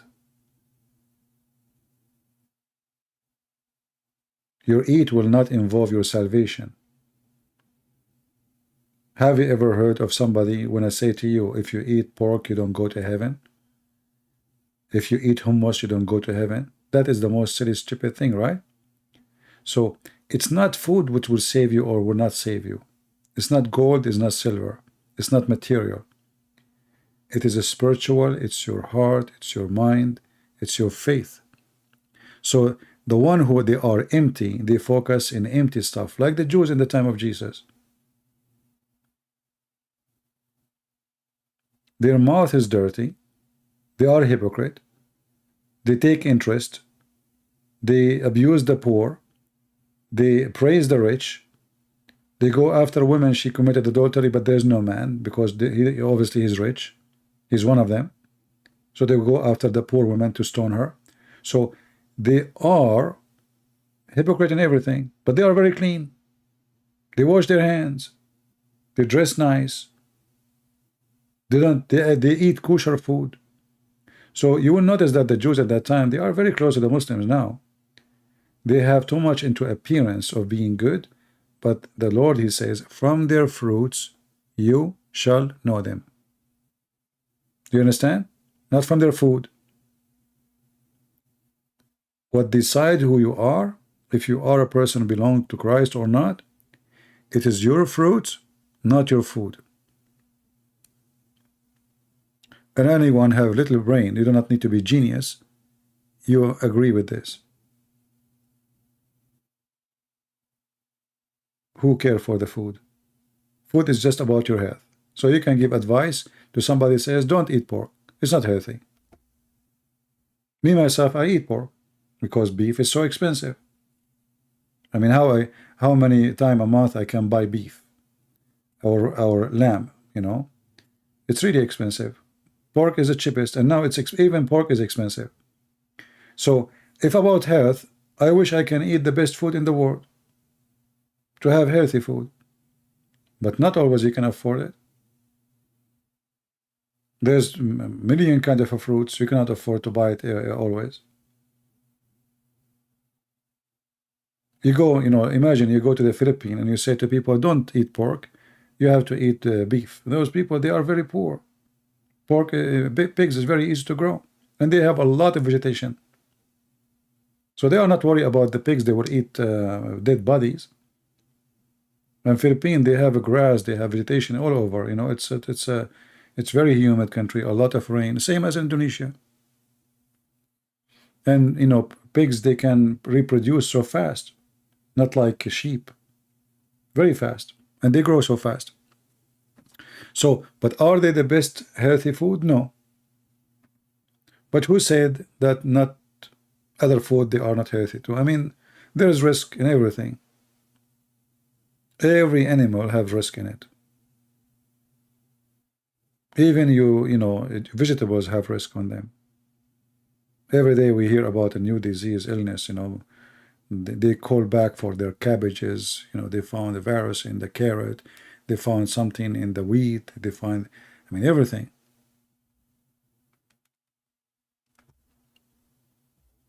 Well, you do not need to give me details. I mean, some Asian countries, they eat things with, you know, I don't accept to eat. But this is your choice. Some people, they might find things you eat disgusting. This is your choice still. But for me, I don't care what you eat. I care what do you do. If a person, he eat literally shit, but he is a good person to me, why I should care? This is his business.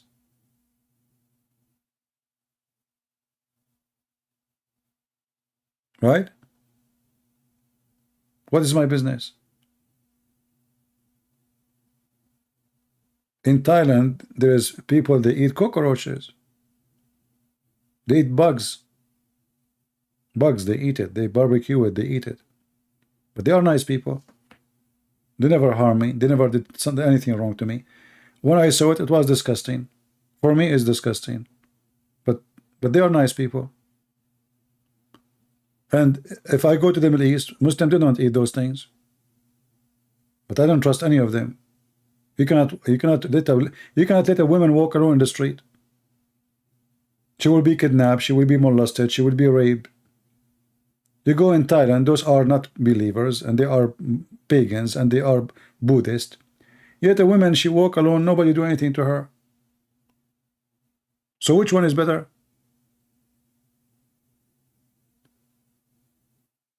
You know what I mean? They ate the most unacceptable food. But they are nice. They are friendly. They are peaceful. So which one is better? A true believer who follow Allah and he want to kill everybody, or a person he eat bugs but he is peaceful? I think you know the answer, right? The last of my worry is what he eat. This is his business.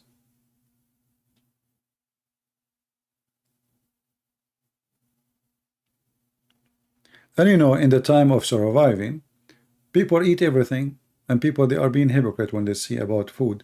You see, because we are spoiled, we say, I'm not going to eat this, I don't eat that. But what if I am in a very poor situation? Trust me, you will eat anything. You know what I mean? Even the Quran says, if you are in need, you can eat pork. Even the Quran says, give a license to eat the pork if you have to. It's in front of you. Do you see it? Here they says, if you are in a severe hunger. Not really. It says makhmasa, which means you are, you know, in need. You eat it. You eat pork. Chapter 5, verse number 3. Even the Quran gives license to eat pork. And if pork is bad, then you should not eat it at all. So why, if I am hungry, I can eat it? Is it dirty then? If it's dirty in Islam, then we should not eat it. Doesn't matter.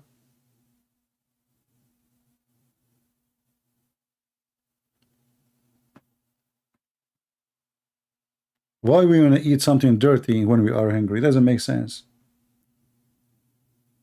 If it's dirty, it's dirty. If it's bad, it's bad. So what the Quran is saying now, what is bad, according to them, can make you survive.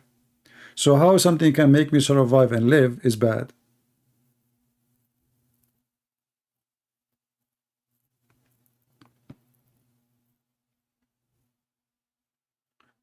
People who have you know, little decency, they focus in the appearance and they focus in the frame, not the picture. You know, he started making excuses here and there. I mean, a Muslim suddenly he's questioning Christianity about the pork. This is the problem now. The pork. They have a child marriage. They have multiple marriages. They have mut'a 1 day, 1 hour stand. They have zawaj a friend. You can ask a friend to sleep with you and you call it marriage. And then they focus on the pork. All the garbage they do, and now the pork is the problem. That is exactly what it's called hypocrisy. So now the one who eat pork is bad, but the one who marries 6 years old is a good person. The one who beat his wife is a good person, but the one who eat pork is a bad person. The Muslim, they eat lizard. How come lizard is okay, but pork is not? Do you know what lizard eat? Isn't it this is the enemy of Allah? Why you eat him? What lizard eat? Guys, what lizard eat? Somebody tell me.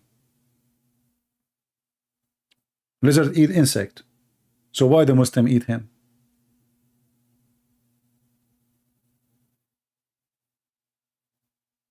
If you are against eating something you call any clean, then you should stop eating lizard. Muslims, they eat wild donkeys. Wild donkeys. And before they used to eat even normal donkeys.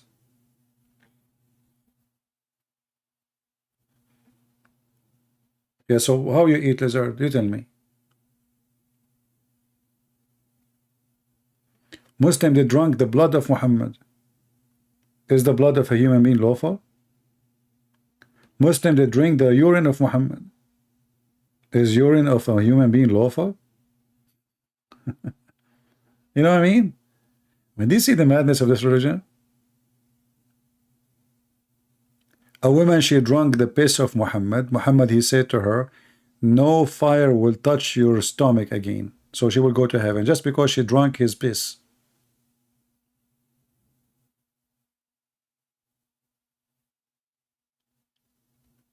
Yeah, food is not part of the kingdom of God, which means it's not food what will make you a good person. It's not food will make you a qualified person to be a person of God. It is obedience to God and loving others and wish to others what you wish to yourself. From their fruits you shall know them. I don't want to call this one a sentence is a golden sentence because there's no gold can describe it. From their fruits, this is my favorite verse Jesus said, because that is summarize everything Jesus is about. People, they can say whatever. I can talk good, but my fruit is different. People speak good, they do bad. People dress nice. They look clean. But a homeless who did not take a shower for a year, maybe he is better than me and you. Maybe he have a good heart. He's a good-hearted person, better than all of us. What does this have to do with going to heaven? He's homeless. He have no house. He cannot take a shower. He smells so bad. He is literally dirty, but his heart is so clean. Which one of us will go to heaven? I think you know the answer. So hypocrite, they try to focus in silly stuff, like the Jews in the time of Jesus, and the same as the Muhammadan. They do all kind of ugly stuff, and then they come to school you about silly stuff.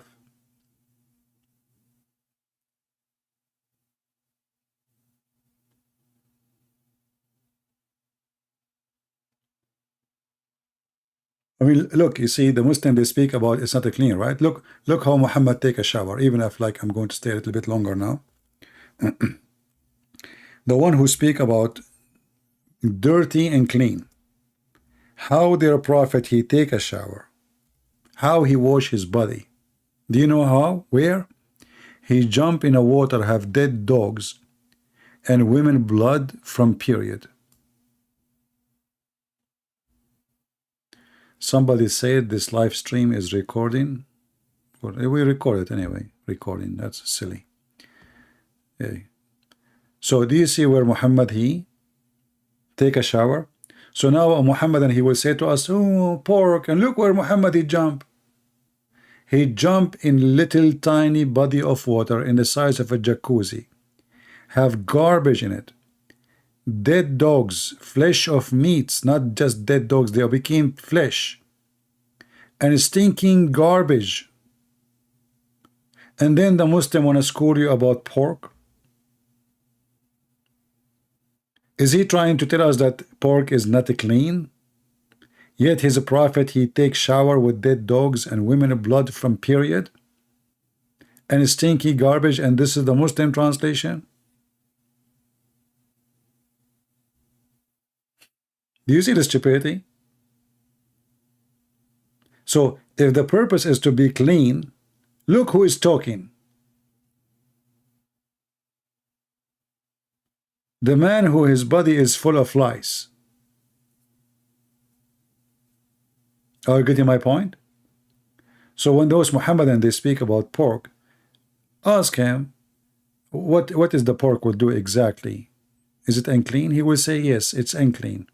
Well, as long it's about being clean, well, let us see how Muhammad, how clean he is. This is how Muhammad clean is. Pig is better than you. You see, the Muslim, they will say to you, do you know what pig they do? They jump in the mud. Like, what's wrong with the mud? I mean, he's an animal. He's literally an animal. What do you expect? Elephant jump in the mud. There's tons of animals. They jump in the mud to cool themselves. They don't jump in the mud because they are dirty, you idiot. They don't sweat.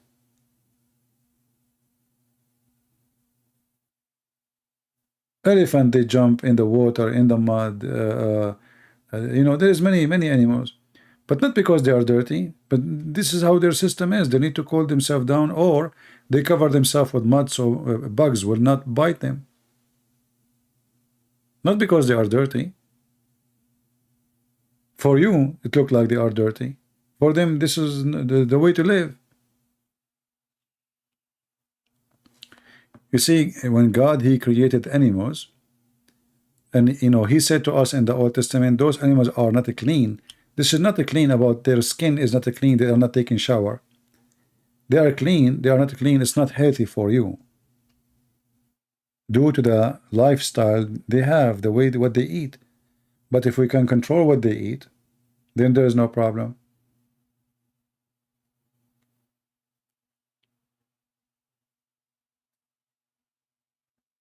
You know, once I was in Romania, and there was a beach there, and then I went to the beach. Everybody is covered by mud, dark, very dark mud.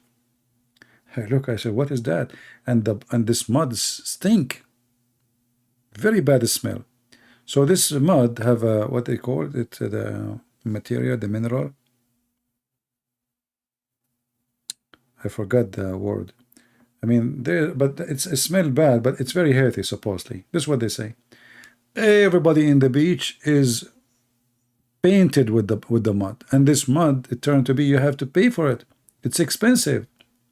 It's not like you just like it's in the beach. There's people, they are lined up in the beach, they sell mud and cost good money.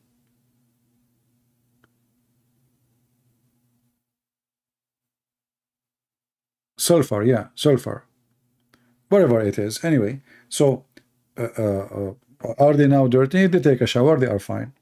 So a pig is a pig, chicken is a chicken, and all animals are not clean anyway.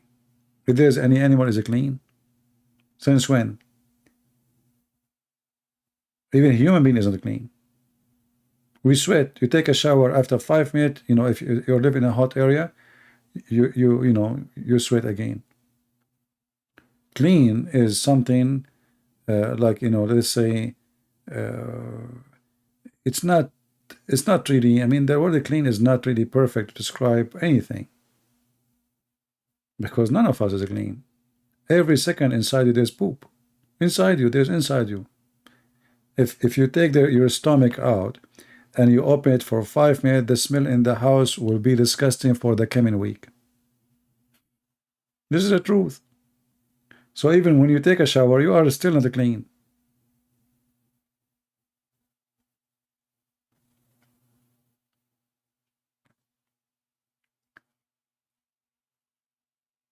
There is boogers in your nose, there is wax in your ears, there is a sweat under your arm, there is a poo-poo in your belly, and I mean, there's food in your stomach, there's a crazy stuff there. So you take a shower, are you clean? You are not. There's nothing is called clean.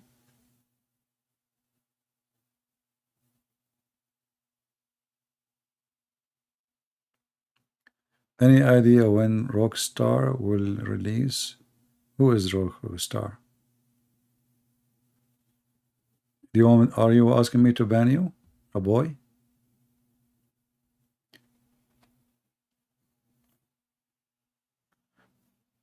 So the Muslims, they focus on clean, but look who is their prophet, who is full of lies. I remember once a guy, his name is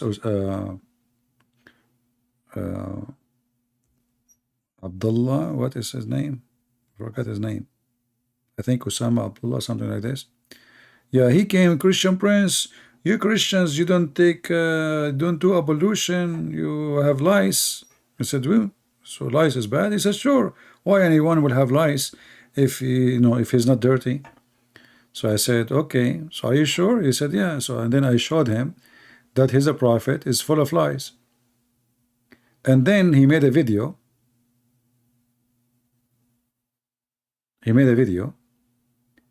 Proving to me that the prophet is so clean to the point he cleaned himself from lice.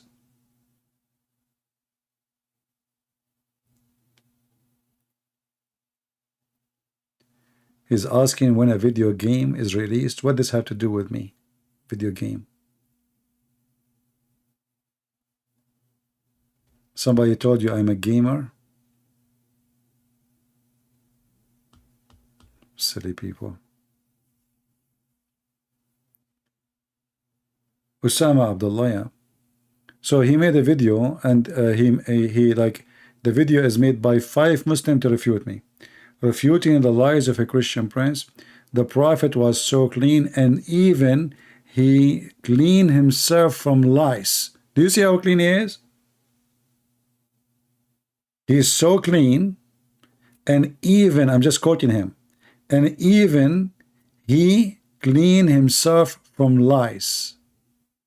And now supposedly they are refuting me and proving me to be wrong.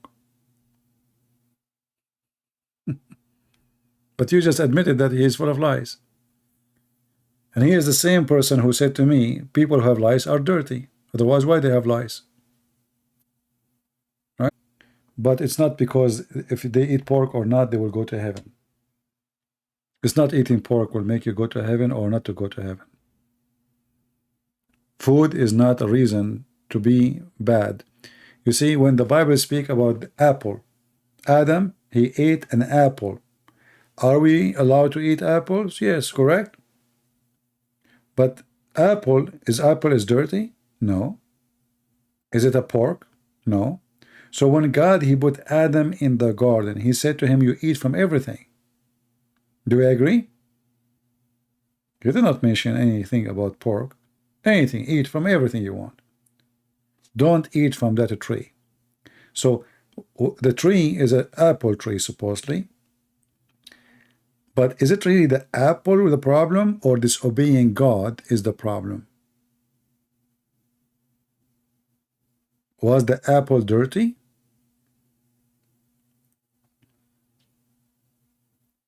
But because it was forbidden for him as a law, obey or disobey. Otherwise, the apple is not important. It's an apple. What is important is you obey me or you disobey me. That is sin, not the food you eat. So if God, he said, if Jesus, he said to us, don't eat pork, even if there is no reason, even if pork is very good, even if there is no health issue, and he said don't eat pork, and then you know that Jesus, you have to obey him, then you have to obey. Either you believe in him or you don't. If Jesus never mentioned, then he never mentioned. If God, he says that this is a covenant between me and Israel, then this is a covenant between me and Israel. If he say this is a covenant between me and all mankind, then all mankind have to follow. It's not me who decide, it's not you, it's what God said. And the top of that, food is the last thing to make you. From their fruit you shall know them. You know, did Jesus broke the Sabbath? He did. Is that correct? The Sabbath. I mean, what is a greater, eating pork or breaking the Sabbath? Not the man was made for Sabbath. And this is what you need to understand. All the rules in the Old Testament or in the New Testament is made for the benefit of the man, not the opposite. But the rules is not your salvation. The rules is for your survival.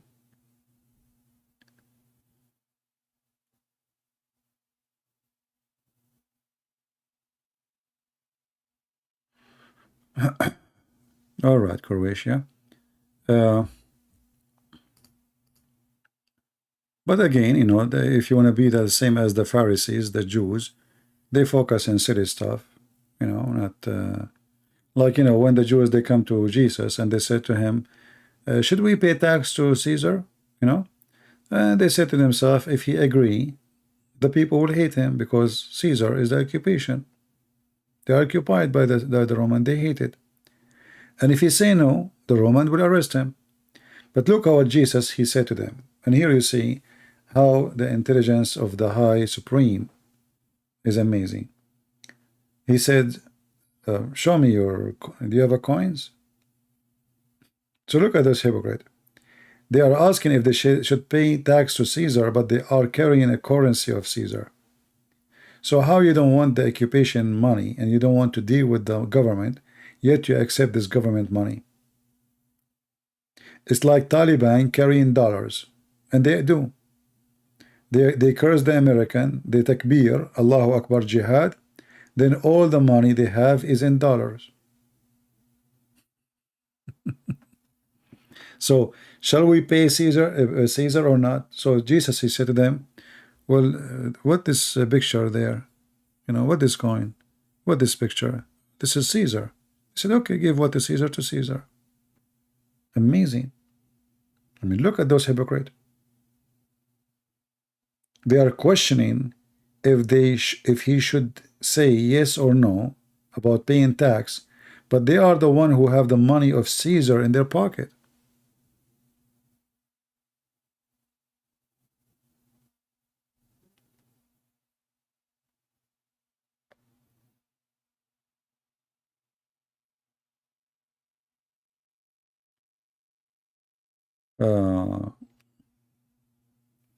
So anyway, I mean, don't be like a child who focus on things. It's not really what make life better, what make life worse.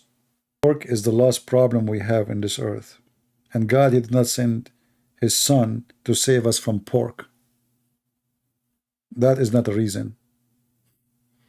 In Islam, no. Jesus will come back to kill the pig. This is how silly Islam is. Yeah, we can. You know, we will see when we can do Bible study. But you see, I focus more in Islam because I believe that there is many people, they can do Bible study maybe better than me, way better than maybe.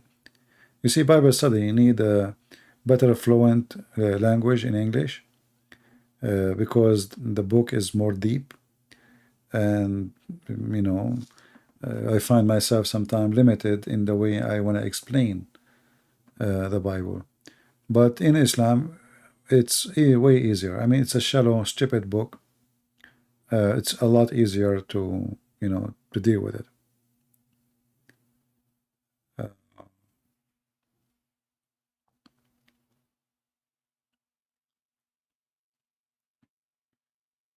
You know, a human being, like eat a pig, but don't act like one. That's what I care for. Eat a chicken, but don't be chicken. This is what I care for. Friend a dog, but don't be a dog. This is what I care for. But the silly one, they focus in silly stuff because they are silly and they are empty and they have vacancies inside them. So, you know, like a person, he borrow money from you, you know. So he saw you once in the street and now he knew he feel guilty. He knew that he's afraid now he will ask for your money, right? So he start talking, keep talking, because he don't want to give you a chance to remember the money. You know, hey, how's your wife? How's your daughter? Oh, your son is doing good? Oh, okay. You know what? I have to go say hello to, you know, and it's gone.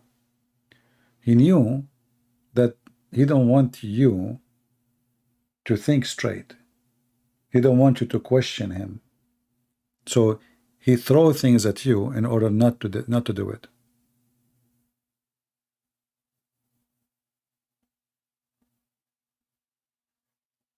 Doing 2v2? What does that 2v2 mean? What 2v2 mean? I'm not sure what 2v2 mean.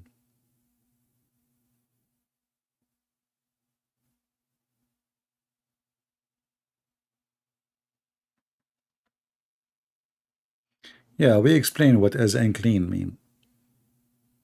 Unclean is for a reason. And you know, just to show you the hypocrisy of all people, including even the Jews, the Muslims, and all mankind.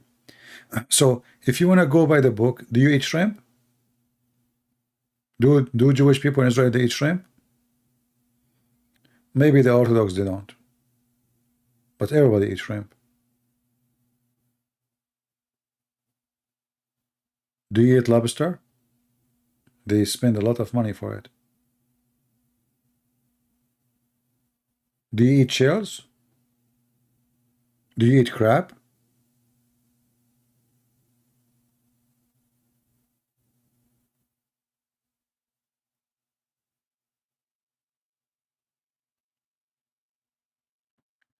As I said, in certain position of the life of the Jews, they've been given order not to eat, for those things are not clean and not safe. It's not safe for them. It's not what will make them go to heaven or go to hell. It is for their safety. It is for their health. So the silly one, he will take it as if it is the way to go to heaven. When God, he says unclean. Unclean what? What does that unclean mean? What does unclean mean? Unclean mean it's unclean for you, not to God. God, he created them.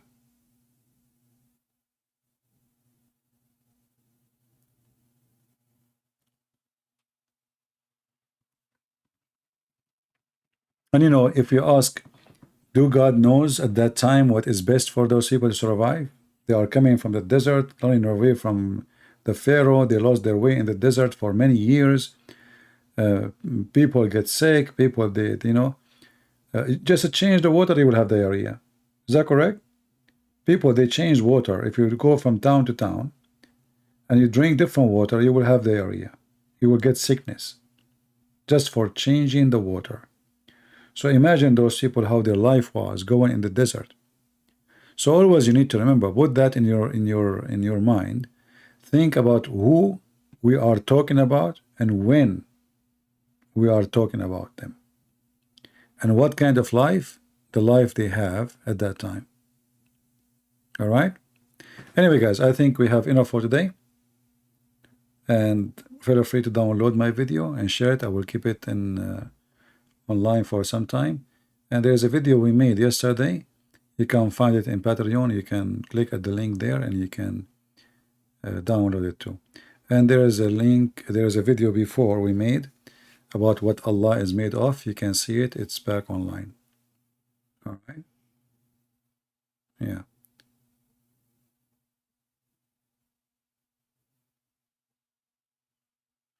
Anyway, I want to say thank you for being here. May the Lord bless you. And until we see you soon again, Christ is Lord.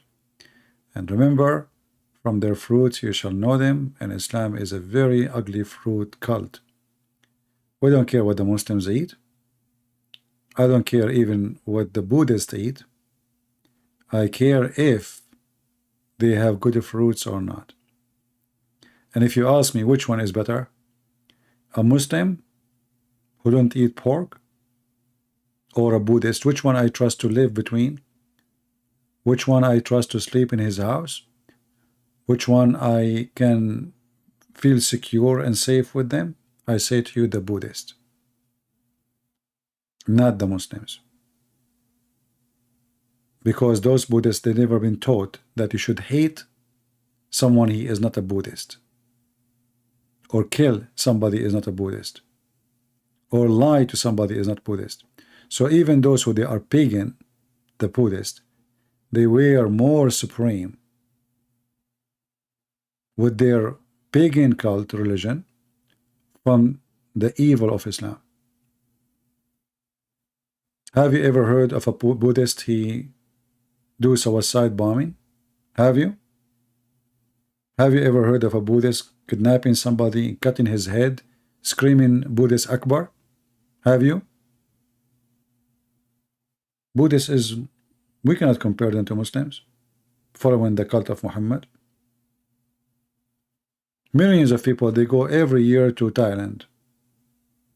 The only one who make a trouble in Thailand is Muslims in the south of Thailand. This is the truth. And why they do make trouble? Because of Islam. You go around all of Thailand, it's safe. You go to the Muslim area, it's not. You go around all the Philippines, it's safe. You go to the Muslim areas, it's not.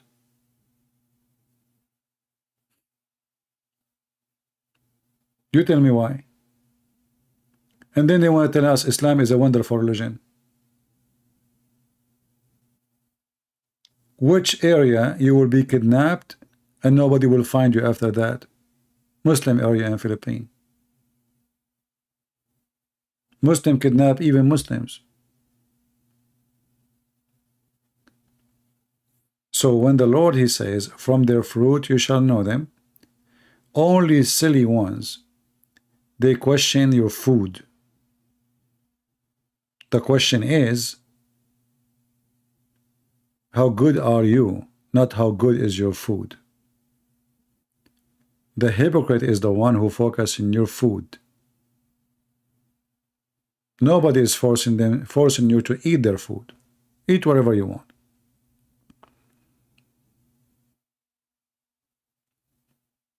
And this is what the world is about. It's about hypocrisy. They focus on silly stuff. The same as the Jews, you know, they swallowed the elephant, you know. They swallowed the camel. They didn't see it in the cup, you know. And if there is little thing in your cup, look, you have, look, you know, you have a needle, you know, you have little thing, you know. They see a needle in your eye, but they didn't see the piece of wood in their eye. So don't be like those people. Are you going to be staying in the channel, or you will go back to Christian Prince account? Both of them are my channel. It doesn't matter. Doesn't matter for you? I mean, it's just a stupid YouTube channel. Who care about? This is not a physical address, right? Doesn't matter. Here or there, subscribe for both. If we say, like that one, we have, I think, 90,000. I think this one maybe 80 something. I'm not sure. You know, who care? It's just a place where we meet. If we lose this channel, we meet different place. Who care? Right?